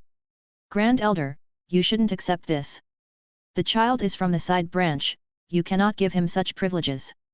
Maybe we can look for another child within the clan. Kenshi blurted it out. He did not want Niji to gain status in the future because he already knew that, among the younger generation within the clan, Niji stood at the apex. Even his own son was mediocre compared to Niji, so he had to suppress the child and not let the clan nurture Niji. Oh, is that so? Kenshi, don't you have a son of your own? How about this, the clan will nurture your son with everything, but your son will have to become the Jinchuriki of the Three Tails before he turns 12. I understand he is 7 now, but in case he fails, you and your progeny will be demoted to the side branch and branded. Are you willing to take the risk? The Grand Elder gave Kenshi a cruel choice. He had had enough of this man. Although he understood Kenshi's reasons for being petty, the Grand Elder did not like the fact that he brought the little Hyuga princess into the conversation as she was his own great-granddaughter, so he had given the man such a dangerous choice. This Great Elder, Kenshi didn't know exactly how to respond because he didn't have any confidence in achieving such a feat. His son already enjoyed all the benefits of the main branch, so even if the clan were to dedicate more resources, it would simply be useless. That's what I thought. If you cannot contribute to this meeting, then keep your mouth shut. The Grand Elder turned to the rest of the Hyuga members to address them. We will nurture Niji Hyuga to become the Jinchuriki of the Three Tails. But remember this, Hisashi, if your son fails to achieve this task, then the consequences will be severe. As the meeting within the Hyuga clan continued, within Yujito's seal space, Kazuki had already come to an agreement with the Two Tails. Kid, do you promise that no harm will come to Yujito and she will be sent back to her village without harm? Matadabi's primary condition was to let Yujito go back unharmed. However, the Baijuyu did not know that this was what Kazuki had intended to do since the start because, according to the treaty, Reikage had already fulfilled his promises. Worry not, Matatabi. Like I said earlier, you will be with the Nara from now on, so there is no way I can deceive you, is there? Kazuki kept a righteous face. The negotiation with the Two Tails had gone much more smoothly than expected. Kazuki took so much precaution with the Two Tails because he was planning to suggest to his uncle that Shikamaru be the Jinchuriki of the Two Tails. Although there was the looming threat of Akatsuki coming after the Baijuyu, he knew he could handle it. Kazuki was more worried about the future enemies that the world was not even aware of, and Shikamaru was someone who could tip the balance in the future. Having a Baijuyu of his own would help him grow beyond what he could have achieved originally without a tailed beast. What many did not know was that Tsunade had let Kazuki pick any Baijuyu he had wanted, but then his uncle had intervened, saying that it would disrupt the balance within the village if Tsunade showed too much favor to the Nara clan, making them a target. Shikaku still maintained a cautious mindset, like he did during the reign of Sandame. After some back and forth, Kazuki had to relent because Shikaku had used the remaining contributions to get some more benefits for the Akimichi and Yamanaka clans. So finally, Kazuki had to let go of the other Baijuyu. So Kazuki did not want to take any risks with the Two Tails because he knew what becoming a Jinchuriki entails. If the Baijuyu was dead set on making the Jinchuriki suffer, then it would hinder the growth of Shikamaru, and Kazuki could not have that. So he had to tame the cat first before gifting it to his little brother. Remember, Matatabi, I am trusting your words despite my misgivings about you, Baijuyu. But if you ever harm my little brother or hinder his growth in any way, mark my words, I will find a way to erase you from this world forever. You will never be able to resurrect thereafter. I will show you what true death means, Kazuki said firmly. He knew that if he showed any kind of weakness, Matatabi would pounce on it. The Baijuyu had already discerned that Shikamaru was Kazuki's weakness, so Kazuki had to make sure that the Baijuyu would not have any strange ideas in the future. He was confident that Shikamaru would form a solid bond and would be able to become the perfect Jinchuriki, but having more precautions in place was never a bad thing. Kid, you don't have to threaten me.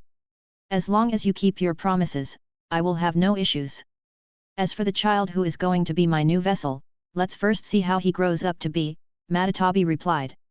It knew the child standing before him was dangerous, and it felt that his threat of erasing the Baijuyu forever was not a mere statement, it was something the kid could achieve for real. So it did not want to push its luck by antagonizing the child. The next morning, inside the Hokage's office, Tsunade was having a meeting with her sensei. Shizune had taken on the role of being Godame Hokage's assistant, and by the side, on the couch, Kazuki was sprawled out, sleeping unceremoniously. He had spent close to 10 hours yesterday extracting the Baijuyu, leaving him completely exhausted. However, no one bothered Kazuki for sleeping unceremoniously within the Hokage's office. Sensei, you should quit with that thing. It will only degrade your health faster. Tsunade couldn't help but comment as Hiruzen leisurely smoked his pipe. After stepping down from the post of Hokage, the man finally relaxed and started to enjoy life. Come now, Tsunade, I'm just an old man. Let me enjoy it, Hiruzen replied, taking a puff from his pipe. He was in the office today to discuss the Hokage ceremony that was going to happen later that day. Although Tsunade had already taken the mantle as Hokage, the ceremony was essential so that the entire village was made aware of her ascension. Say, Tsunade, have all the preparations been made for the ceremony? You cannot be negligent because the event is kind of important, Hiruzen reminded her. He wanted to make sure that his student, who tended to avoid such trivial things, did not let this important event slide. Rest assured, Sensei. Jiraiya is taking care of the matters regarding the ceremony. I called you here to discuss a different matter, Tsunade said, passing a folder over to Hiruzen. He put down his pipe, knowing it was time to discuss something important. Hiruzen carefully flipped through the folder, his expression a mix of sadness and pride. He was sad that he would be losing most of his authority hereafter, but proud that Tsunade had already started taking measures to consolidate her powers. Was this the kid's idea? Hiruzen asked, glancing in the direction where Kazuki was sleeping. Tsunade couldn't help but scoff at the mention of her student. Sensei, do you really think that if I had let this matter into the kid's hands, you would have had such privileges? He would have made sure to leave you with just a single ANBU squad. Well, that's the best I can do, Sensei. If I offer you any more shinobi, then I am sure the kid will throw a ruckus. I am sure he chose to sleep in the office so he can pretend to sleep and eavesdrop on our conversation to make sure that you don't get any additional benefits, Tsunade added, sensing Kazuki's presence even though he was pretending to be asleep. As soon as she exposed him, Kazuki snapped up and sat on the couch without uttering a word. Sigh, fine. Will I be at least able to choose the ANBU myself? Because there are quite a few who would like to follow me despite losing my status, Hiruzen inquired, focusing on the list of ANBU members. Yes, Sensei, you can choose as you wish. You can even take out some of the elite if you wish. But make sure that all of them are older than 25. I will need the young ones to restructure the ANBU completely, Tsunade replied, being a bit lenient when allowing her sensei to pick the shinobi. Normally, one wouldn't offer the elites, but Tsunade had no issues as she could nurture elites of her own. Have you given any consideration to the other request that I had made? Hiruzen asked, satisfied with his ANBU team and now moving on to another matter. You mean about appointing Shinosuke as the ANBU commander? Sensei, we both know that you will pull the previous ANBU commander into your own ANBU details so that you can try to push your son Shinosuke to fill that post. But, Sensei, your son, despite being a fine shinobi, is still an elite jonin. The ANBU commander must be someone of Kage caliber. Our village previously might have lacked Kage class ninjas, but it's not the same anymore, Tsunade explained, knowing that Hiruzen clearly understood the current situation in Konoha. Hiruzen knew that wanting to make his son the ANBU commander was a tall ask, but he had to try nonetheless. So who do you have in mind now that I might take away the previous commander? He asked, wanting to ensure that Tsunade had a suitable replacement. If not, he could part ways with one of his subordinates until Tsunade could nurture a proper replacement. Hitaki Kakashi, Tsunade declared confidently. She had a rough idea of how strong Kakashi had grown in the recent war. He had already stepped into the cage rank and would only continue to grow stronger in the future, as he was still young. Tsunade, are you sure about this? The kid might be strong, but he still lacks proper experience. Hiruzen expressed his concern, worried that Tsunade was being hasty. However, Tsunade had made this decision after careful consideration. I have, sensei. And about Shinoshuke, I have a suggestion. Although I cannot offer the commander position, I can assign one of the most elite ANBU units under his command, Tsunade declared, offering an alternative for her sensei's son. Hiruzen was curious about which ANBU squad Tsunade was referring to, so he raised his eyebrows for clarification. Remember the ANBU squad that was under Kazuki during the war? I will have it reassigned under Shinoshuke. I am sure he will be able to achieve more with such an elite team, Tsunade explained, suggesting that she was willing to assign the members of the Ghost Squad under Shinoshuke's command. However, Hiruzen was a smart man, and he quickly understood that this was a way to appease him and also a way to keep Shinoshuke in check because the members of the Ghost Squad were all loyal to the young monster who was seated on the couch. Chapter 94. As the sun set over the Leaf Village, Tsunade, adorned in ceremonial robes, ascended the stage to accept the mantle of Hokage. With conviction, she pledged to uphold the village's values of peace and unity. The crowd erupted in cheers, united in celebration. Tsunade called upon the villagers to stand beside her, and together they embraced the future with hope and determination. As darkness fell, the fifth Hokage stood ready to lead her people into a new era of prosperity. Within the training grounds nestled within the Uchiha compound, two figures engaged in high-speed combat, weaving through the air with incredible agility. It had been a week since Tsunade officially assumed the mantle of Hokage. During this time, the village had undergone a profound transformation. Many parts of Konoha were undergoing refurbishment to accommodate a new barrier, which would enclose the future expanded territory of the village.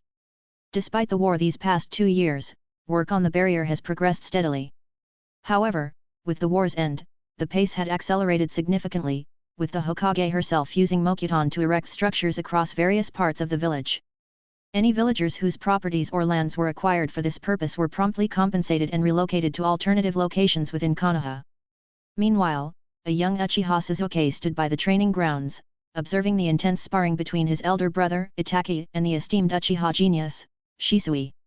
The clash between Itachi and Shisui was a sight to behold, their movements were fluid and precise, and each strike was calculated to perfection. Shisui's speed was matched only by Itachi's agility, creating a whirlwind of motion on the training grounds. As they exchanged blows, the sound of metal meeting metal rang through the air, punctuated by occasional bursts of chakra. Shisui's Sharingan glowed with intensity, his eyes scanning for any opening in Itachi's defenses, while Itachi's stoic expression betrayed no hint of emotion as he countered each of Shisui's attacks with ease.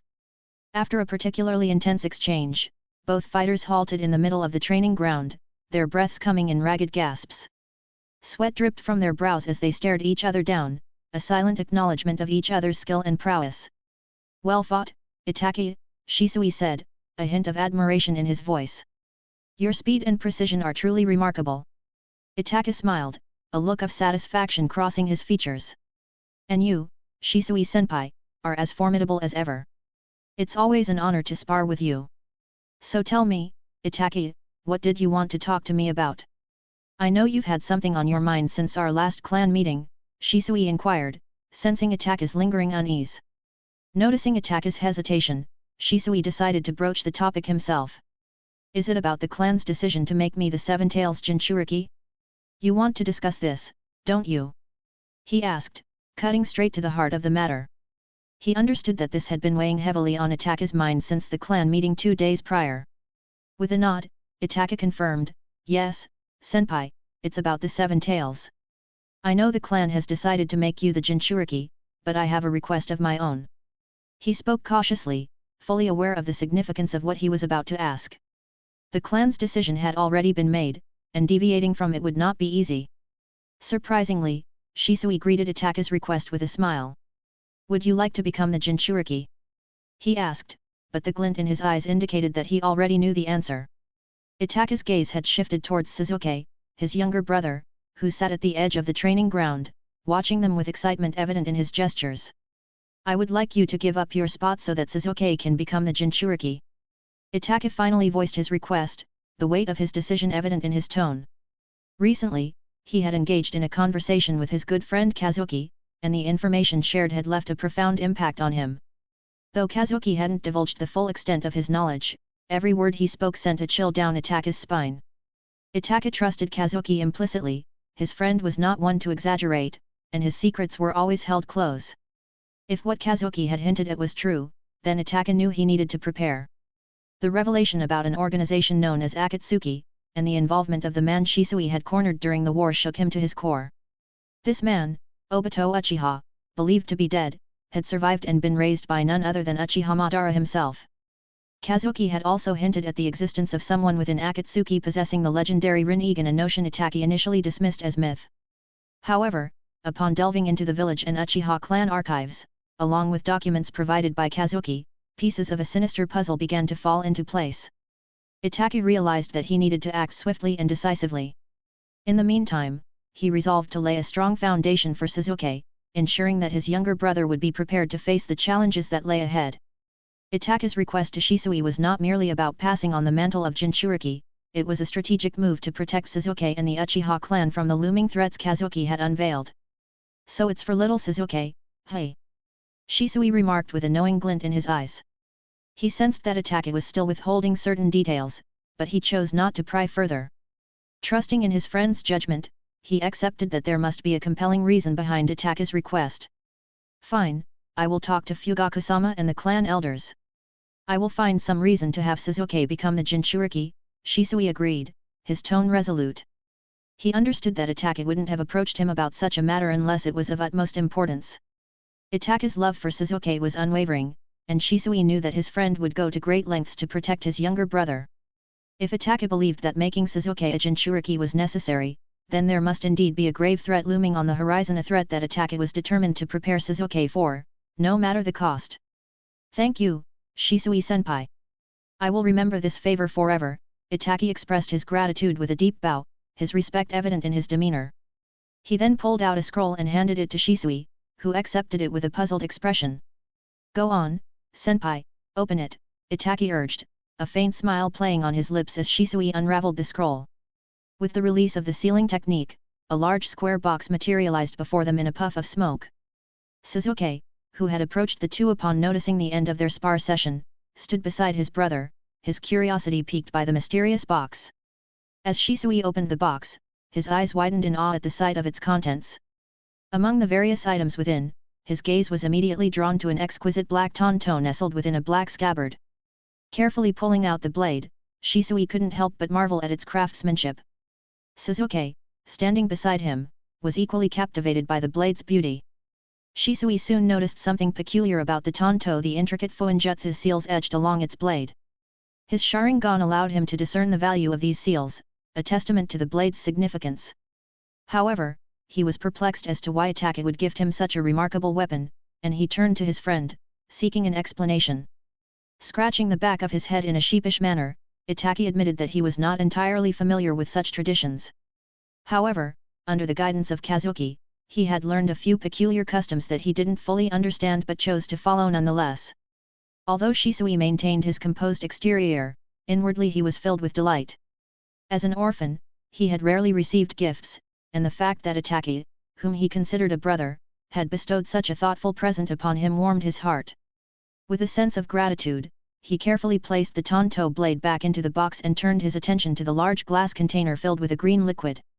"I know you've been experiencing difficulties with your eyes due to the Mangekyo Sharingan," Itachi explained, his tone filled with empathy. "This is something I obtained from my friend in the Nara clan. It should help alleviate some of the strain on your eyes." Shisui was touched by Itachi's consideration and silently thanked him, knowing that his friend had gone out of his way to provide him with something so valuable. Itachi's gratitude towards Kazuki for providing such treasures was evident, yet he also understood that Kazuki's intentions were driven by a desire to secure his silence regarding various secrets. Meanwhile, Sasuke, who had been standing by the side, unable to tear his gaze away from the sheathed tanto, couldn't help but speak up. "Brother, why don't you give me such gifts?" he inquired, his eyes gleaming with curiosity and a hint of longing. In response, Itachi playfully tapped Sasuke's forehead with his fingers, a fond smile gracing his lips. It was a gesture he often used to express affection towards his younger brother, a silent reassurance of their bond. Soon, Sasuke, you will have one when you start the academy, I promise you, Itachi assured his younger brother with a warm smile. He had already procured custom-made weapons from Kazuki, reserving one for Sasuke alongside the gift he had given to Shisui. The remaining weapons were submitted to the clan, awaiting distribution. Shisui carefully packed the items Itachi had gifted him, securing the box and encasing it within the scroll. I will accept your gift, Itachi, but I also have a request of my own, he stated, his tone earnest as he glanced towards Itachi. Itachi nodded, indicating his readiness to hear Shisui's request. He anticipated what his friend was about to ask but remained patient, allowing Shisui to convey his intentions. Tsunade-sama has promoted my ANBU rank, granting me permission to form my own squad, Shisui began, his gaze steady as he addressed Itachi.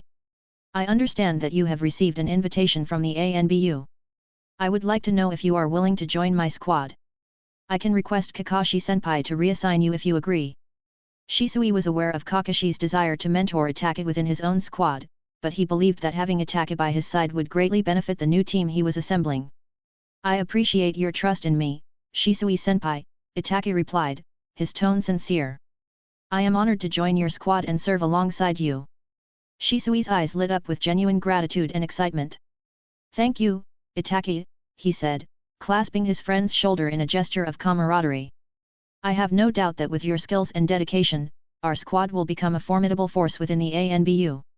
The scene within the Hokage's office resembled a chaotic whirlwind, with Shizune desperately attempting to restrain Kazuki while he flailed his arms in protest.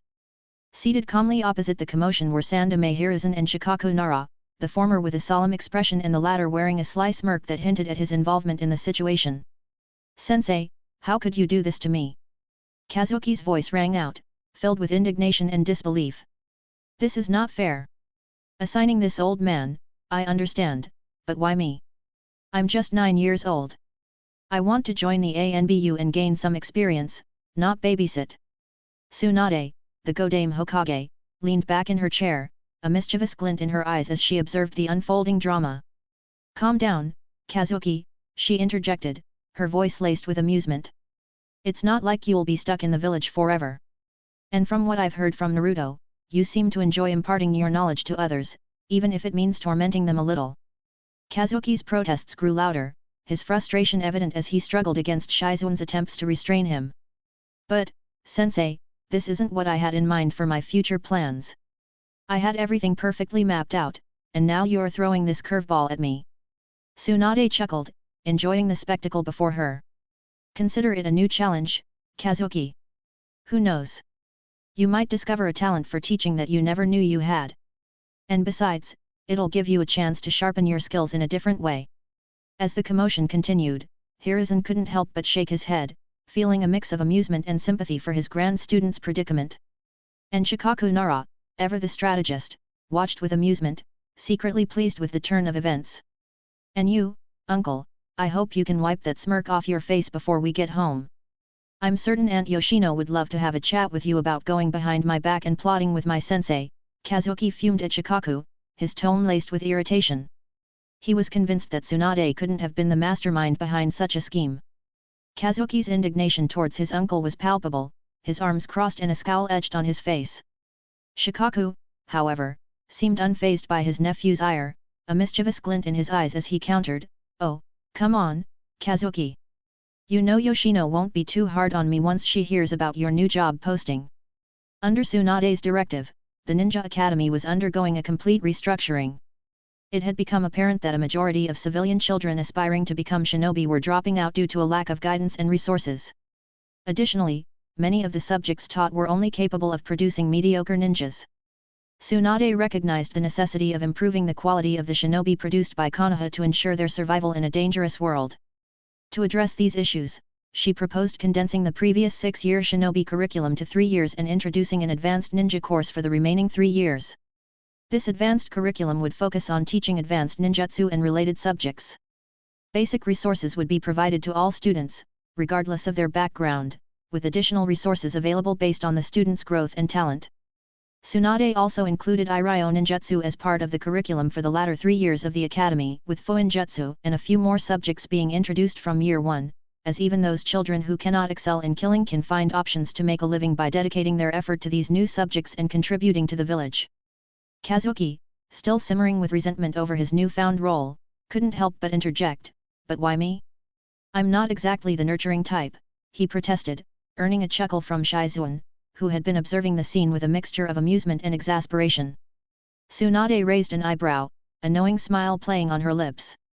"Well, Kazuki, sometimes the ones who least expected are the best mentors," she remarked cryptically, causing Kazuki to furrow his brow in confusion. Shikaku, ever the opportunist, couldn't resist teasing his nephew further. "Besides, Kazuki, think of it as an opportunity to impart your unique wisdom onto the next generation," he quipped, eliciting a groan from Kazuki. "Sigh, fine, but in that case, I want a salary bigger than this old man's," Kazuki quipped with a mischievous glint in his eyes. If they were going to put him to work, he reasoned, he might as well make sure it was worth his while by poking a hole in their pockets. Chapter 95. "Seriously, kid, do you take me for a fool?" Tsunade rolled her eyes, seeing through Kazuki's ploy. She knew him well enough to understand that he wouldn't waste his time teaching little kids in person. "At best, I'm sure you'd be sending out a shadow clone to teach. Why would I pay you more than my sensei, who is going to be physically present?" However, it was Shikaku's turn to be caught off guard. He hadn't accounted for this loophole. Unlike others, Kazuki had no issue maintaining shadow clones at a long distance, and the clones he produced using his Shadow Kekii Genkai were much sturdier than the normal ones other shinobi conjured. "Come now, sensei," Kazuki replied with a sheepish smile. "So what if it's only my shadow clone? The knowledge that I am going to impart is still the same, isn't it?" The option of using shadow clones had initially eluded him, hence the tantrum. However, Tsunade, unbeknownst to her, had inadvertently helped Kazuki solve the issue by reminding him of such a loophole. Kazuki simply carried on as if he had already been planning to deploy shadow clones from the beginning. "Well, you can discuss such trivial matters with the academy principal. I have more important things to attend to. So, tell me, Kazuki, what are your upcoming plans?"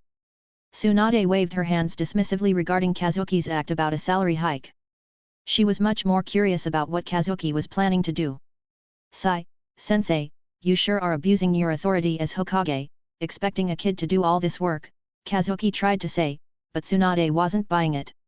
"Drop the act, Kazuki. I know even if you were given more tasks, you can handle it. But the only reason I am holding back is because I want to know what exactly your plans are," Tsunade said, shifting the conversation to serious business. "Senjutsu. I am going to start learning senjutsu from the Hell Beast clan," Kazuki declared, his tone now devoid of the playfulness it previously carried. "Wait. Kazuki, are you saying that our clan's summoned beasts have access to senjutsu?" Shikaku, who was sitting by the side, couldn't help but blurt out in shock. He knew how rare access to a blessed land was, and a blessed land that could teach someone senjutsu was even rarer. Until now, the only 3 known blessed lands that he was aware of that could teach senjutsu were Mount Myaboku, Ryokai Cave and Shikotsu Forest. But now, his nephew just stated that the contract their clan had signed also came with a blessed land. "Uncle Shikaku, how lazy can you get? You were practically the first one who visited the Hell Beast clan even before me when you signed a blood contract with them on behalf of our clan," Kazuki remarked, knowing that Shikamaru's laid-back attitude was not solely due to being from the Nara clan but also because of Shikaku's influence on him. "So, Kazuki, what about the rest of your duties? You still have quite a few things to do here," Tsunade interjected, her tone businesslike. "You need to complete the new barrier and those special identifications.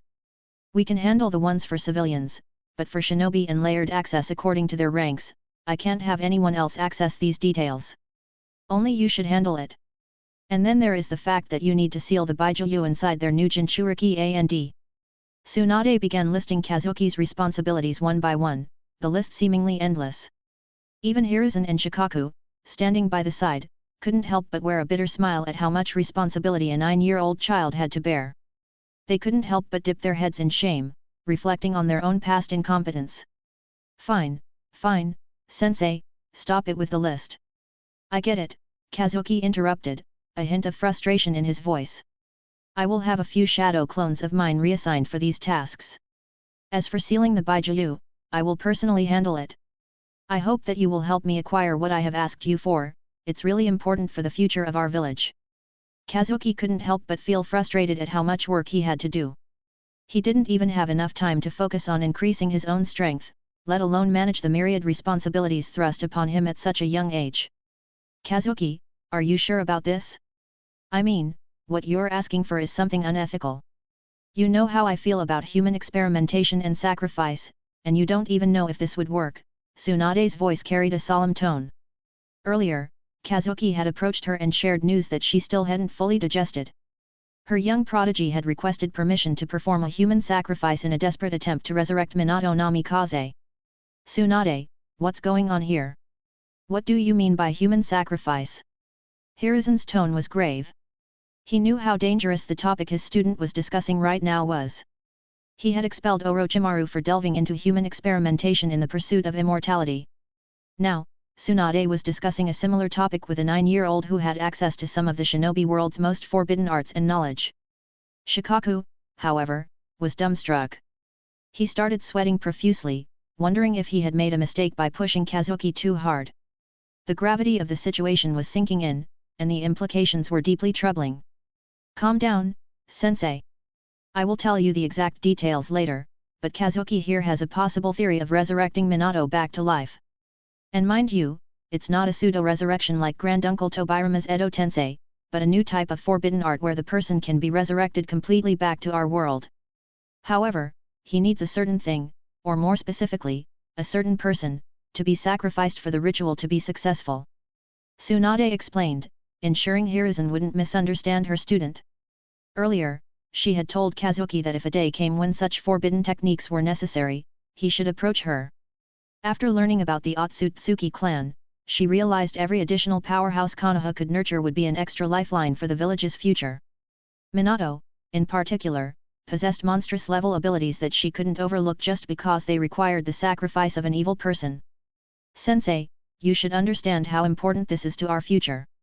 If I start to delve into senjutsu training, I might not be able to stay in Konoha much longer because I don't know how difficult the original senjutsu art is to train. So, I'm planning to have Minato-sama resurrected before I do so. Minato is a peak phone master who might soon be able to breach into the Grandmaster rank. And I hope you haven't forgotten about the things Katsuyu-sama shared, Kazuki explained. He knew his current strength was inadequate, and he had to get stronger. Although he was helping others grow stronger, without him being the main pillar of strength in the future, everything would eventually collapse. The prime reason Kazuki hadn't taken any of the tailed beasts for himself was because the only Baijiu that matched his standard was Kurama before being separated, and he wasn't going to deprive Naruto of his power. So, he had been pursuing knowledge about how to create a nature beast of his own, something that could fight toe-to-toe with the Jubi itself. He had gained some interesting insights from his recent interactions with the Hell Beast clan. Kazuki had finally found an avenue where he could acquire more knowledge about the creation technique of nature beasts. From the details he collected from the Hell Beasts, it was believed a particular clan was privy to the knowledge passed down through generations. The description from the Hell Beasts closely resembled a clan he knew about, the Uzumaki clan. The reason Kazuki wanted to speed up finding the required sacrifice was for two main reasons. The primary reason was to resurrect Minato after releasing his soul from the Shinigami, and the other reason was to get in touch with another soul sealed within the Reaper, who might hold the key to the creation of nature beasts Ashina Uzumaki. Tsunade, this? Are you sure about this? Hiruzen's voice trembled with concern. What Kazuki is doing is similar to Orochimaru. If this was the case, then why did I have to chase Orochimaru from the village? He could have stayed back and carried on with his experimentation like Kazuki here. Hiruzen still held a soft spot for Orochimaru, as he had always thought his student would be the one to carry on his legacy. But his lack of supervision had allowed Danzo to influence Orochimaru, leading him down a dark path, or so he believed. Boom! Tsunade launched a chakra-powered punch toward her sensei's face, brimming with anger. Suddenly, Jiraiya, who had been sitting outside the Hokage's window since the start of the meeting, intervened using frog kata, redirecting the punch toward the heavy wooden table, which shattered into smithereens. Tsunade, calm down. Sensei doesn't know. I haven't told him, Jiraiya intervened with a solemn look. The entire atmosphere inside the Hokage's office had shifted dramatically. The ANBU guards had completely surrounded the office, confused about what was happening. Everyone, including Hiruzen and Shikaku, was shaken to the core by Tsunade's sudden outburst at the mention of Orochimaru's name. The only ones who knew the truth of the matter were Kazuki, Jiraiya, and Tsunade herself. Even Shizuan was as confused as the rest. The day I lay my hands on that snake is the day he dies, Tsunade's aura flared up, suffocating everyone below cage rank. Even Hiruzen and Jiraiya struggled to maintain their composure, but Jiraiya stood firmly in front of Hiruzen, shielding him from Tsunade's outburst. Kazuki noticed that Jiraiya's arm, which he had used to redirect his sensei's punch, was now broken. He could see the discomfort on the Toad Sage's face. His sensei must have snapped because that last punch was thrown with the intent to kill. "Sensei, calm down. The old man doesn't know. It's not fair to blame him for the mistakes of his student." Kazuki carefully stepped up, knowing his sensei's temper. The main thing now was to defuse the situation before it escalated. After what seemed like an eternity, Tsunade took a deep breath and retracted her aura, waving her hand to direct the ANBU to return to their posts. "Old man, never ever bring up that name in front of me again. And if you ever compare my student with that snake again, I won't care that you are my sensei," Tsunade declared as she sat back down. Shizuan stepped near her to help her sensei calm down, while Kazuki quickly stepped up and used Iryo ninjutsu to fix Jiraiya's arm. "Damn, what a mess," Jiraiya muttered as he sat down next to Hiruzen, who had yet to recover from the shock. Kazuki directed his gaze at his uncle, who immediately understood, excusing himself from the office. "Jiraiya-sama, it's your fault. I told you this would happen someday.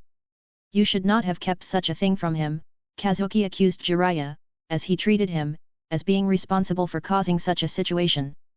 Tsunade was already trying to hold back her tears as old memories came rushing back, but she quickly composed herself while still holding a glare toward her sensei. "Tell me what?" Hiruzen finally came back to reality. His eyes were also a bit moist because he had never expected that Tsunade would attack him with the intention to harm him, so he desperately wanted to know what Orochimaru did to make her hold such a grudge.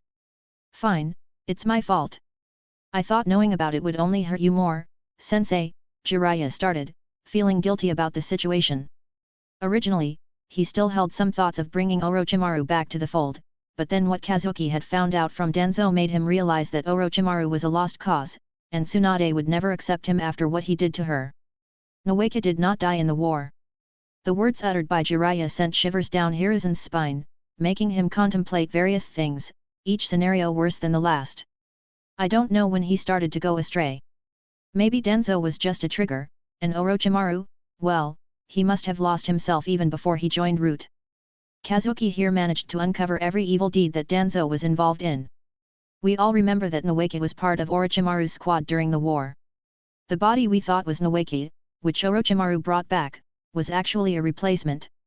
Tsunade was stricken by grief back then and was not able to see the truth.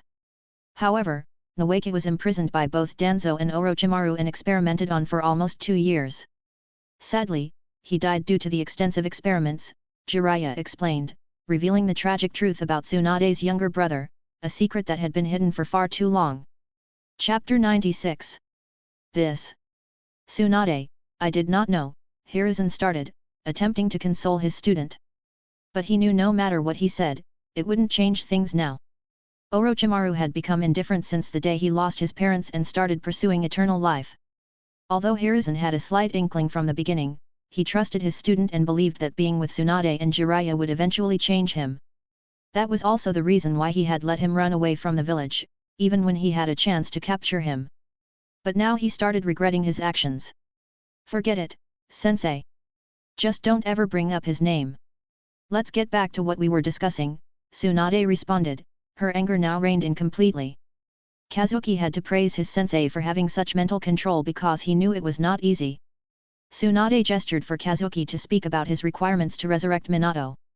"I have almost everything I need to bring back Minato-sama, except for 2 important things. One is a suitable vessel to recreate his body, and the second is the soul of an immortal. I can manage the vessel, but I will need the village's help in capturing an immortal soul," Kazuki explained quickly, wanting to shift the bleak atmosphere within the Hokage's office. "Wait, Kazuki-kun, when you say immortal soul, are you referring to the soul of someone who is immortal?" Jiraiya couldn't help but ask in confusion. Although he might not be as well versed in forbidden techniques as Kazuki, he was the Toad Sage of Mount Myaboku, so he had a basic idea of such concepts. Yes, Jiraiya-sama, you are right. I need the soul of an immortal who I need to sacrifice in order to completely resurrect Minato-sama, Kazuki clarified.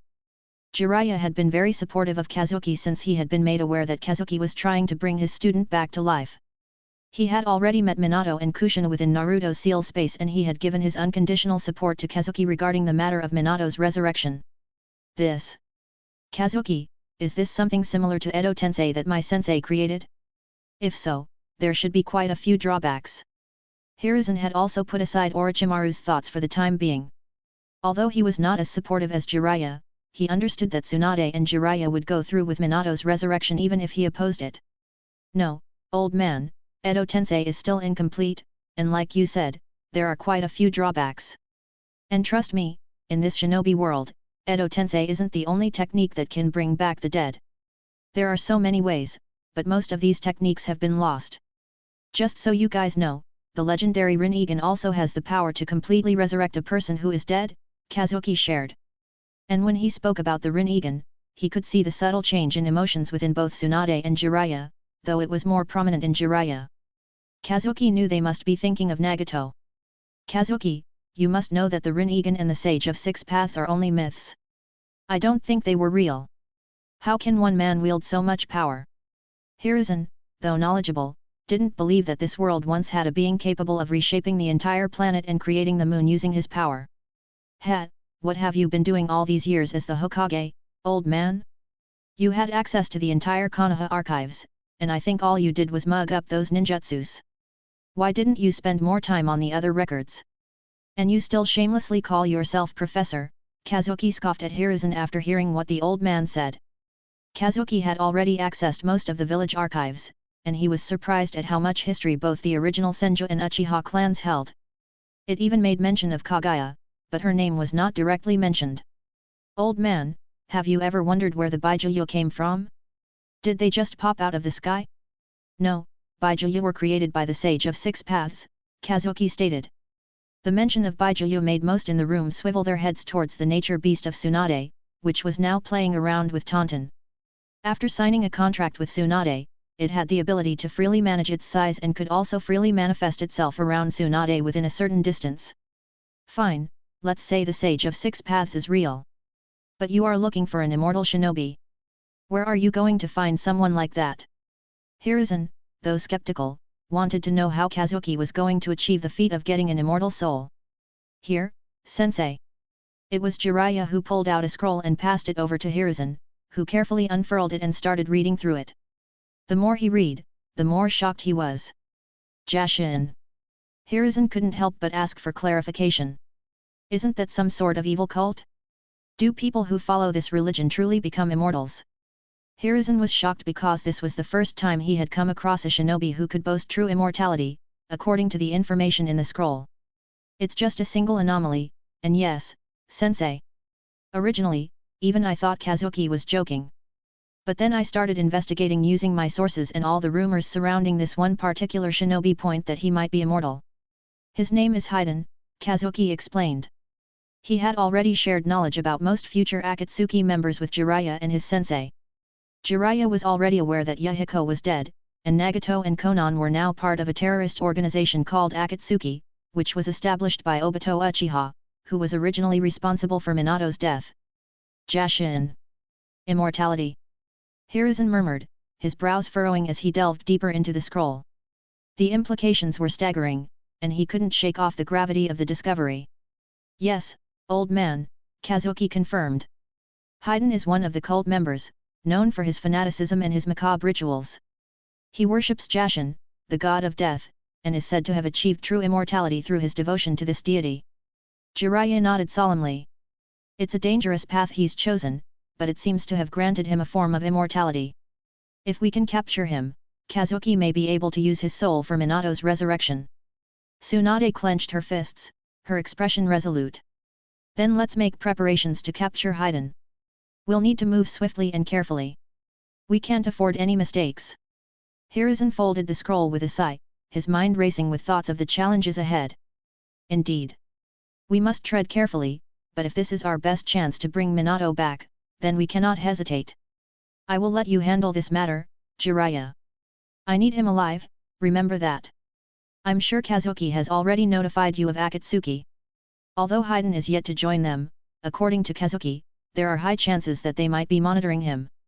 So, I will assign Shishui's A and BU squad under your command for this mission, just in case.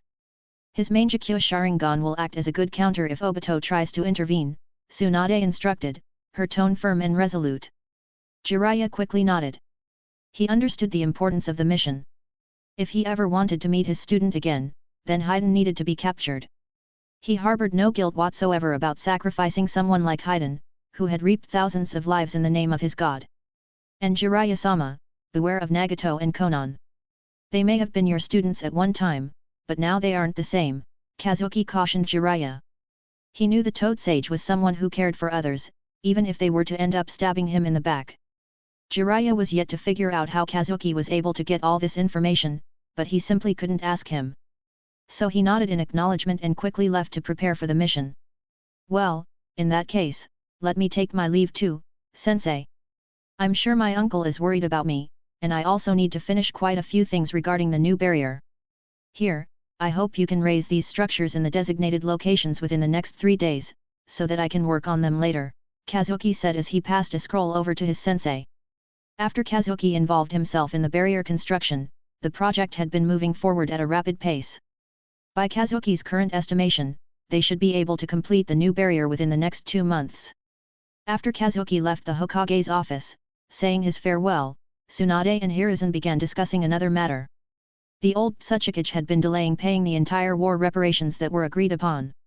Originally, Tsunade had only removed the Fuinjutsu trap that was set up within their village and had planned to keep Kuratsuki and Han imprisoned until the Tsuchikage completely fulfilled his part of the treaty.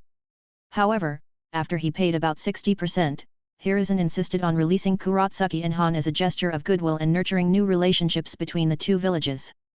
After long deliberation and constant requests from Hiruzen and Jiraiya, Tsunade consented to return the captives.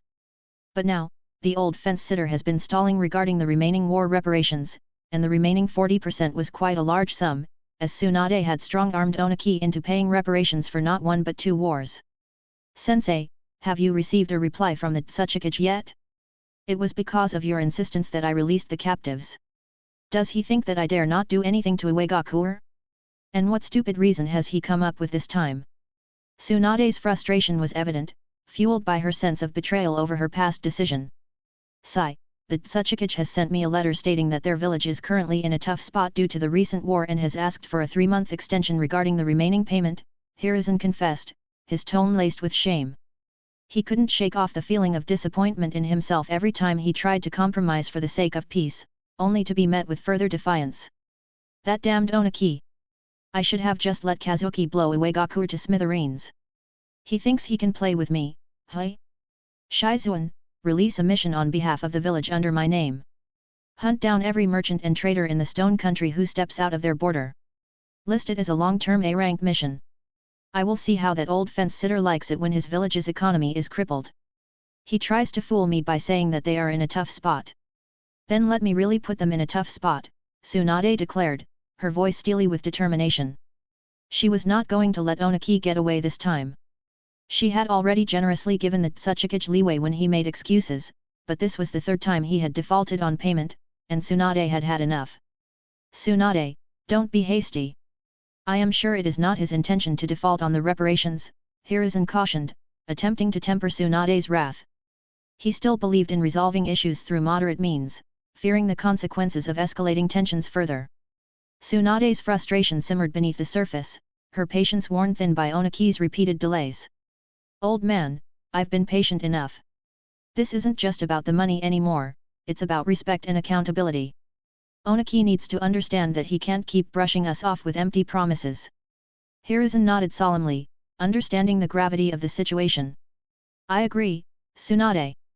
But escalating tensions further could lead to another conflict. We just came out of a war, are you planning to start a new one? Sensei, this is something that the Tsuchikage should be worried about. He should understand that there will always be consequences, Tsunade said, her tone laced with frustration and determination. Her patience had worn thin, and she was adamant about holding Onaki accountable for his actions. In that case, let me go and have a talk with the Tsuchikage myself. In case he still tries to defer payment, then we can opt for your option, Hiruzen decided, his voice firm with resolve.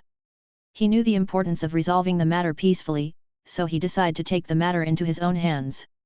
Chapter 97. Tsunade's frustration reached its peak as Hiruzen proposed to personally visit the Tsuchikage to settle the matter of the delayed war reparations. Sensei, are you out of your mind? Tsunade's voice was sharp, and her eyes flashed with anger. What do you hope to achieve by going to Iwagakure yourself? Do you think Onaki will suddenly have a change of heart and hand over the remaining payment? He's been stalling us for too long.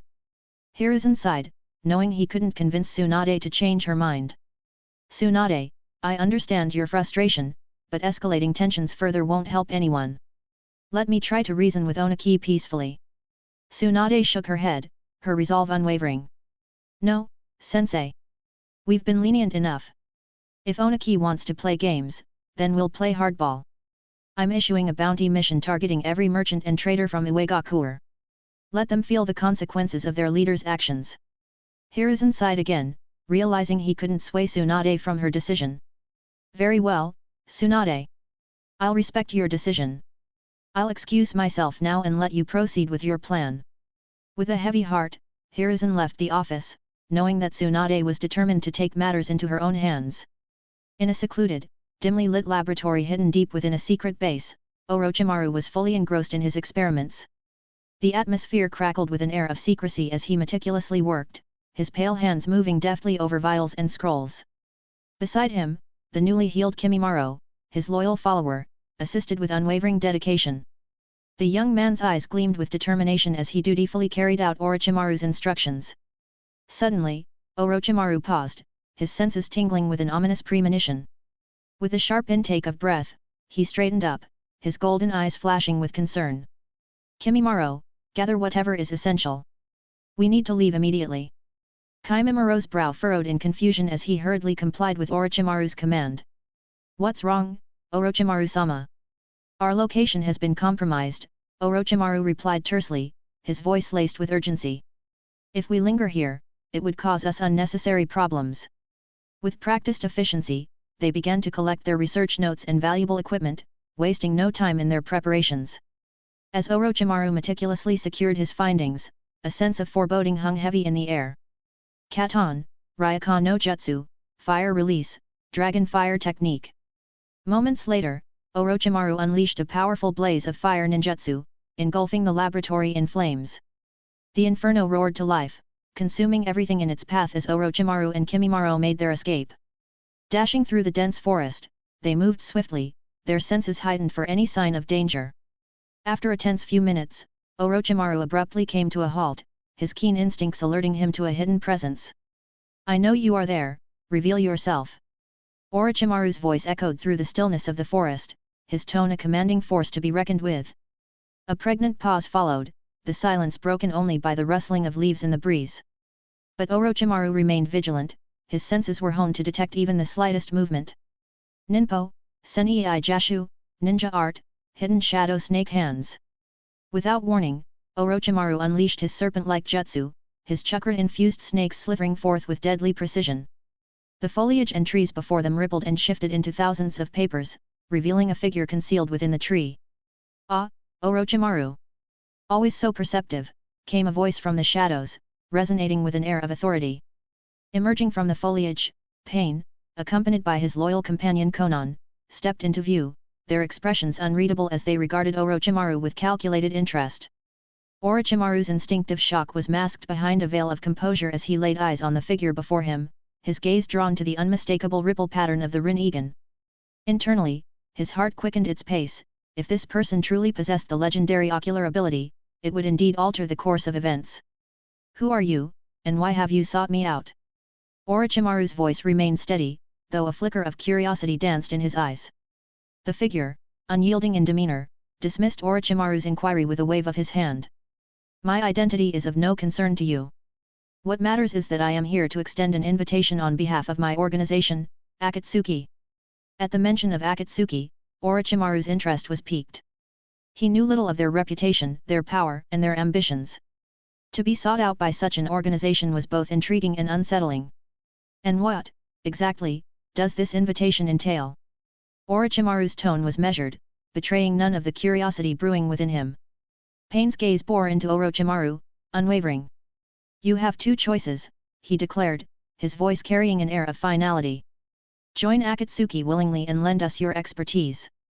Or resist and face the consequences. The ultimatum hung heavy in the air, the weight of it pressing down on Orochimaru's shoulders. Yet, behind his mask of indifference, a spark of interest flickered. Aligning himself with Akatsuki could offer boundless opportunities, but it also carried significant risks.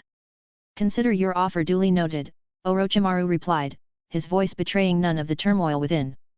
But know that I am not one to be coerced. Before anyone could react, Orochimaru's hands blurred into intricate seals, channeling chakra with deadly intent. Doton, Dochsink. Earth style, Earth Spear Jutsu, with a guttural roar, he unleashed a barrage of earthen projectiles, materializing sharp, spear-like projectiles from the ground beneath him. These jagged spikes of hardened earth shot forth with deadly precision, aimed directly at Pain, seeking to impale him and aiming to catch the Rinnegan holder off guard. The air crackled with anticipation as the attack hurtled towards its target. Pain, however, was no ordinary adversary. With a casual flick of his wrist, he sent out a barrier of gravitational force, effortlessly deflecting Orochimaru's assault. The projectiles shattered, despite their sturdiness, harmlessly against the invisible shield wave, leaving Orochimaru momentarily stunned. Undeterred, Orochimaru lunged forward, his form a blur of speed and precision as he closed the distance between himself and his opponent. With a swift motion, he unleashed a volley of kunao imbued with his signature venomous chakra, aiming for Pain's vital points. But Pain was already prepared. With a mere thought, he activated his Deva Path abilities. Shinra Tensei, manipulating the very forces of gravity to repel Orochimaru's attack. The kunao veered off course, harmlessly embedding themselves in the rocky terrain behind Orochimaru. However, the repulsive force did not stop there, it sent Orochimaru flying through the air like a broken doll. His sturdy figure broke through various trees and was deposited a few hundred meters away. As Orochimaru crashed onto the forest floor, Kimimaro moved to aid his master, his loyalty unwavering even in the face of overwhelming odds.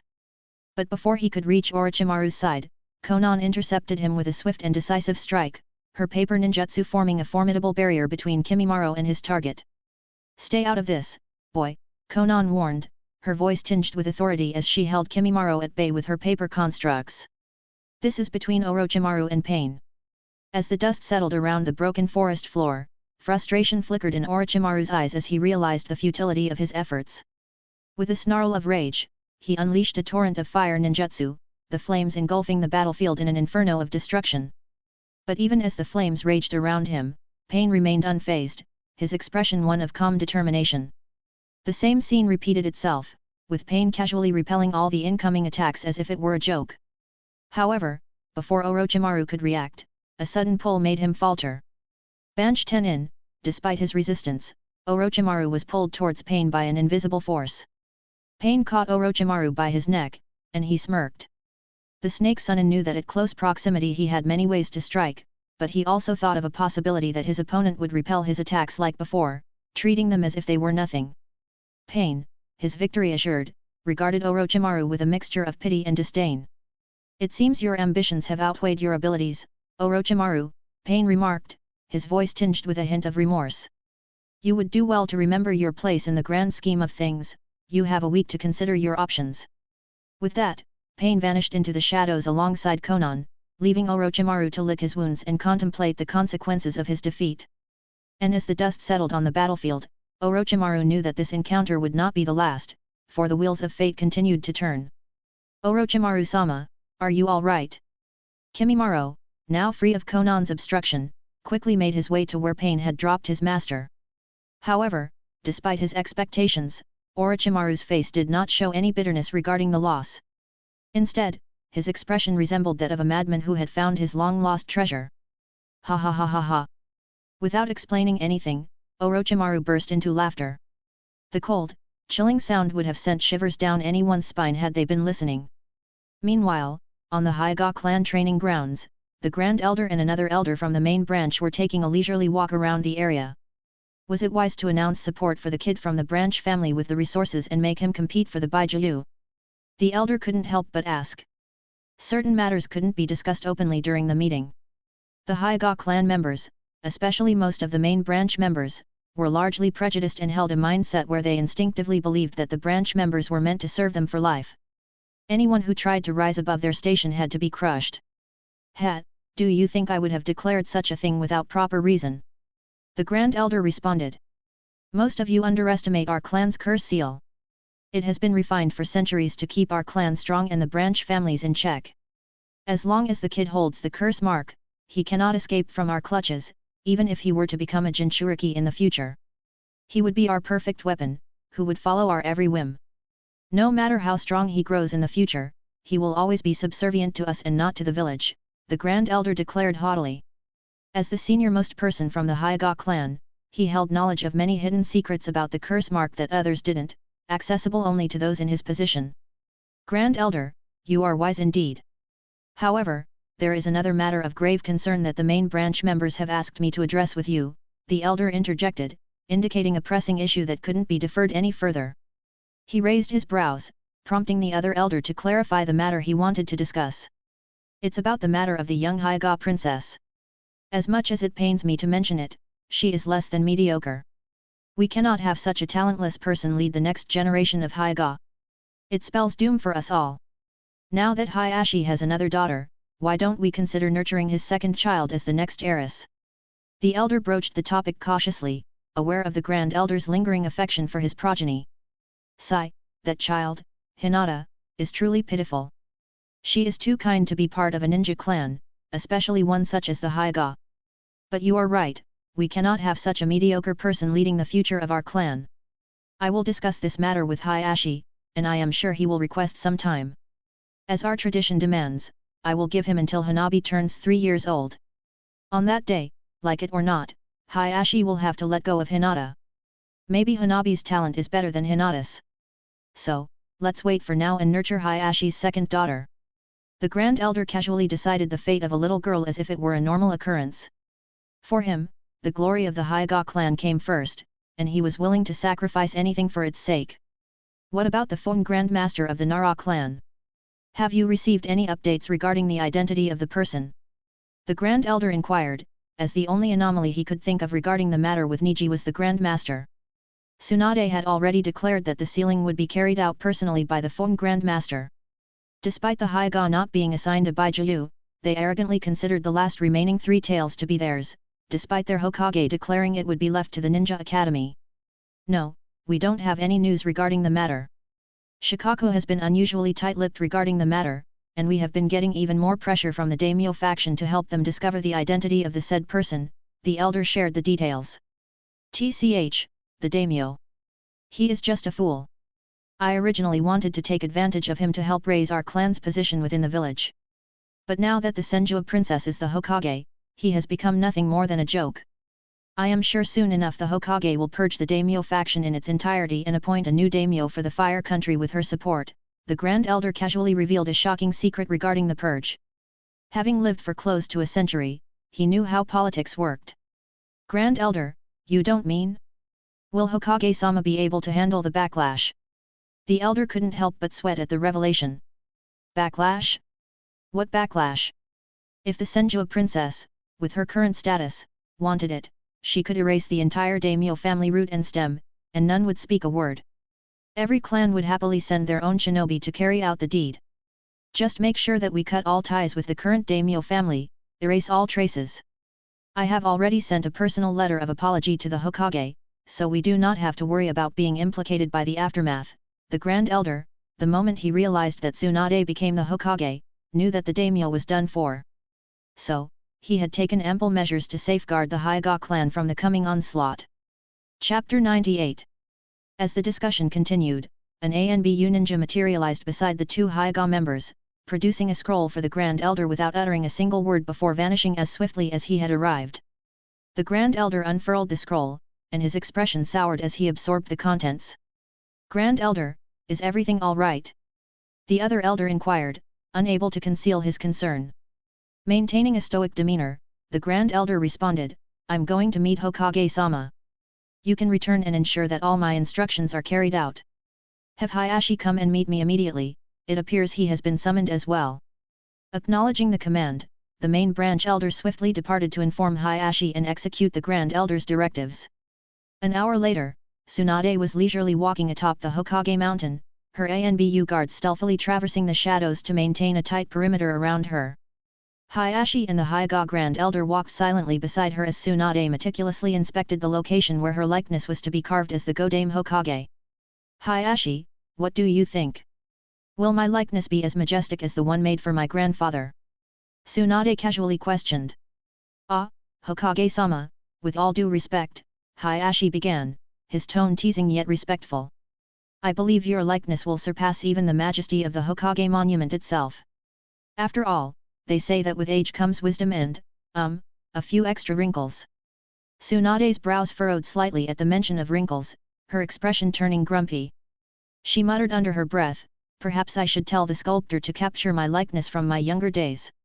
We wouldn't want future generations to think the Godame Hokage resembled a prune." Hayashi stifled a chuckle, trying to maintain his composure. "Of course, Hokage-sama. I'll be sure to pass along your request for a more youthful representation." On the side, the Hyuga Grand Elder's patience was wearing thin. He had followed behind the Hokage, surveying the site for her likeness, expecting a discussion of paramount importance in the presence of village elders. As time passed without any significant discussion, his unease grew. "Ahem, Hokage-sama, may I know the reason for inviting us? I thought we were going to discuss something important. If this is about getting opinions on the likeness, I'm sure Hayashi will accompany you," the Grand Elder inquired, his frustration evident. "Ah, the Hyuga Grand Elder is indeed hard-working, all for the benefit of the clan," Tsunade remarked, her tone shifting from casual to unreadable. "I'm curious, Elder Hyuga, you have been around since the times even before Konoha was established, yes? If I'm not mistaken, you should be close to a century old now, right?" On the side, the Hyuga Grand Elder's pride swelled within him as he responded affirmatively, boasting of his long history. "Yes, indeed. I have been around since the period of the Warring States. I fought alongside our clan against other prominent clans during that tumultuous time. I even witnessed the Hyuga joining Konoha under the leadership of the Shinobi Hokage. It was a pivotal moment in our history." Tsunade's smirk was unmistakable as she interrupted him, her voice cutting through the air like a blade. "You're mistaken, Grand Elder. It wasn't an invitation extended to the Hyuga clan. Rather, the Hyuga joined to seek refuge under the shadows of the behemoth known as Konoha. A move made for your own survival, not out of some noble invitation." The Grand Elder's face contorted with anger at Tsunade's words. His pride wounded, he retorted sharply, "Is that how the Godame thinks? That the Hyuga have not contributed anything to Konoha all these years since its inception?" Tsunade's gaze remained steady, her demeanor unwavering. "Contributions, Grand Elder? Yes, there have been contributions, but let's not forget where those contributions originated from. Konoha has nurtured and supported many clans, including the Hyuga, but it was built upon the foundations laid by the Senju and Uchiha, not the Hyuga. Godame-sama, our Hyuga clan has always worked for the benefit of the village. Do you know how the other clans would react if they were to know that the clans were being insulted in such a manner?" The Grand Elder's tone was cunning, attempting to deflect Tsunade's pointed remarks by broadening the issue to encompass all clans, not just the Hyuga. Is that so?" Tsunade's response was deceptively calm, her eyes gleaming with an intensity that sent a shiver down the Grand Elder's spine. "Hyuga Grand Elder, in that case, can you help me clarify something? As someone from the Warring States period, can you tell me what happens to a clan that betrays its allies?" Tsunade's aura turned dangerously cold, causing even Hayashi to instinctively take a few steps away from her. As for the Grand Elder, his blood ran cold as he stood frozen in place, memories of the harsh consequences faced by traitorous clans flooding his mind. As the Grand Elder stood silent, Tsunade's gaze sharpened like a cold blade, making it clear that she expected an answer. The old man couldn't help but gulp, feeling like a helpless lamb being toyed with by a dangerous predator under Tsunade's intense scrutiny. This, Godame-sama, back then, times were harsh," the Grand Elder stammered, his voice trembling with uncertainty. "If a clan were to betray their allies, the consequences were severe. The entire clan would be eradicated, root and stem, with every single record burned to ashes. Even infants from the clan would meet a grim fate, buried 6 feet under after having their throats slit. Essentially, the clan would be completely erased from history. Tsunade's expression remained inscrutable as she absorbed the Grand Elder's explanation. Then, with calculated precision, she posed her next question. So tell me, Grand Elder, if a clan from within Konoha were to attempt to harm the village by betraying their fellow clans, what do you think their punishment should be? The weight of Tsunade's inquiry hung heavily in the air, and the Grand Elder felt a cold dread creeping over him. He knew that his response could seal the fate of the Hyuga clan, and he struggled to find the right words under the pressure of the Hokage's piercing gaze. Tsunade-sama, is there truly a need for such a discussion? The Grand Elder's voice wavered slightly, betraying the unease that lurked beneath his composed exterior. Surely, no clan would dare to jeopardize the village's interests. We are all well aware of the dire consequences that would follow such an act. His words were laced with false righteousness, an attempt to deflect suspicion and absolve the Hyuga clan of any wrongdoing. But Tsunade was not so easily swayed. With a steely resolve, she confronted the Grand Elder with a chilling intensity that sent shivers down the spines of all who bore witness. So tell me, Hyuga. Despite the certainty of your clan's destruction, you dared to conspire against my village. Tsunade's voice cut through the air like a blade, her words laden with disdain. Her wrath seemed to engulf the entire village, a silent warning of the impending storm. In that moment, the Grand Elder realized the gravity of his folly. Despite his delusions of innocence, he stood exposed before Tsunade's righteous fury, trembling in the face of her unyielding resolve. Being a veteran shinobi himself, his body instinctively reacted, and he wanted to make a move. However, he suddenly froze as Tsunade eyed him dangerously. He knew for a fact that if he even made the slightest move to resist or retaliate, he would feel the full wrath of the Senjua princess. Oh, please try something, Elder Hyuga. Give me a reason to bury your entire Hyuga clan alongside you and erase the name Hyuga from history. Tsunade's tone was dangerous, as if promising that she would keep her word and destroy the entire Hyuga clan if the Grand Elder tried something foolish. Even Hayashi, after collecting himself from shock, was eyeing the Grand Elder wearily to ensure that the old man didn't do anything stupid and doom the entire Hyuga. Tsunade-sama, you cannot blame the Hyuga without.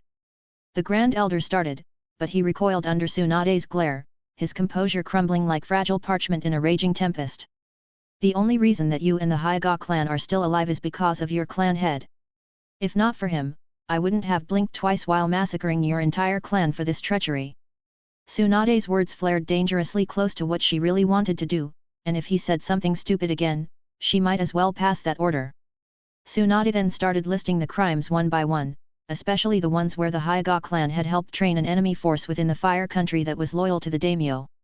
They had helped them train close to 2,000 shinobi, which was a staggering number, and they had even shared the village jutsus that the Hyuga members had been awarded all these years for their contribution. One by one, Tsunade started listing the crimes of the Hyuga during the reign of Sandame. As Tsunade spoke more, the Grand Elder grew paler. Now he was sure Hayashi had completely defected and had disclosed everything that they had thought was hidden. The old man couldn't help but look at Hayashi with a betrayed look, but Hayashi did not hide. He simply looked the Grand Elder straight in the eye because Hayashi believed firmly in his heart that if the Hyuga continued down their current path, then sooner or later their entire clan would be eradicated. Seeing Hayashi's defiance, the old man felt bitter, but he also felt relief that, because of Hayashi's choice, the Hyuga now at least had a way for survival. The Grand Elder, now completely aware that there was no way out, resigned himself. Sigh, Tsunade-sama, I understand that you wouldn't have called me here unless you wanted to give us Hyuga a way out, so tell me what you expect of us Hyuga so that you can provide us with a chance of survival.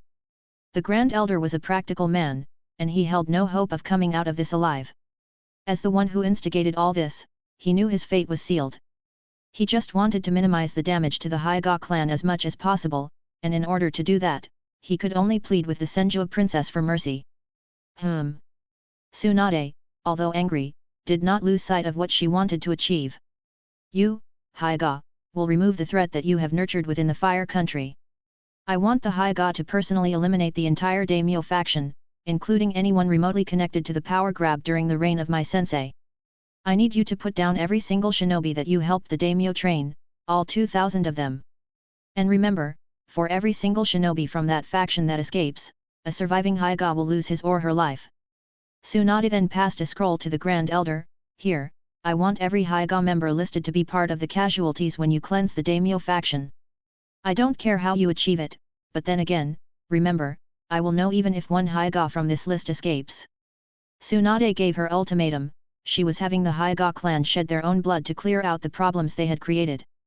This was a huge ask, even Hayashi was worried. He wondered whether the Haiga would still remain a major clan after carrying out such a dangerous task. The name list that the Hokage shared contained names among the Haiga main branch who had been supporters of the daimyo faction. Tsunade-sama, this is a suicide mission, and the list has more than 60% of the main branch members. Doing this will destroy the Haiga clan. The old man couldn't help but stutter, as what Tsunade was asking for was to cripple almost more than half of the main branch. Elder Haiga, do I look like I care how you achieve it? This is just the way out you asked for. On the contrary, you can also try to rebel and maybe try fighting the village. The choice is up to you. Tsunade nonchalantly said that the Haiga could opt for a coup if they were confident in their strength. Although the old man kept a stoic expression, resigning himself to death, he was still simmering with anger on the inside, and his mind was making plans so that the Haiga could pay them back in the future. Tsunade-sama, I understand. I will carry out the orders to the letter, but I hope you can promise us something to ensure our survival. The Grand Elder picked out the best option that he could come up with in his limited time. Chapter 99. Oh, negotiating now, are we? Tsunade couldn't help but ask in amusement. She already had a vague idea about what the elder would ask for, but she feigned ignorance, wanting to know the old man's play. Fine then, as a benevolent Hokage, let me listen to what your request is. Tsunade gestured for the Haiga Grand Elder to go ahead and make his request. Tsunade-sama, if possible, I would request that, for the sake of Haiga's safety in the future, you assign the Baijiu to the Haiga clan so that the other clans will not get any weird ideas regarding the weakened Haiga. The old man maintained a sincere face while he made a request, but internally, he had already started making a much more sinister plan. He was already planning to place a mental suggestion on all the branch family members who he was sure would be spared during this cleansing. In the future, they would grow up and take revenge for the Haiga clan. If possible, if Niji could become the Jinchuriki, then that would be an additional trump card on their side, as he was planning to make necessary changes to the curse seal. This was a secret that only he knew, so even if he was not alive in the future, maybe a decade or two later, the Haiga would have their due and climb back up to their rightful place. Tsunade was surprised that the Grand Elder would easily agree to her pruning of the Haiga clan. She had very much expected the ambitious man to retaliate and play some sort of trick or make an excuse, wanting more time to decide. But he had directly agreed, so this kind of confused her. She had kept this meeting on the Hokage mountain, expecting it would come to a clash with the Grand Elder, but things were not going in the direction that she had expected because the prize that she had asked for was too much for the Haiga to bear. Fine, I will look into what I can do, but remember, Elder Haiga, you only have a week to complete this. Delay it, and the only fate left for the Haiga would be annihilation. You can leave now. Hayashi, follow me. With that, Tsunade turned on her heel, leaving the Grand Elder to grapple with the weight of his transgressions. And as she strode away, the Grand Elder quickly flickered to make the necessary preparations. A few moments after the Grand Elder left, two ANBU flickered next to Tsunade, both wearing kitsune masks. However, one of the ANBU was clad in a white cloak reserved for the ANBU commander. It was easy for anyone to discern who the ninja was with his iconic silver hair. Have all the preparations been made? Tsunade questioned the ANBU commander. Although she wanted to give the Haiga a way out, she wasn't naive enough to just rely on that. What many did not know was that currently, the entire Haiga compound was already surrounded, and a single wrong move would spell their doom. Yes, Hokage-sama, all the preparations are complete. We have also set up a barrier just in case the Haiga plan to retaliate. We are monitoring all the communications that are going in and out of the Haiga compound. Kakashi relayed all the preparations they had made regarding the potential backlash. Hayashi Haiga by the side was not knowing how to react. His entire clan's fate depended on how the main branch members were going to act. However, he was sure that the Grand Elder would not disclose this to the other main branch members and might take matters into his own hands. Tsunade turned to the other little ANBU behind the mask, for she knew who it was, her little prodigy Kazuki. What do you think? Do you think the Grand Elder will keep to his words and willingly sacrifice more than half of the main branch members for the sake of Hyaga's survival? Tsunade questioned her student. Kazuki had already been enlisted in the ANBU, and his position was a bit special. He was not to be assigned to a single squad, and only the ANBU commander and Tsunade herself would be able to give him orders. Even ANBU squad captains could not order him around, and on the ANBU roster, he was listed under Tsunade's personal guard detail. Hokage-sama, I believe that the Hyaga elder is plotting something. It would be prudent for us to check the curse seal of the Hyaga members after we eliminate the dissidents amongst the Hyaga clan. The curse mark of the Hyaga is not as simple as it seems. Kazuki maintained a neutral tone, masking his accent so that others would not discover his identity. Konoha ANBU recently had quite a few young operatives joining their ranks, so it was not easy to find out who exactly was behind the mask. Hayashi was surprised that the Senju princess would ask the opinion of an ANBU regarding the matter. But it was not his place to question her decision. However, when the ANBU said that the Grand Elder might have ulterior motives, he couldn't help but intervene because this was the fate of his clan. Hokage-sama, I am sure the Grand Elder will not make any rash decisions, and as for the curse seal, it is only in place so that our Kekii Genkai would not fall into the wrong hands. It's a safety measure that our clan has lived with for centuries. Hayashi, as the Hyaga clan head, couldn't help but defend their clan's secrets. The curse mark was one of the core secrets of the clan, and even as clan head, he did not fully understand its implications. Even Tsunade hesitated after listening to Kazuki's suggestion. Trying to pry into another clan's core secret was a taboo, and attempting something like that would create an unnecessary divide within the village. Very well, in that case, we will proceed cautiously, Tsunade conceded, her tone reflecting the weight of her decision. For now, let us focus on the task at hand, and I don't trust that the Grand Elder will honor his commitment, so Hayashi, I want you to get back to your clan and prepare just in case. With a quick nod and bow, Hayashi flickered away to prepare the Hyaga clan, selecting those he deemed worth saving. Meanwhile, Tsunade turned her attention to Kakashi, issuing orders for an additional perimeter around the Hyaga clan and sending her best ANBU squad to monitor the daimyo's movements in the Fire Country. Kakashi promptly vanished to carry out his assignments. Tsunade then turned to Kazuki, her trusted ANBU operative, who was now the sole companion by her side. Kazuki, how long until the new barriers can be set up? And have you completed all the preparations for sealing the Baijiu? Tsunade inquired, her voice firm with determination. All preparations are complete, Kazuki replied confidently. Even the identification cards for both civilians and shinobi are ready. All that remains is for each individual to bind their card to themselves using their blood. Tsunade's eyes brightened with anticipation as Kazuki handed her a scroll containing the identification cards. With these, she could now secure the village against both internal and external threats. Once the barriers were erected, she could hunt down anyone within the village using false identities. However, she knew the first step was to distribute these identification cards and register each individual according to their civilian or shinobi status. As for the sealing, Kazuki continued, you have yet to select a candidate from the Senju clan to become the Jinchuriki for the Five Tails. Once that decision is finalized, I can proceed with sealing all three Baijiu simultaneously. Tsunade nodded in understanding, acknowledging Kazuki's readiness. With all preparations complete, they were poised to safeguard the village and confront any challenges that lay ahead. Ninja Academy, Konohagakure. In the heart of the Ninja Academy, there lay a classroom where the laws of the ninja hierarchy were enforced not by sensei, but by a pint-sized powerhouse named Tenten. Her desk, situated strategically at the end of the room, served as her throne. Even the famed Hyaga prodigy was no match for this little demon. The atmosphere crackled with tension as students jockeyed for position, knowing that to challenge Tenten's authority was to court disaster. Whispers echoed off the walls, tales of Tenten's feats spreading like wildfire among the desks. Some called her the Big Sister, while others, less charitably, dubbed her the classroom queen. But amidst the awe and fear, there was one student who approached Tenten with unwavering enthusiasm, Rock Lee, the epitome of youthful exuberance and boundless energy.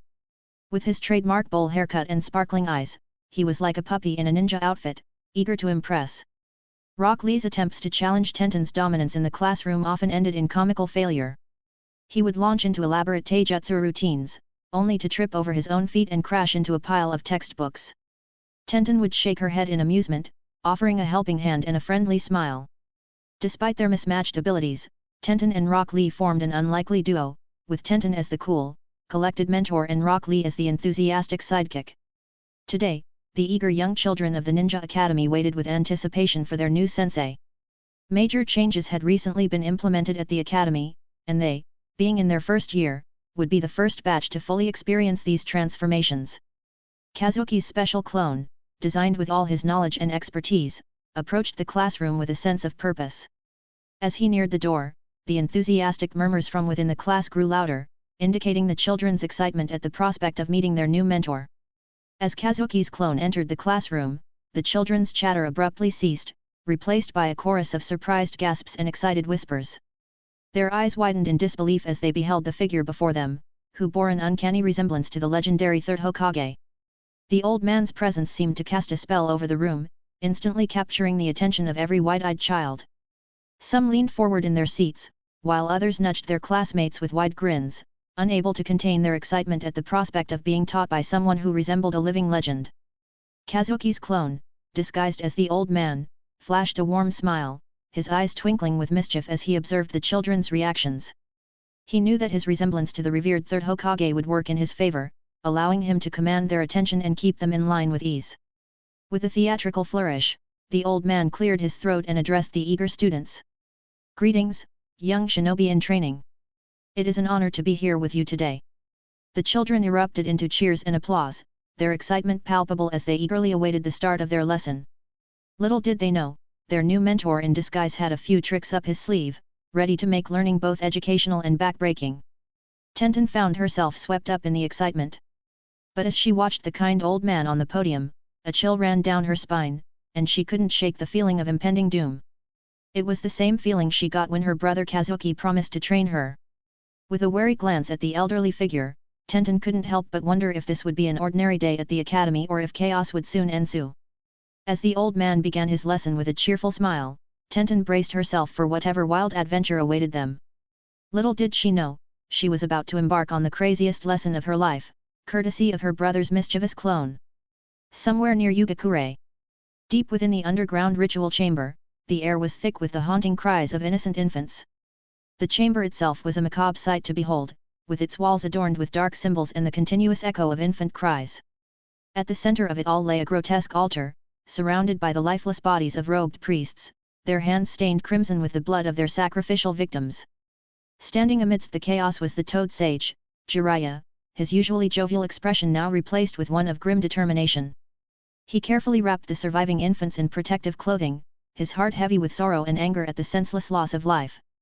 As he worked, an ANBU operative materialized beside him. "Jiraiya-sama, all the cultists within the stronghold have been eliminated, yet there is no trace of Haiden among them." As Shisui began his report, a diminutive ANBU, concealed behind an otter mask, materialized beside them. "Jiraiya-sama, we might have a possible lead," the ANBU whispered, handing over a small booklet recovered from the body of the chief Jashin priest. Jiraiya quickly scanned the contents of the booklet, his focus divided between the disturbing revelations within and the task of comforting the crying infant cradled in his arms. Though they had managed to neutralize the cultists, their intervention had come too late for many of the innocent victims, only 4 infants had been spared from the horrors of the blood pool. "We must prioritize the safety of these young ones," Jiraiya declared, his voice firm despite the weight of sorrow that hung heavy in the air. "Once they are secure, we will continue our pursuit of Haiden and his vile cult." With a nod of understanding, the adept ANBU swiftly moved to swaddle the remaining infants, his actions guided by years of experience caring for his own younger brother. Chapter 100. Under the serene glow of the moon, the Hyuga clan compound was bathed in an ethereal light, casting shadows that danced across the immaculate grounds. Yet, amidst this tranquility, tension simmered beneath the surface. The Grand Elder had convened a clandestine gathering of those loyal to the daimyo faction, their faces hidden in the veil of night. "Time is of the essence," the Grand Elder declared, his voice carrying a weight of urgency. "Hayashi's treachery has jeopardized our clan, and Tsunade's wrath knows no bounds." With a flicker of his Byakugan, he scanned the perimeter of the Hyuga compound, where vigilant ANBU operatives had encircled them, their presence a stark reminder of the peril they faced. "We must act swiftly," he continued, his gaze piercing through the darkness. We need a plan to ensure the escape of those on Tsunade's list. Our survival depends on it. Let's fight, Grand Elder. Let's remind everyone why the Hyuga are one of Konoha's major clans, an elder exclaimed with a voice quivering with anger. It seems the new Hokage has forgotten our contributions to the village. Another member of the main branch nodded in agreement. We still have plenty of branch family members. We can use them as cannon fodder to break through the village defenses. Yes, Grand Elder, chimed in another. As long as our main branch survives, we can rebuild the Hyuga clan. We've trained nearly 2,000 shinobi for the daimyo. Tsunade will realize how dangerous we are and back down. Enough! The Grand Elder bellowed in fury, his eyes bloodshot with anger. Do you even understand the dire situation we're in? Whether you like it or not, Tsunade alone is more than capable of crushing our Hyuga clan single-handedly. Yet here you all are, bickering about grand dreams instead of helping me find a solution. Tell me, what good are you?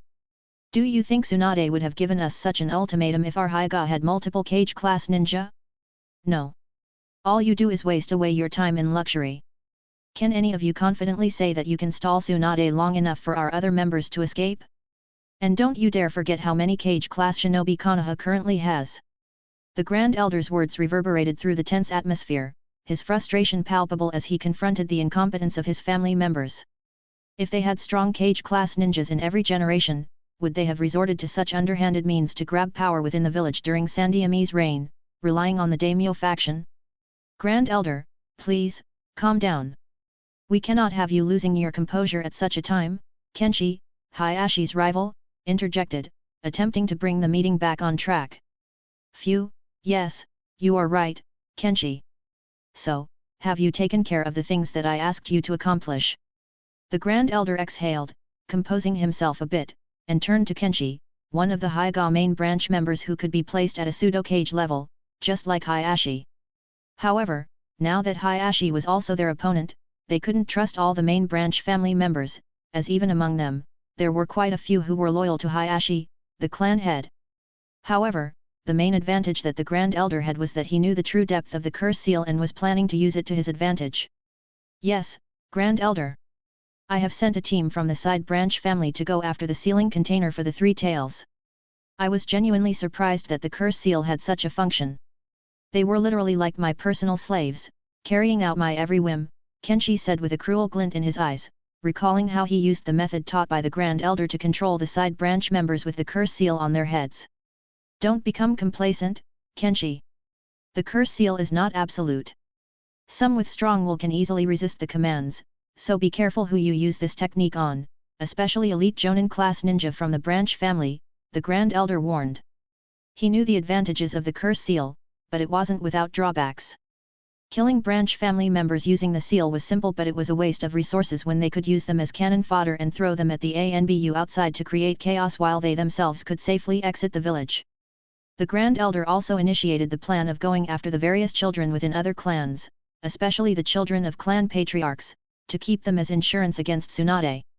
If they could acquire even a single child, things would turn in their favor, as Tsunade couldn't directly risk the lives of the heirs of other clans. Although this method would attract the wrath of the other clans, the Grand Elder wasn't worried because he planned to leave the Leaf Village completely for good, along with the main branch members who were loyal to him. As long as they had the clan heirs under custody, they could safely integrate themselves after relocating to the Fire Country capital. The plan for the Three Tails was a good bargaining chip when they reached the Fire Country. TCH, that bastard, Hayashi. If not for him, we wouldn't be in such a condition, an elder spat out in frustration, his hatred for Hayashi evident. Due to Hayashi's intervention, they had lost most of the elite members from the branch family, as Hayashi, being the clan head, could overrule the instructions issued by other main branch members, with the only exception being the Grand Elder. So what if he can overrule our commands? Hayashi doesn't know about the secret technique embedded within the curse mark, so no matter how much he tries, he will eventually succumb, Kenshi sneered in contempt. No. Hayashi could be a problem. I believe he has already breached the cage class but is keeping it under wraps. We need to keep him in check before we start our operation. We cannot have him interfere while we try to make our way out of the village. As for the main branch members supporting him, they are merely traitors like Hayashi. We have to get rid of them before we leave, but now they are holed up, and with the ANBU just outside, we cannot touch them, the Grand Elder deliberated, his mind racing to find a viable option. He knew one little mistake and his entire faction would be buried, and their numbers were limited because he only had a majority of the main branch by his side. Grand Elder, if I may? I have a proposal, but we might have to sacrifice a few of our own. However, I am sure we can save most of the main family members here. And if my plan succeeds, even Hayashi himself might help us break through from this situation and escort us all the way to the Fire Country capital safely, Kenshi proposed, sending a chill through the room. He was known for his cruelty, and after losing the position of clan head against Hayashi, he had become even worse. Originally, he at least had a bottom line, but now he would go to any lengths to fulfill his desires. The Grand Elder knew Kenshi's character, but this was a desperate time, and desperate times called for desperate measures. Sigh, fine then. Tell me, what proposal do you have? If you can really have the main branch reach the safety of the Fire Capital, then I promise you will be the next clan head of the new Hyuga clan that we establish. Meanwhile, atop the Hokage mountain, Tsunade stood majestically under the moonlight, fully geared for battle, carefully eyeing the Hyuga clan compound. Observing from such a distance posed no difficulty for her, and within the shadows surrounding her, her personal ANBU guards patiently awaited her next commands. A shadow materialized next to Tsunade, taking the form of a little ANBU who kneeled beside her as a sign of respect. Kazuki, forego the formalities. Tell me, what's the current status within the Hyuga compound? Tsunade commanded, her gaze unwavering on her target. Hokage-sama, it's confirmed. The Grand Elder and his group are planning a coup. They intend to break out of the encirclement by using the branch family members as cannon fodder. They plan to utilize a special feature of the curse mark to manipulate the branch family members into mindless puppets. However, there seem to be limitations. I couldn't get too close to gather all the details, but I obtained important information, so I had to return immediately, Kazuki briefed, showcasing his expertise in reconnaissance and espionage, thanks to his Kekii Genkai and Fuinjutsu mastery, making him the most efficient shinobi in the Leaf Village for such tasks. Something important? Spit it out, Kazuki. I don't have all day, Tsunade admonished, noticing Kazuki's adherence to ANBU protocols. Understood, Hokage-sama. The Grand Elder plans to kidnap the clan heirs of other clans as hostages to use against you. They intend to merge with the daimyo family in the Fire Country while using the clan heirs as leverage. They also plan to go after the Three Tails container kept within the forbidden grounds of the Hokage office, Kazuki shared, revealing all the details of the Hyuga's plans that he had eavesdropped on while getting as close as possible.